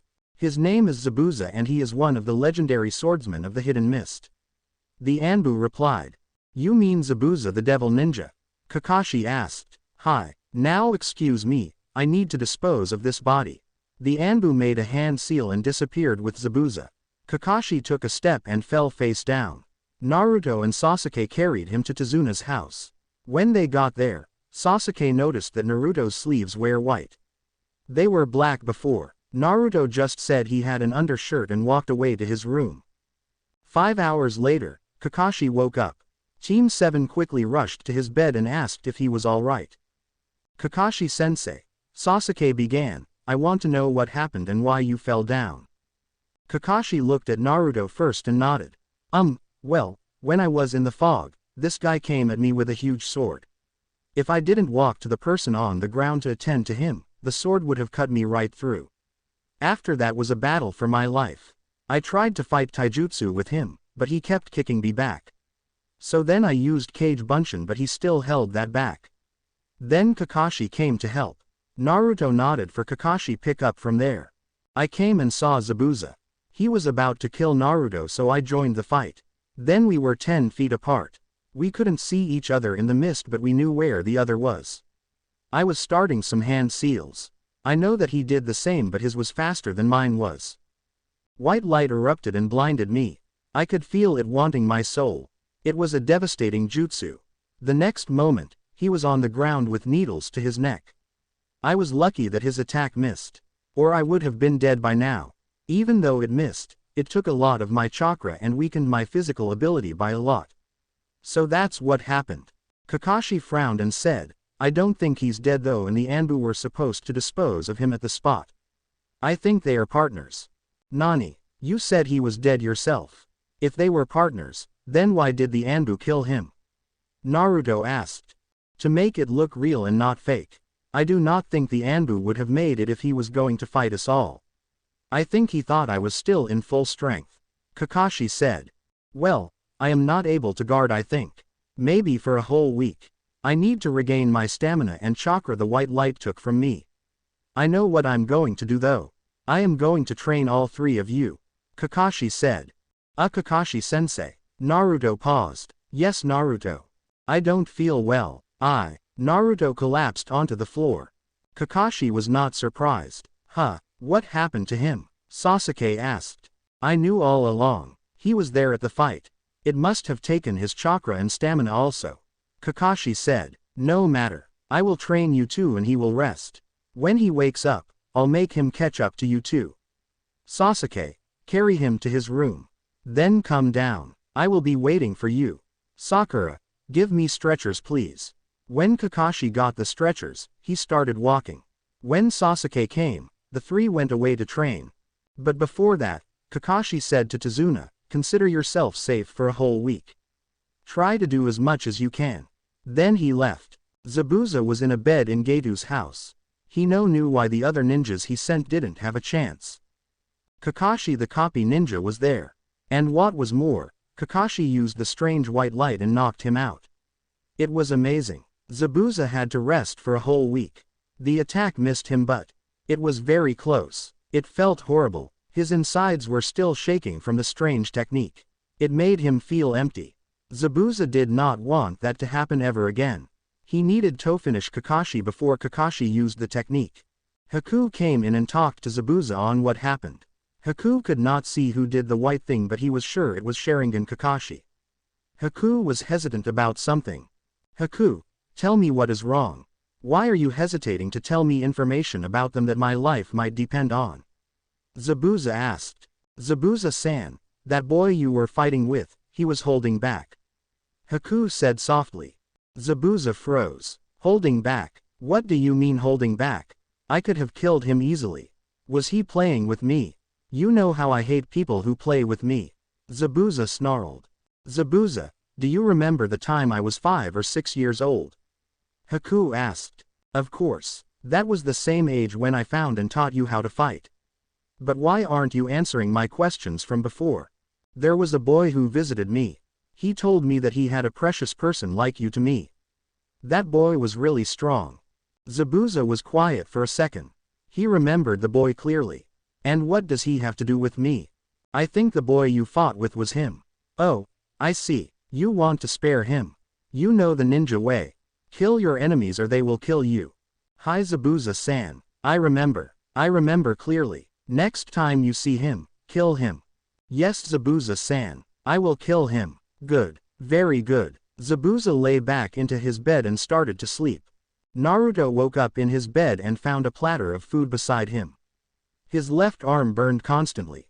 Naruto looked at it and suddenly remembered. He had learned a new ancient jutsu back when he was fighting Zabuza. What did T total now to? 40, 50. Naruto wasn't sure, but it was something like that.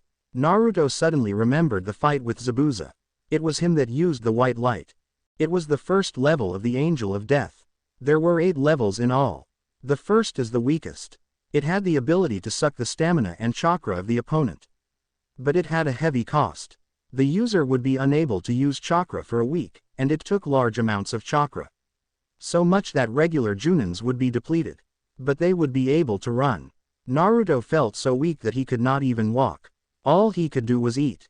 But Naruto was special. He had an advantage most people didn't have. He had the Kyuubi. Over the years, Naruto found out that the Kyuubi's chakra not only heals him, but give him more stamina, and heals it too. Naruto could be in good shape about a day. Naruto no longer saw Kyuubi as a burden. He saw the demon as an advantage. He saw it like people who had family or clan techniques. But it was even more special than advanced bloodlines. It was a demon and he could tap into the chakra anytime. Naruto constantly visited it out of curiosity. Naruto was scared of it, but he knew and the Kyuubi knew that if Naruto wanted something from the demon would have to give it. Even if the demon did not want to, Naruto could force anything he wants from it. May it be to seek information on people or techniques or chakra for battle.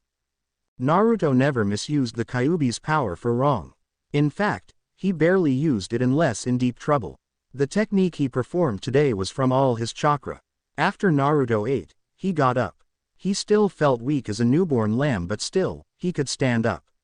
Naruto started to stretch out and practice walking so he could regain his balance on his feet. Though his chakra was coming to him slowly, his strength was coming quickly, thanks to the Kyuubi. Sasuke was trying to climb the tree. Sakura had already gotten to the top. Sasuke was thinking as he was improving. I have to get stronger. Why am I so weak? Sakura even finished this before me. Am I such a weakling? No, I will get stronger and kill Itachi. I have to. It is my destiny, Sasuke thought. He started to run up the tree again. His tree had hundreds of kunai marks, each above the last. Sasuke got on the tree and kept running. Keep running, keep running, keep running. This is the right amount of chakra. Get farther than the last. You can do it. Naruto beat Kakashi. I didn't. He fought Zabuza. I didn't. The only thing useful I did in this team was hitting those 2 chain ninjas. Naruto was the one who was trapped in the air and made their chains unusable. Keep going and get stronger. Keep running. Sasuke reached his last mark and went further. Sakura and Kakashi saw Sasuke pass his last mark and keep going. Sakura squealed in excitement. Her Sasuke-kun was going to do it this time. Kakashi was looking thoughtfully. Sasuke has a lot of determination. If he finishes this exercise in 2 days, I think I will train him personally. Maybe give him some jutsus. Kakashi thought. Sasuke kept running until the tree was getting thinner. His chakra was concentrated too much on his feet, so Sasuke was not going to make the top. He slashed his kunai there and prepared to land on the ground. Sasuke-kun, good job. You almost reached the top. Yay, Sakura shouted. I need to get to the top. Sasuke said coldly. Well, Sakura, go and guard Tazuna on the bridge. There might be more mercenaries hired. Hurry, Kakashi said. Hi Kakashi-sensei. Sakura walked away. Kakashi waited as Sasuke ran all the way up past his last mark. Sasuke kept on going and got about 1 foot more than his last one. When Sasuke came down, Kakashi started to speak. Sasuke, wait. Kakashi began. Sasuke stopped and looked at Kakashi. You are doing it wrong. You are supposed to, as you go up, release chakra when you get to the thinner parts. And sometimes when you stop, it's because you trip by yourself. Be more careful of your footsteps and bend your knees more when you run. That will make you run faster. Why are you telling me this? Sasuke asked. So you could finish faster, so I could train you even more. Naruto was in his bed when Inari came into his room. You are going to die. Look at you. You were defeated easily. No one can defeat Gato. He's too strong. Why don't you quit while you're at it? Why are you pushing yourself so hard for something that is impossible to achieve? Inari screamed. When people are in need, I will help. When people's spirits are broken, I try to make a good example. Be happy. I've seen people with worse lives than you guys have. Don't worry, I know how you feel. Naruto replied. What do you know what I feel like? You ninjas always had a good life. You don't understand anything. Inari yelled back ferociously. Shut up. You don't know what it feels like, you self-centered brat. Some people had it harder than others had. So why don't you be a crybaby somewhere else? I don't want to see your face. Naruto spat vehemently. He did not want to be remembered of his past life. Naruto's eyes darkened at the thought. At least he found some happiness with Itachi, Jiraiya, Sunan, and Shizune. Naruto didn't know what he would do if he was stuck in Konoha, not knowing what was in him or why the villagers hated him. That would have been hell. Inari's tears poured as he ran from the room. He ran to his room and looked at his father and the sea. Then he began to ponder what would happen if his dad was here. Naruto stared at the door that Inari used to leave. Maybe he was a little bit too harsh. He should talk to Inari. Naruto decided after hearing Inari's crying for more than an hour. Naruto crept up to Inari's room and saw Inari look at a picture with his dad on it. Naruto's face softened. He entered and sat next to Inari. You know, I don't really mean all that. It's just, I've had a hard life also. And when I hear you being sad and all, I get angry. What I said to you was what I said to myself all the time. I lived without knowing my parents and the villagers hated me. But one day my saviors came. They took care of me and taught me to appreciate life. You should smile and be happy more. If you keep crying over everything, your life will be miserable. What life would your father want you to take? A happy life or a sad life? And I think your father was brave. He lived a life with no regrets. I just hope I could do the same. Hope you feel better, Inari. With that, Naruto left the room. Inari looked into the ocean and pondered on what Naruto had just said. Then he thought back to all the happy times when his father was here. He started to smile and laugh at all the silly things he did. When Naruto heard Inari's laughter, he smiled and went to sleep with a good conscience. 1 week later, Kakashi got better, Sasuke got stronger, Sakura was more stronger from carrying equipment for Tazuna, and Naruto was healed. Inari got happier and had fun playing with Naruto. So was Zabuza. It was the day of the fighting to come to an end. Kakashi, Sasuke, and Sakura left early with Tazuna. Naruto was snoring, exhausted from playing with Inari. So he overslept. At the bridge, Kakashi noticed thicker mist than usual. Now he was ready. Sasuke, Sakura, they're here. Even though Kakashi said that, he knew Sasuke was already ready and Sakura was already guarding Tazuna. All the workers did not want another experience like last time, so they fled when the air was still clear. Everybody except Tazuna. The fog was not as thick as last time, so Kakashi, Sasuke, Sakura, and Tazuna could still see two figures walk toward them. One was a tall figure with a big katana on his back. The other was like 2 feet shorter than Zabuza. When it was clear enough, Kakashi and the rest could see that it was the boy from before with the Anbu mask. They stopped 20 feet short. Hitaki Kakashi, the copy ninja. This time, I will not lose to you, Zabuza said. Where is the boy with yellow hair? The boy in the mask asked. Why do you want to know? Sasuke asked maliciously. I had an interest in him. But it seems I will have to face you instead. It is going to be too easy. Only one genin against me. Why don't you quit right now? Hey, sorry, but I'm not a quitter. I am way better than Naruto. Fight me, Sasuke demanded. Haku considered this a little. If this boy was really what he claimed, then the loser would already be decided. But Haku decided to keep going. Come then. By the way, my name is Haku. And yours is. Haku got into a ready stance. Sasuke charged at Haku and jump kicked at Haku's face. Haku blocked it. Sasuke turned and gave another kick. That was blocked also. Sasuke took out a hidden kunai in his sleeve and slashed at Haku's wrist. Haku's needle blocked it. Haku kicked at Sasuke and knocked Sasuke away from him. Haku made some hand seals and said, Haijutsu, Sensatsu Susho, flying water needles. Water rose in the air and became the shape of thousands of needles. Then the water froze. Sasuke's eyes widened as he saw that the frozen needles were sharp as a kunai, maybe even sharper. Sasuke quickly made hand seals. Haku put a hand up. Sasuke gathered chakra. Haku pulled his hand back. Sasuke finished his hand seals. Haku thrust his hand forward and the needles flew toward Sasuke. Kaden Gukaku no Jutsu, Grand Fireball no Jutsu. Sasuke spread his technique all around him so it melted the needles. When it was done, Sasuke gave a sigh of relief. But his relief was short-lived as Haku jumped over the fire. They started to fight surrounded by fire. Haku was kicked out and onto the ground next to Zabuza. Zabuza's eyes rose. What? Haku lost in speed. Haku rose and walked toward Sasuke. He stopped 5 feet from Sasuke and started making hand seals. Sasuke prepared for anything that was going to happen.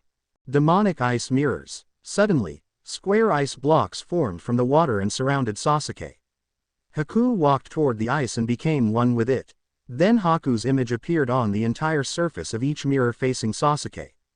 Sasuke looked around in confusion. Outside, Kakashi was standing there, looking at the image he couldn't believe. One of those bloodlines survived. This is not good. It is an unbeatable jutsu. Sasuke is going to lose. Kakashi darted toward Sasuke. Zabuza came down and drove his oversized katana into the ground right in front of Kakashi. If you go, I have 2 choices. 1, cut you down from behind. Or 2, kill that bridge builder guy and sissy girl. I think I like 2 better. By the way, Haku can beat me. He is much better than I am. If you go there, you will definitely die. Zabuza started laughing. Kakashi straightened up. He now saw the odds were against him. Then he yelled, Sasuke. Get out of there now. Hurry.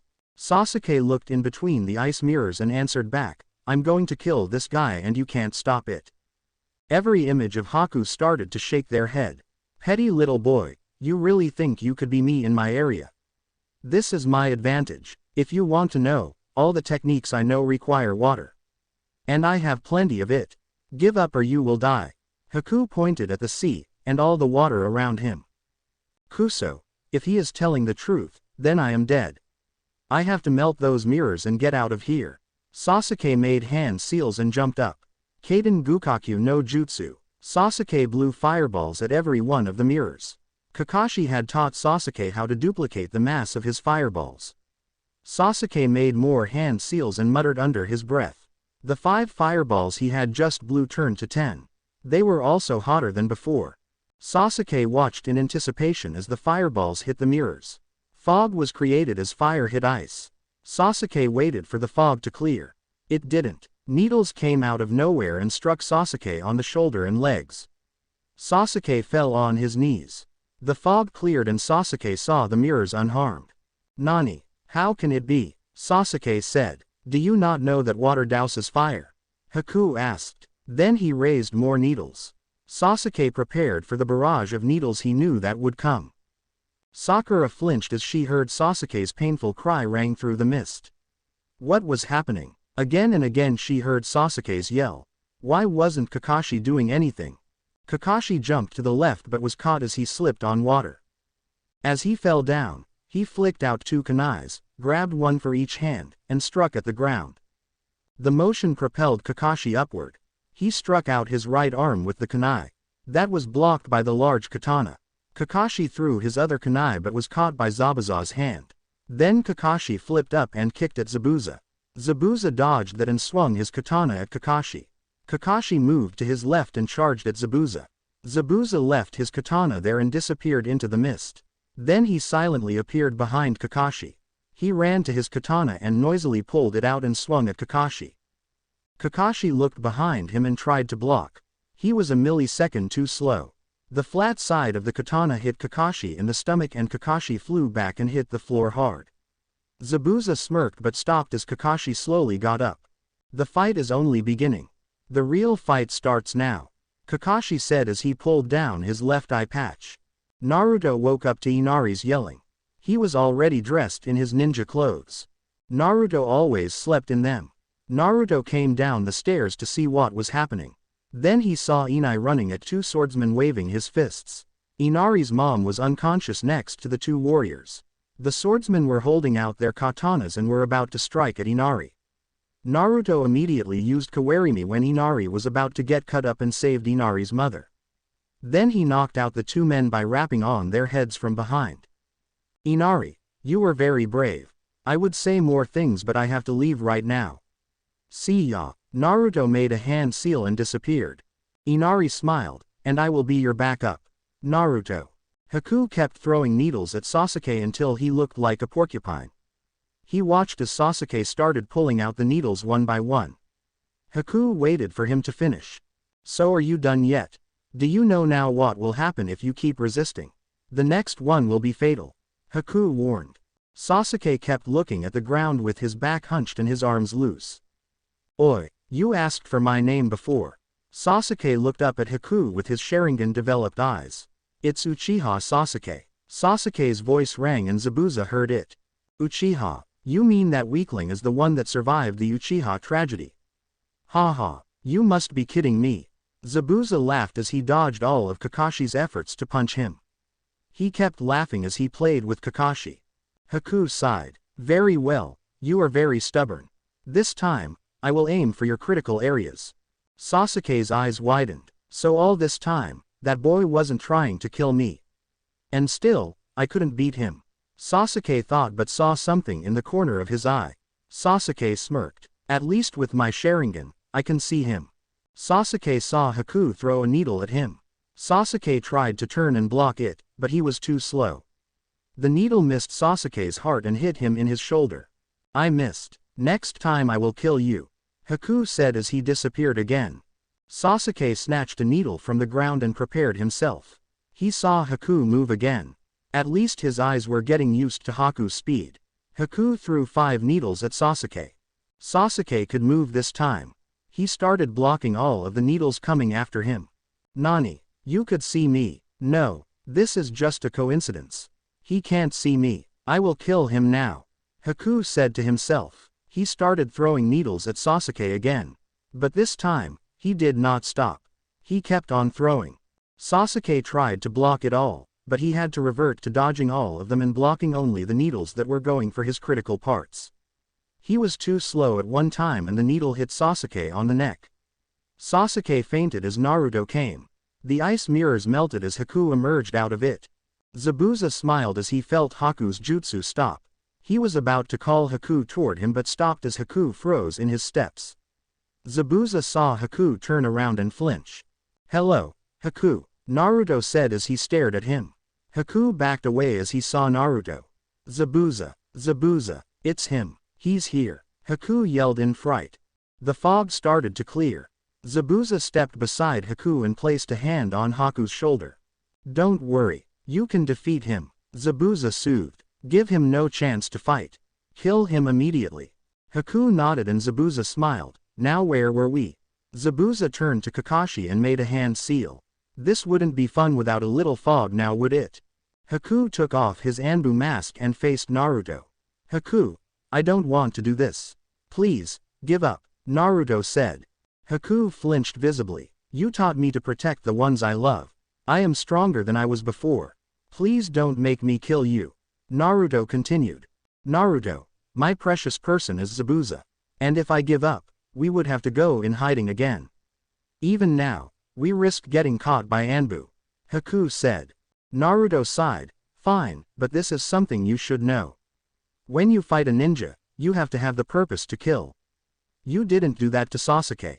Also, a good ninja finishes his match fast. You did not do that also. To me, you are not a ninja. I will do what I just said to you. And you better have those two in mind to beat me. Haku's eyes widened. Naruto was right. He was too kind with his opponents. Naruto disappeared. Haku made hand seals and Haijutsu, Sensatsu Susho, flying water needles. Needles rose from the water and flew in every direction from Haku. Very good, but not good enough. Naruto came from the ground and began punching Haku. Naruto focused chakra onto his palm and thrust at Haku's stomach. Then Naruto made a hand seal with his other hand. Haku was blasted back as Naruto muttered, Ryugen. Haku stood up from the ground. Blood was coming out of his mouth. He tried to move his arm to wipe it but found out he couldn't use his arms. Haku could only use his legs. Naruto appeared in front of Haku and started beating him up. A punch across the face, in the middle of his stomach, right arm, left arm, kick to the sky, pull back and jump, punch in the stomach 5 times then kick to the ground and slam him. Haku lay in the middle of a small crater with Naruto standing above him with a kunai in his hand prepared to kill Haku. Zabuza was sparring with Kakashi. In the corner of his eye, he saw Naruto beating Haku up. Zabuza's eyes widened as he saw Naruto standing over Haku, ready to kill him. Zabuza immediately made a hand seal and teleported himself right beside Haku. He then blocked Naruto's kunai that was going for Haku's throat. Naruto leapt back as he dodged the swing from Zabuza's katana. The mist started clearing again. This time, no more fog appeared to replace it. Instead, Geto and his gang of swordsmen appeared. Haku woke up and stood up with the help of Zabuza. It looks like you can't do your job. Ha ha ha ha. Well, no matter, I will kill you all right now. Especially the little one. I owe him a torture for breaking my arm. Geto laughed. Zabuza turned to Kakashi and said, we are no longer enemies now. I will kill you one day. But for now, I will fight this villain. If you let me go afterwards. Kakashi nodded. An arrow flew and landed in front of Geto. We will fight also. Inari and the villagers waved their hoes, shovels, and anything they could find. The swordsman just stared eagerly back at them. Oh well, I might as well help.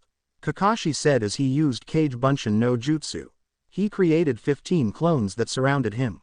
Zabuza used Mizu Bunshin and made 15 clones of himself also. The swordsman started getting frightened and ran away. Everybody but Geto. He was waving his cane around. Zabuza's clones started to run at him. The swordsman blocked Geto's way of escaping so Zabuza's clones pushed him out into the sea. The clones disappeared for both Kakashi and Zabuza. Next time we meet you, we will. Zabuza was cut short as somebody else spoke. There won't be a next time. Because we are going to kill you and take your head back for proof. The Anbu captain said as he and his team appeared in front of Zabuza. They consisted of 10 elite Anbu ninjas. Zabuza and Haku's eyes widened as they saw who they were. They quickly ran away with the Anbu chasing after them. Kakashi straightened up. Well, that's it. We won. All of the villagers started cheering. Sakura ran toward Sasuke with Tazuna behind her. By the time she knelt down next to Sasuke, Sasuke was awake. He opened his eyes and groaned weakly. He looked around and smiled. They won and he hadn't died. He could still avenge and revive his Uchiha clan. A month later. Well, the bridge is finished. Thank you very much for protecting us. I still don't know what to name this bridge though. Tazuna said to the parting ninjas. Oyaji, let's call it the Great Naruto Bridge. Inari yelled. All the villagers laughed and nodded in agreement. Okay, then the Great Naruto Bridge that is. Come back and visit us sometime. Bye. Chizuna called. We will. Team 7 shouted back. A day later. Hokage-sama, this is the report for our mission. Kakashi said to the Sandaime. In the first hour of our mission, it became from a C-class mission into an A-class mission. But still, my students got through. We fought Zabuza from the Hidden Mist and Haku, a boy that can use an ancient bloodline. None of the genins died. Mission accomplished. Kakashi finished. That's good. Team 7 is turning out to be a very prosperous team. Keep up the good work. Oh, and there is a meeting for the genin teachers tomorrow. Don't be late, the third Hokage said. Kakashi nodded and walked out. Naruto walked to his apartment. Kakashi had been late again. He said to meet at 6 a.m., but he came at 2 p.m. Team 7 waited 8 hours just to hear Kakashi say, I'm letting you out early. Come tomorrow also, same time. Then he disappeared. Naruto's eyes lit in determination. He would do Jiraiya's, Itachi's, Sunen's, and Shizun's difficult training today. Today is the day he could prove to himself that he could finish the training in 4 hours. Usually, it took 12 hours. Naruto was passing the bathhouses but stopped when he heard shrieks, kicks and punches, then an old man came flying out. Then old man had white hair, 2 lines coming down his face from the forehead passed down each eye, a red coat, very weird sandals and a scroll on his back. Ero Sennin, were you spying on the women in the springs again? Wait till I tell Ba-chan about this. Naruto said pointing to Jiraiya. Jiraiya stood up and brushed dirt off himself and said regally, I am Jiraiya. One of the 3 legendary Sannin. A mere tattle-tailing will not bother me. Jiraiya, Sunan growled as she walked down the street. Some female friends of mine said she saw a man peep at the springs. She gave me your face descriptively. Remember what I said before. She cracked her knuckles and the men following her before ran away at the scary, demonic sight of her. She was wearing a bathrobe indicating she was going to the springs. Sunand. I. It was Naruto with a henge. I tried to stop him. I swear, this is all a setup just to get me beat up. Jiraiya started making more lame excuses while weeping on the ground. He crawled up and tried to kiss Sunand's feet. Sunand crossed her arms and smiled at the sight of Jiraiya. Hey, that's right you groveling little pig. Why don't you? She was cut off short as she saw Jiraiya trying to peek under her robe. He was drooling and saying, nice. Sunand kicked him hard so that he flew 50 feet away from her.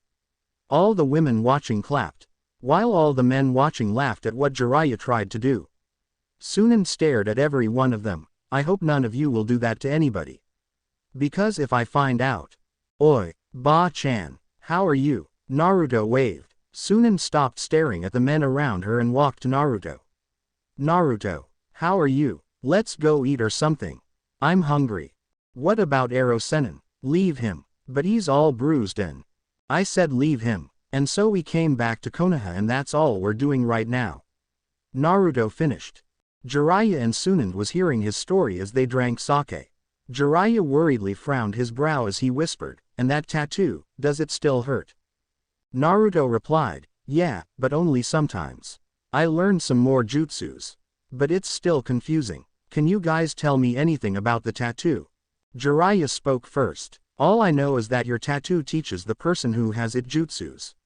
Ancient jutsus and regular ones. Very powerful and very forbidden.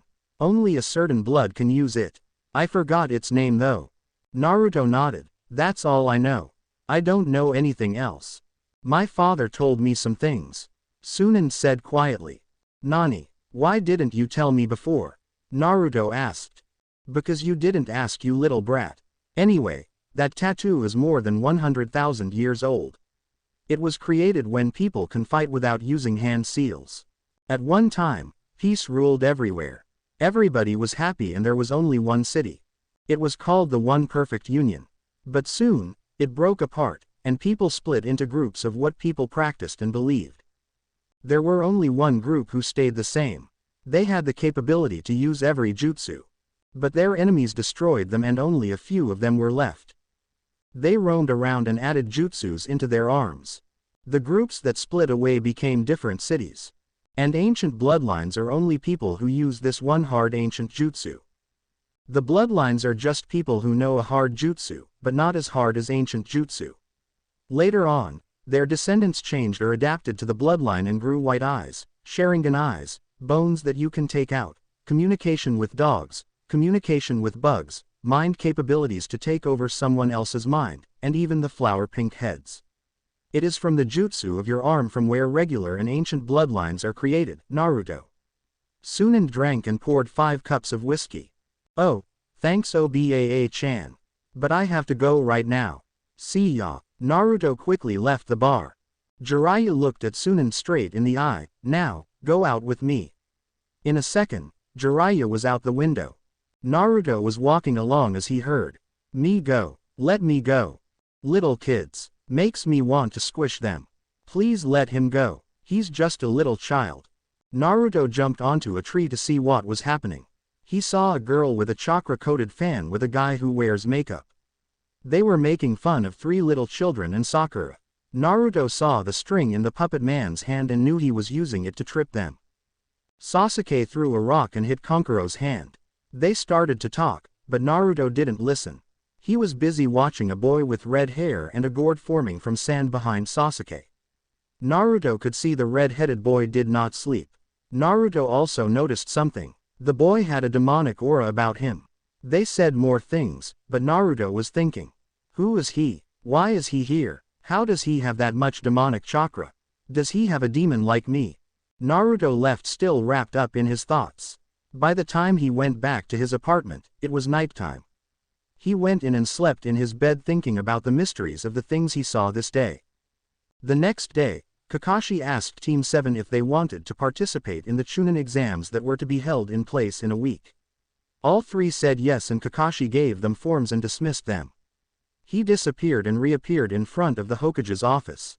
As he walked in, he heard a voice directed at him, Kakashi. I told you not to be late. The 3rd Hokage said. Sorry, I had to say some things to my students. Those things don't take 6 hours, Kakashi. I had to postpone it till you came. Now we will continue. The Chunin exam is in 2 days. Of the new genins, Kakashi, Asuma, and Kurenai, which one of you will recommend them? I, Asuma, recommend my students for the upcoming Chunin exam.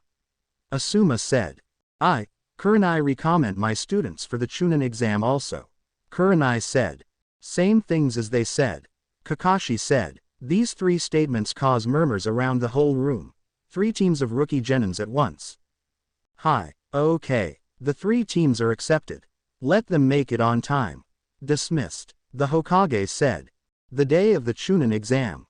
Sasuke, Sakura, and Naruto were at the entrance of the place for the Chunin exam. Before they were about to walk in, Naruto stopped them. I need to do something. You guys go without me. Naruto started to walk away. Naruto, what are you going to do? Don't do anything stupid. Stupid Dobi. Sakura said. Yeah. Naruto waved his hands over his head as he walked away. Naruto kept walking away from the village. When Sasuke and Sakura could not see him anymore, he disappeared. Konoha Anbu ninjas waited in their spying bushes to see if Naruto reappeared again. He didn't. After 5 minutes, they came out into the opening scratching their heads in confusion. If no genin has enough chakra to teleport from one place to another, then where did Uzumaki go? Sakura and Sasuke were witnessing a scene where 2 people were beating up 3 other genins.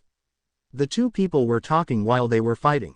The Chunin exam is not for little brats like you guys. It's hard and people can die. Yeah, go away. You are not allowed to enter this 3rd floor. The other one said. Naruto ran behind Sasuke and Sakura. When Sasuke saw Naruto come, he spoke up. I'm sorry, but we are going to level 3. That genjutsu on the sign is easy to recognize. Haruno Sakura, our genjutsu specialist, noticed it first. Didn't you, Sakura? Sakura gave a start and said, hi. The Chunin in disguise observed Team 7. Uchiha Sasuke. So he can see through my genjutsu, huh? So can Sakura. It's expected for those 2. I can see they have improved a lot. This is going to be interesting with an Uchiha in here. But that Uzumaki boy, nobody likes him. Not even my parents. Stupid Dobi. Neji ran at Sasuke and kicked. Sasuke also kicked. Their foot was about to meet in the middle, but it was stopped by a genin in green. Sasuke gasped in shock. He caught my kick. These people are way different before. Their bruises are gone. What's going on here? Hyuga Neji, didn't you warn us not to make any trouble? The boy in green asked. Sorry, Neji said curtly. He kept his eyes locked on Sasuke. Uchiha Sasuke, I am looking for you especially in this exam. Watch out for me. Don't threaten me if you can't do anything. Weakling. Come on, Sakura, Naruto. Sasuke started to walk away. Sakura immediately followed him. Naruto, however, lingered longer to study these new opponents. He kept staring at the green boy's arms wrapped in cloth and the white eyes. After a few minutes, Naruto nodded as if he knew everything about the two in the seconds he observed them.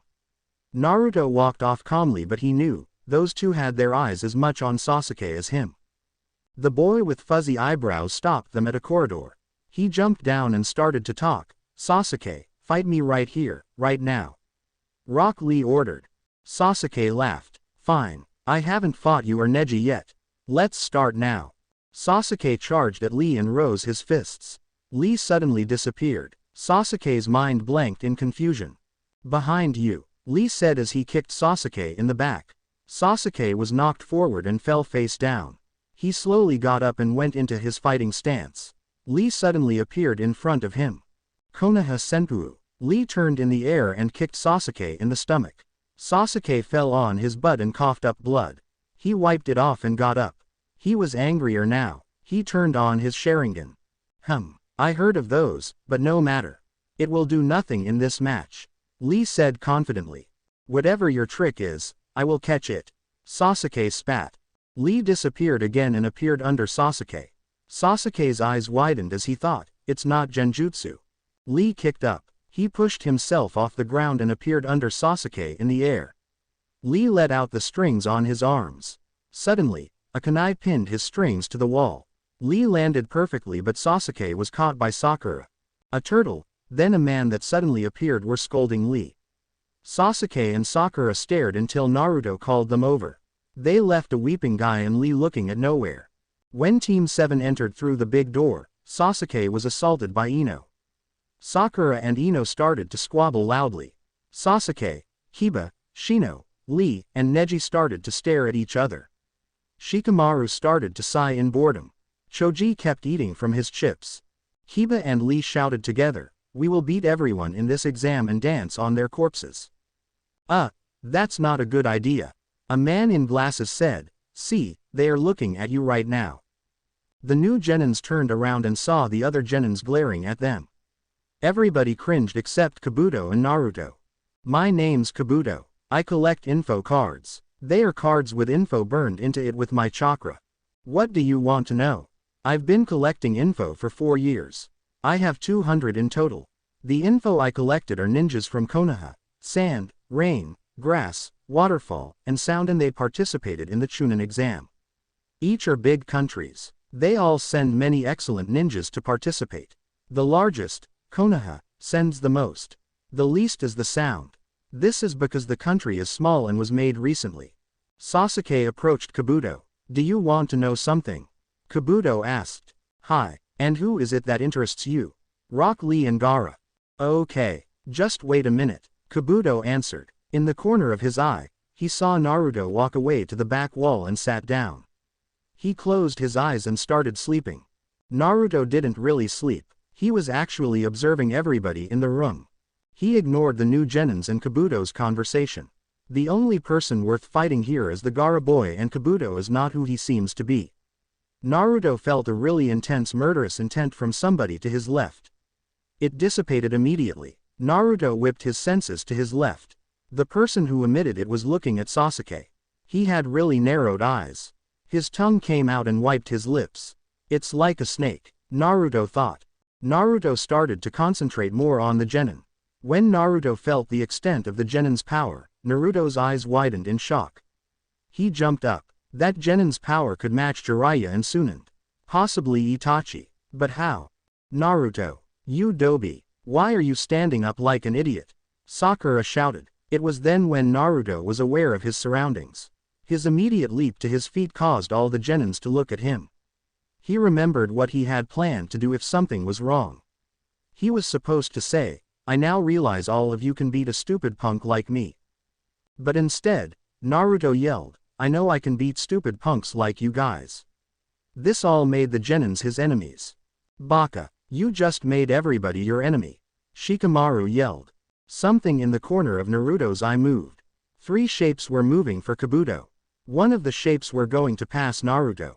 Naruto took a step as if to go toward Shikamaru, and the female member of the sound tripped and fell. Another sound member appeared in front of Kabuto. He spoke as he attacked, "Add this to your info cards, sound nins are harsh and unforgiving."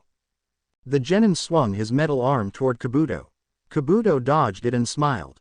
Then his glasses cracked. "How?" Kabuto dodged it completely, Sasuke shouted. The sound nins just kept staring at Kabuto. They were rewarded with the sight of Kabuto falling on his knees and throwing up. While everybody's mind was thinking, "How?" Naruto's mind was turning. He saw what everybody did not. The sound waves enlaced with chakra attacking Kabuto's face, causing the uneasiness in the brain, making the stomach throw up. There was a loud bang and a Junin with Chunin examiners behind him appeared. "Quiet, you group of imbeciles. I am the first examiner, Morino Ibiki. Genins from Hidden Sound, stop doing as you please before the exam. There will be no fighting, and killing your opponent will not be tolerated. You cowards who don't obey me will be disqualified, and I will make sure you never be a ninja again. Forever. Bring your application, pick your number, and sit down. The exam will be explained shortly." After everybody got seated, Ibiki started speaking. "This first exam is a paper test. Listen to these rules carefully. You start off with 10 points. The test is 10 points. A point for each question. If you answer all questions, you get 10 points. The way you are determined to pass is by your partners and yours score.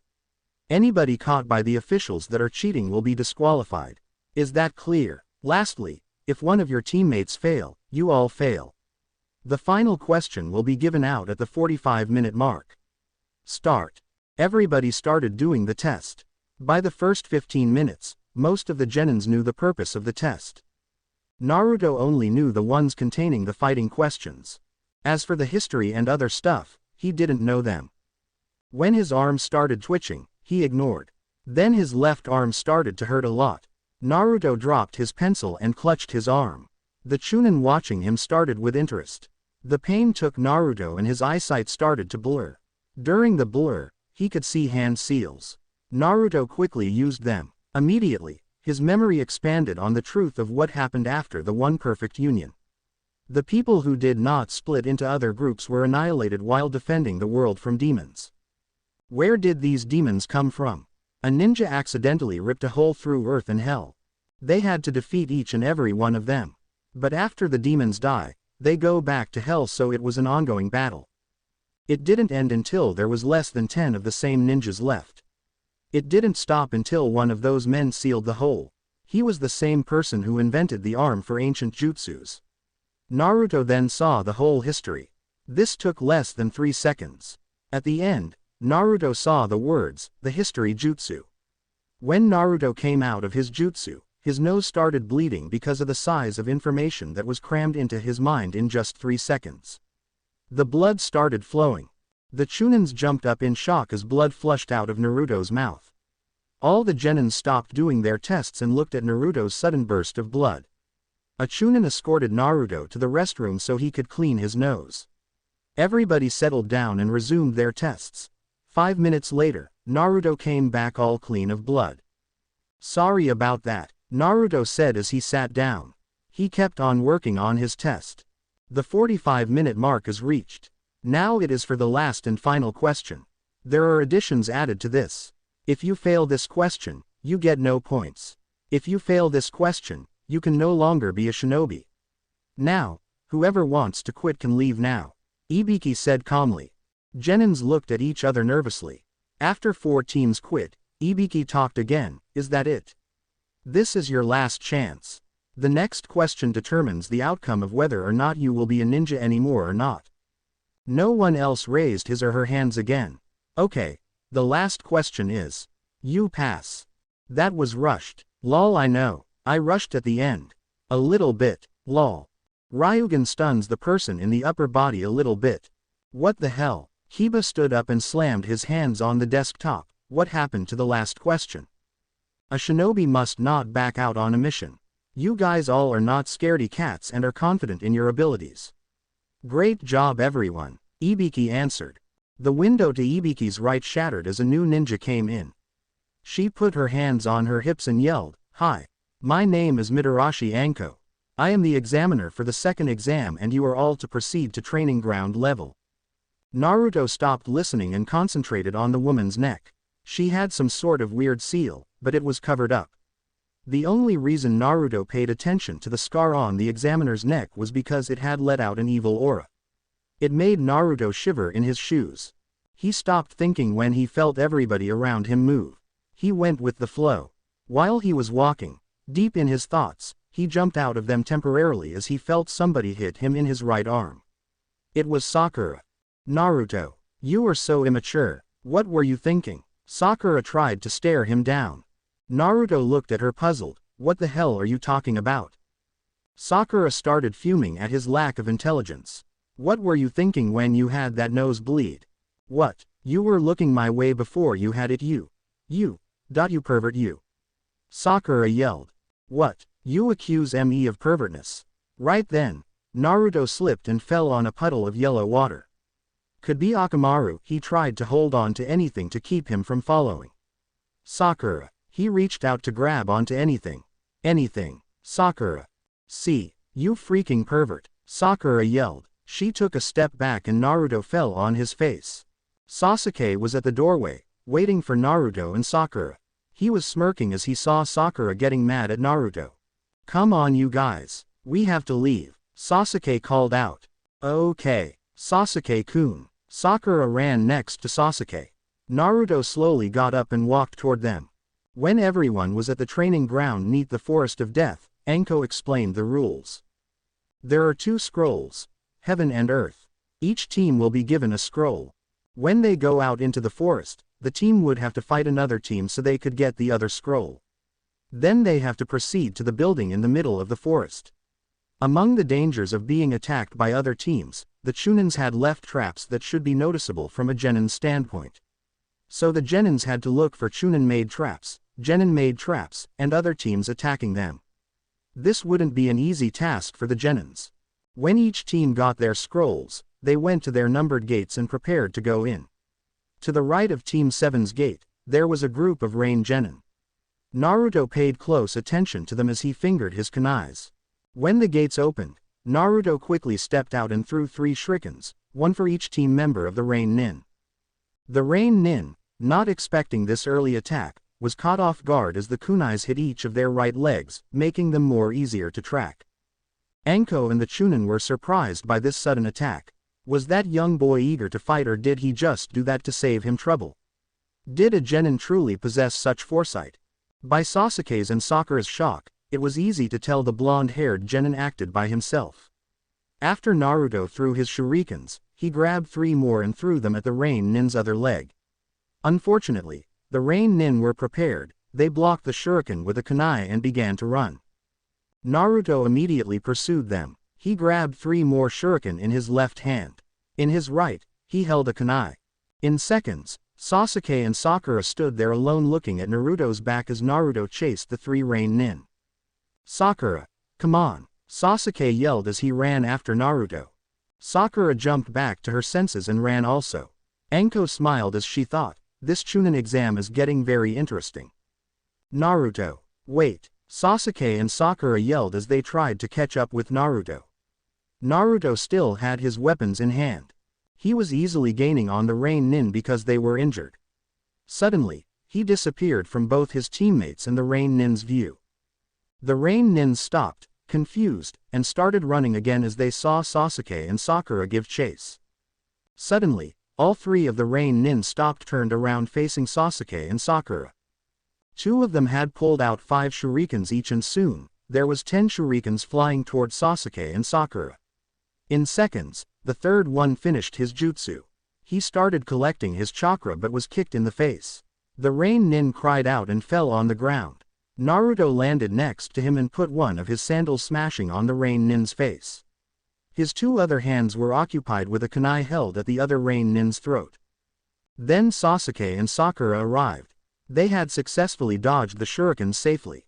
When they arrived, the three rain nin were safely wrapped up, lying on the ground. Naruto had just finished tying the last knot. He looked up at Sasuke and Sakura and said, "Sorry. They have the heaven scroll. The same one as us." Sakura ran up to him and slapped him in the face. Sorry. You started fighting without a warning, you ran after these ninjas without telling us, and you made us run to catch up with you. You're unbelievably stupid, Naruto." Sasuke, however, was looking at Naruto intently. "Why did you fight them right when the gates opened?" Naruto looked at Sasuke and said, "Didn't you see them? They were unprepared, and because they weren't alert, they got hit with a kunai on their leg. That slowed them down so we could catch up with them. I just wish they had the Earth Scroll instead. Understand?" Sasuke nodded. Naruto started taking the three rain nin's equipment. He gave some to Sasuke and Sakura. "Well, now we just have to find another team. But I don't think we really have to," Naruto said. "What the hell are you talking about? Baka, whoever made you the leader?" Sakura asked. "He's talking about us." Three ninjas jumped down. They were Konoha nin. They all were male and were really buff. One had a big katana on his back, like Kisame from Naruto and Ichigo from Bleach. Another had two short swords on his back, the last had a long sword on his left hip like Kenshin. Sasuke called out, "Which scroll do you have? You are no use to us if you have the heaven scroll." "Sasuke-kun, you are so smart," Sakura squealed. "Then you are of use to us," the nin with the big katana said. Naruto's eyes narrowed. He went to a stance no one there could recognize. "Bring it on." Sasuke, not wanting for Naruto to fight all of them, started charging at the three nins. The three nins suddenly said, "Wait. We have a proposal to make." Sasuke stopped and said, "What kind of proposal?" The nin with the long katana said, "Let's have a one-on-one match. If we win, you give us a heaven scroll. If we lose, we give our earth scroll. Only one match though, no seconds. If you cheat, we will be forced to kill you. You shouldn't have pity on us." Naruto said, "It's you guys who are going to have their asses kicked. Not ours." "Really? Well, I only see a scared girl, an overconfident kid, and a boy that isn't going to trouble us a lot. We have the advantage 3-on-2. The man with two short sword replied. "What do you mean? There are three of us," Sakura said. "You do not count as a shinobi. You are too weak." The man with the big katana disgustedly said, "Do you accept our challenge?" Sakura gaped at his comment.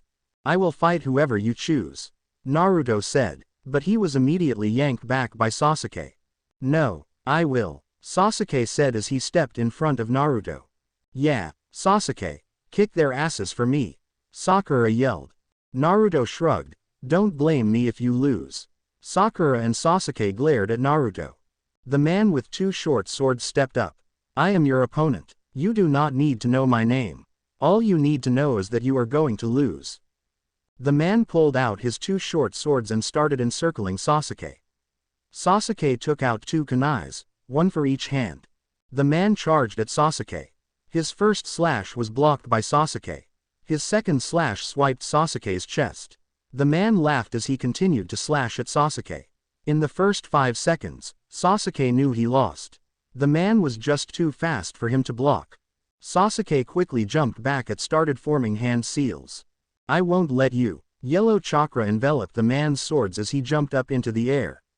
The man pointed at Sasuke and made a swiping motion in the air. A line of yellow chakra replaced the place the man slashed formed and raced after Sasuke. Sasuke, seeing this, stopped his hand seals and jumped away. The line hit the ground, causing a big hole. The man made more slashing movements with his sword from the air. Naruto, watching from a distance, saw Sasuke was going to lose badly. The man was boxing Sasuke in. His first 4 yellow chakra lines went around Sasuke. His other yellow chakra lines went closer to Sasuke. The man's last 2 yellow chakra lines were going to hit Sasuke straight on, and Sasuke had nowhere to go because of the dust the man's other yellow chakra lines created. Naruto was about to rescue Sasuke when a snake came up from the ground and let the yellow line hit it. The snake slid toward the man with the yellow line attack, bit him, poisoned him, and swallowed him. His yell was silenced as the snake's poison silenced him. Sasuke was dazed. A snake out of nowhere came rescuing him from death. Who sent this snake? Who would help me and is strong enough to summon? The rest of the sword team was angry. They wanted to avenge their comrade. The man with the big katana drew his sword. By now, his sword was covered with brown chakra. The last teammate held out his long sword. It was covered with white chakra also. Wind picked up as it surrounded his sword. Fire from his left hand added to the power of the sword. The man with the big katana attacked first. He started slamming the ground so hard that chunks of rocks flew at the snake. Unfortunately, it wasn't strong enough to harm the snake.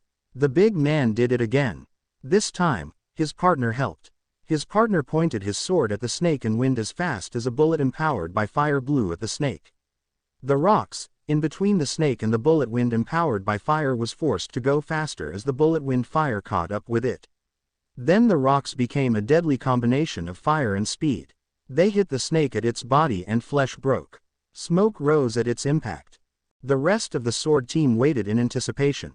That one attack alone took most of their strength. They panted heavily as they tried to rest so the rest of their chakra would come back. The snake turned into smoke and the two ninjas smiled.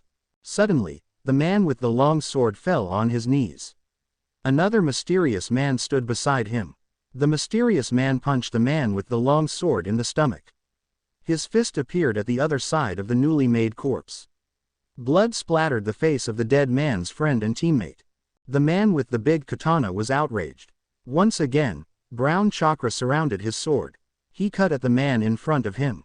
The snake-like man dodged every attack he made. The next time the man slashed his sword, the snake-like man quickly caught it and bent it until it was completely unusable. Then he appeared in front of the other man and punched the guy's jaw, breaking it. The man quickly took out a kunai and stabbed the jaw-broken man. The snake-like man stood up and left his kunai there. He started walking toward Sasuke, completely oblivious to the fact that Sakura and Naruto were running to get next to Sasuke. This was done in a completely fluid and graceful motion. He took them out as if it were a simple training exercise. The man had pale skin and really long hair. His face reminded Team 7 of a snake. The eyes most particularly. Sasuke-kun, my name is Orochimaru. Show me how good you are. What I just saw there was pitiful. Your brother, Itachi, is much better than that. If you want to kill him, how are you going to do it like that? I see you have more talent than him. You're just not using it properly. Show me how strong you are, Sasuke-kun. Orochimaru stopped 5 feet away from Sasuke. How do you know about Itachi? I'll kill you, Sasuke yelled. Naruto, on the other hand, was dazed as he saw this man was the genin that he had felt the aura of evilness in the first room of the first exam. The presence of the evil snake-like man was overwhelming the atmosphere around him. But luckily, Naruto did not have the ability to sense what Orochimaru could do when he was serious. He was only feeling the power in Orochimaru's playful state. Naruto recovered quickly, but knew he had lost time. He ran silently, for a genin, straight at Orochimaru. He could not think of a plan due to the lack of time. Naruto ran at Orochimaru with his hands outward just like the Ibiki race runner guy but more to the sides.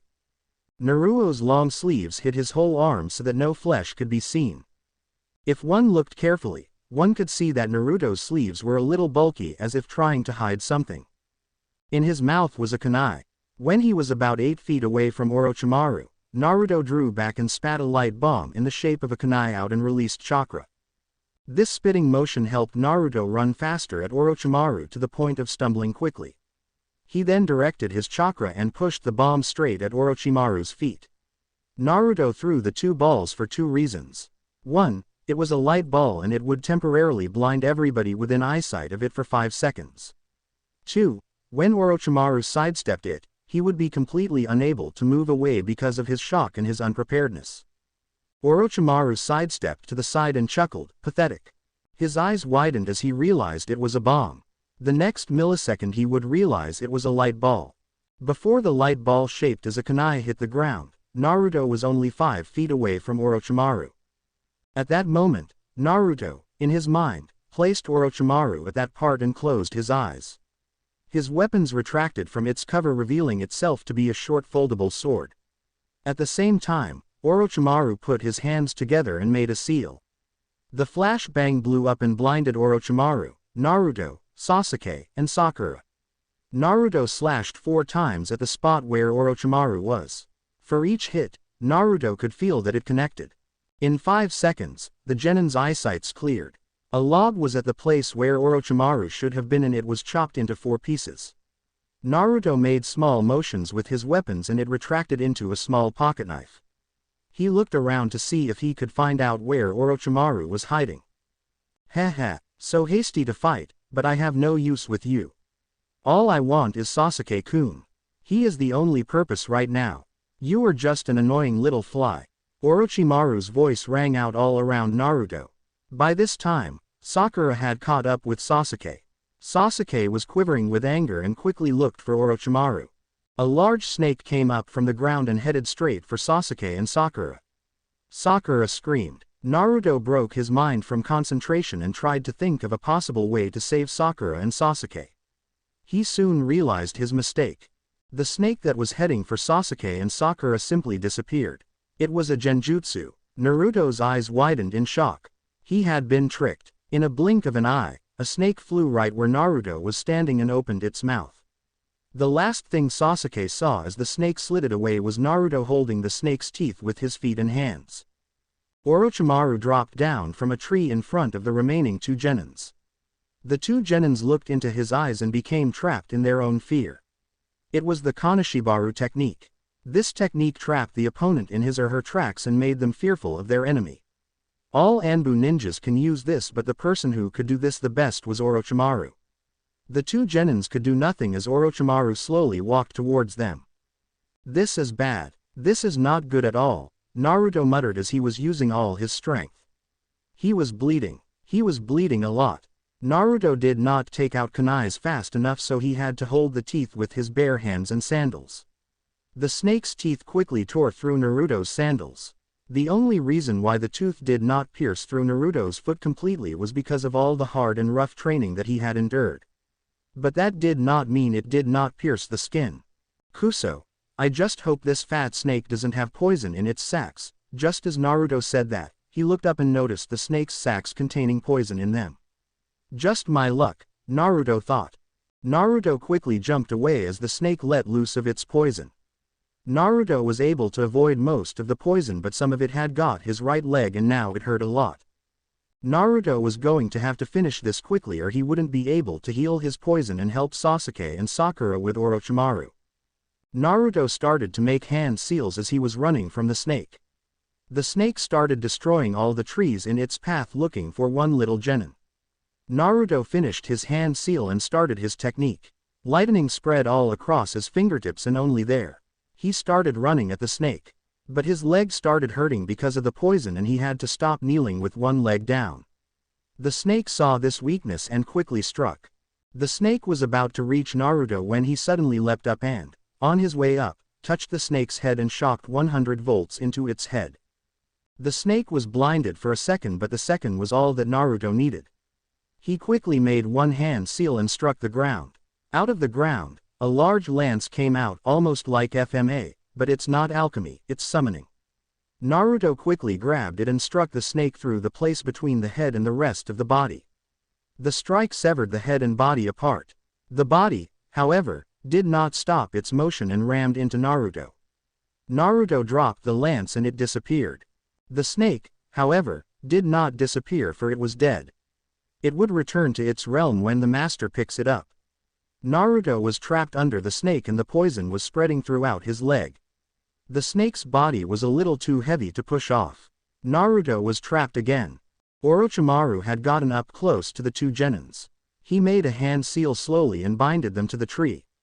Suddenly, Orochimaru looked at the direction in which Naruto was carried off by his snake. Orochimaru walked over to Sakura first. He had created a new idea. My dear, do you care for Sasuke-kun? Orochimaru asked. Slowly, she nodded her head. Enough to kill someone. Sakura's eyes widened as he said this. She thought this over carefully and reluctantly nodded. She dared to speak, but not someone I hold close to me. Good. Go that way and you will find your other teammate. Kill him and Sasuke will live. Do not and I will kill Sasuke and I will know if you did it or not. Orochimaru created a kage bunshin and said, go with her and watch if she kills her teammate or not. Sakura reluctantly pulled out a kunai and ran in the direction Naruto was in. Sasuke was too paralyzed in his fear to think or say anything as Orochimaru directed his attention on him. Now, back to you, Sasuke-kun. Orochimaru licked his lips like a snake preparing to eat a tasty meal. The poison hurt Naruto. It hurt him a lot. It was affecting his system so much that he could not think. A voice in his head was growling for him to get up, but Naruto was too feverish to pay attention. The snake's body pinned his arms to the ground so he could not reach his legs. The poison left Naruto too weak to lift up the snake. He had waited too long to heal the poison. And that mistake was going to cost him. It was going to cost him good. Naruto heard some shuffling behind him. He painfully twisted around to look at the person. To his relief, it was Sakura. Sakura, help me take this snake off me. I need to take the poison of my... Naruto stopped as he saw Orochimaru standing next to her. After a minute of observation, Naruto knew it was a kage bunshin. Back where Orochimaru and Sasuke were, Orochimaru bit at Sasuke's neck and left a seal. Sasuke screamed and fell to the ground as Orochimaru's ropes came off. Sasuke immediately blanked out as he hit the floor. Sakura, what the hell are you doing? Naruto whispered feverishly. His whole front was wet because he was sweating like a pig. Sakura was kneeling down next to Naruto and rose a kunai to stab Naruto with. Behind her, the kage bunshin of Orochimaru's grabbed a sword from the dead genin's hand from before and poised to strike at Sakura as soon as she killed Naruto. For Sasuke, Sakura said as she thrust the kunai at Naruto. The end. Now we will see you in the next video.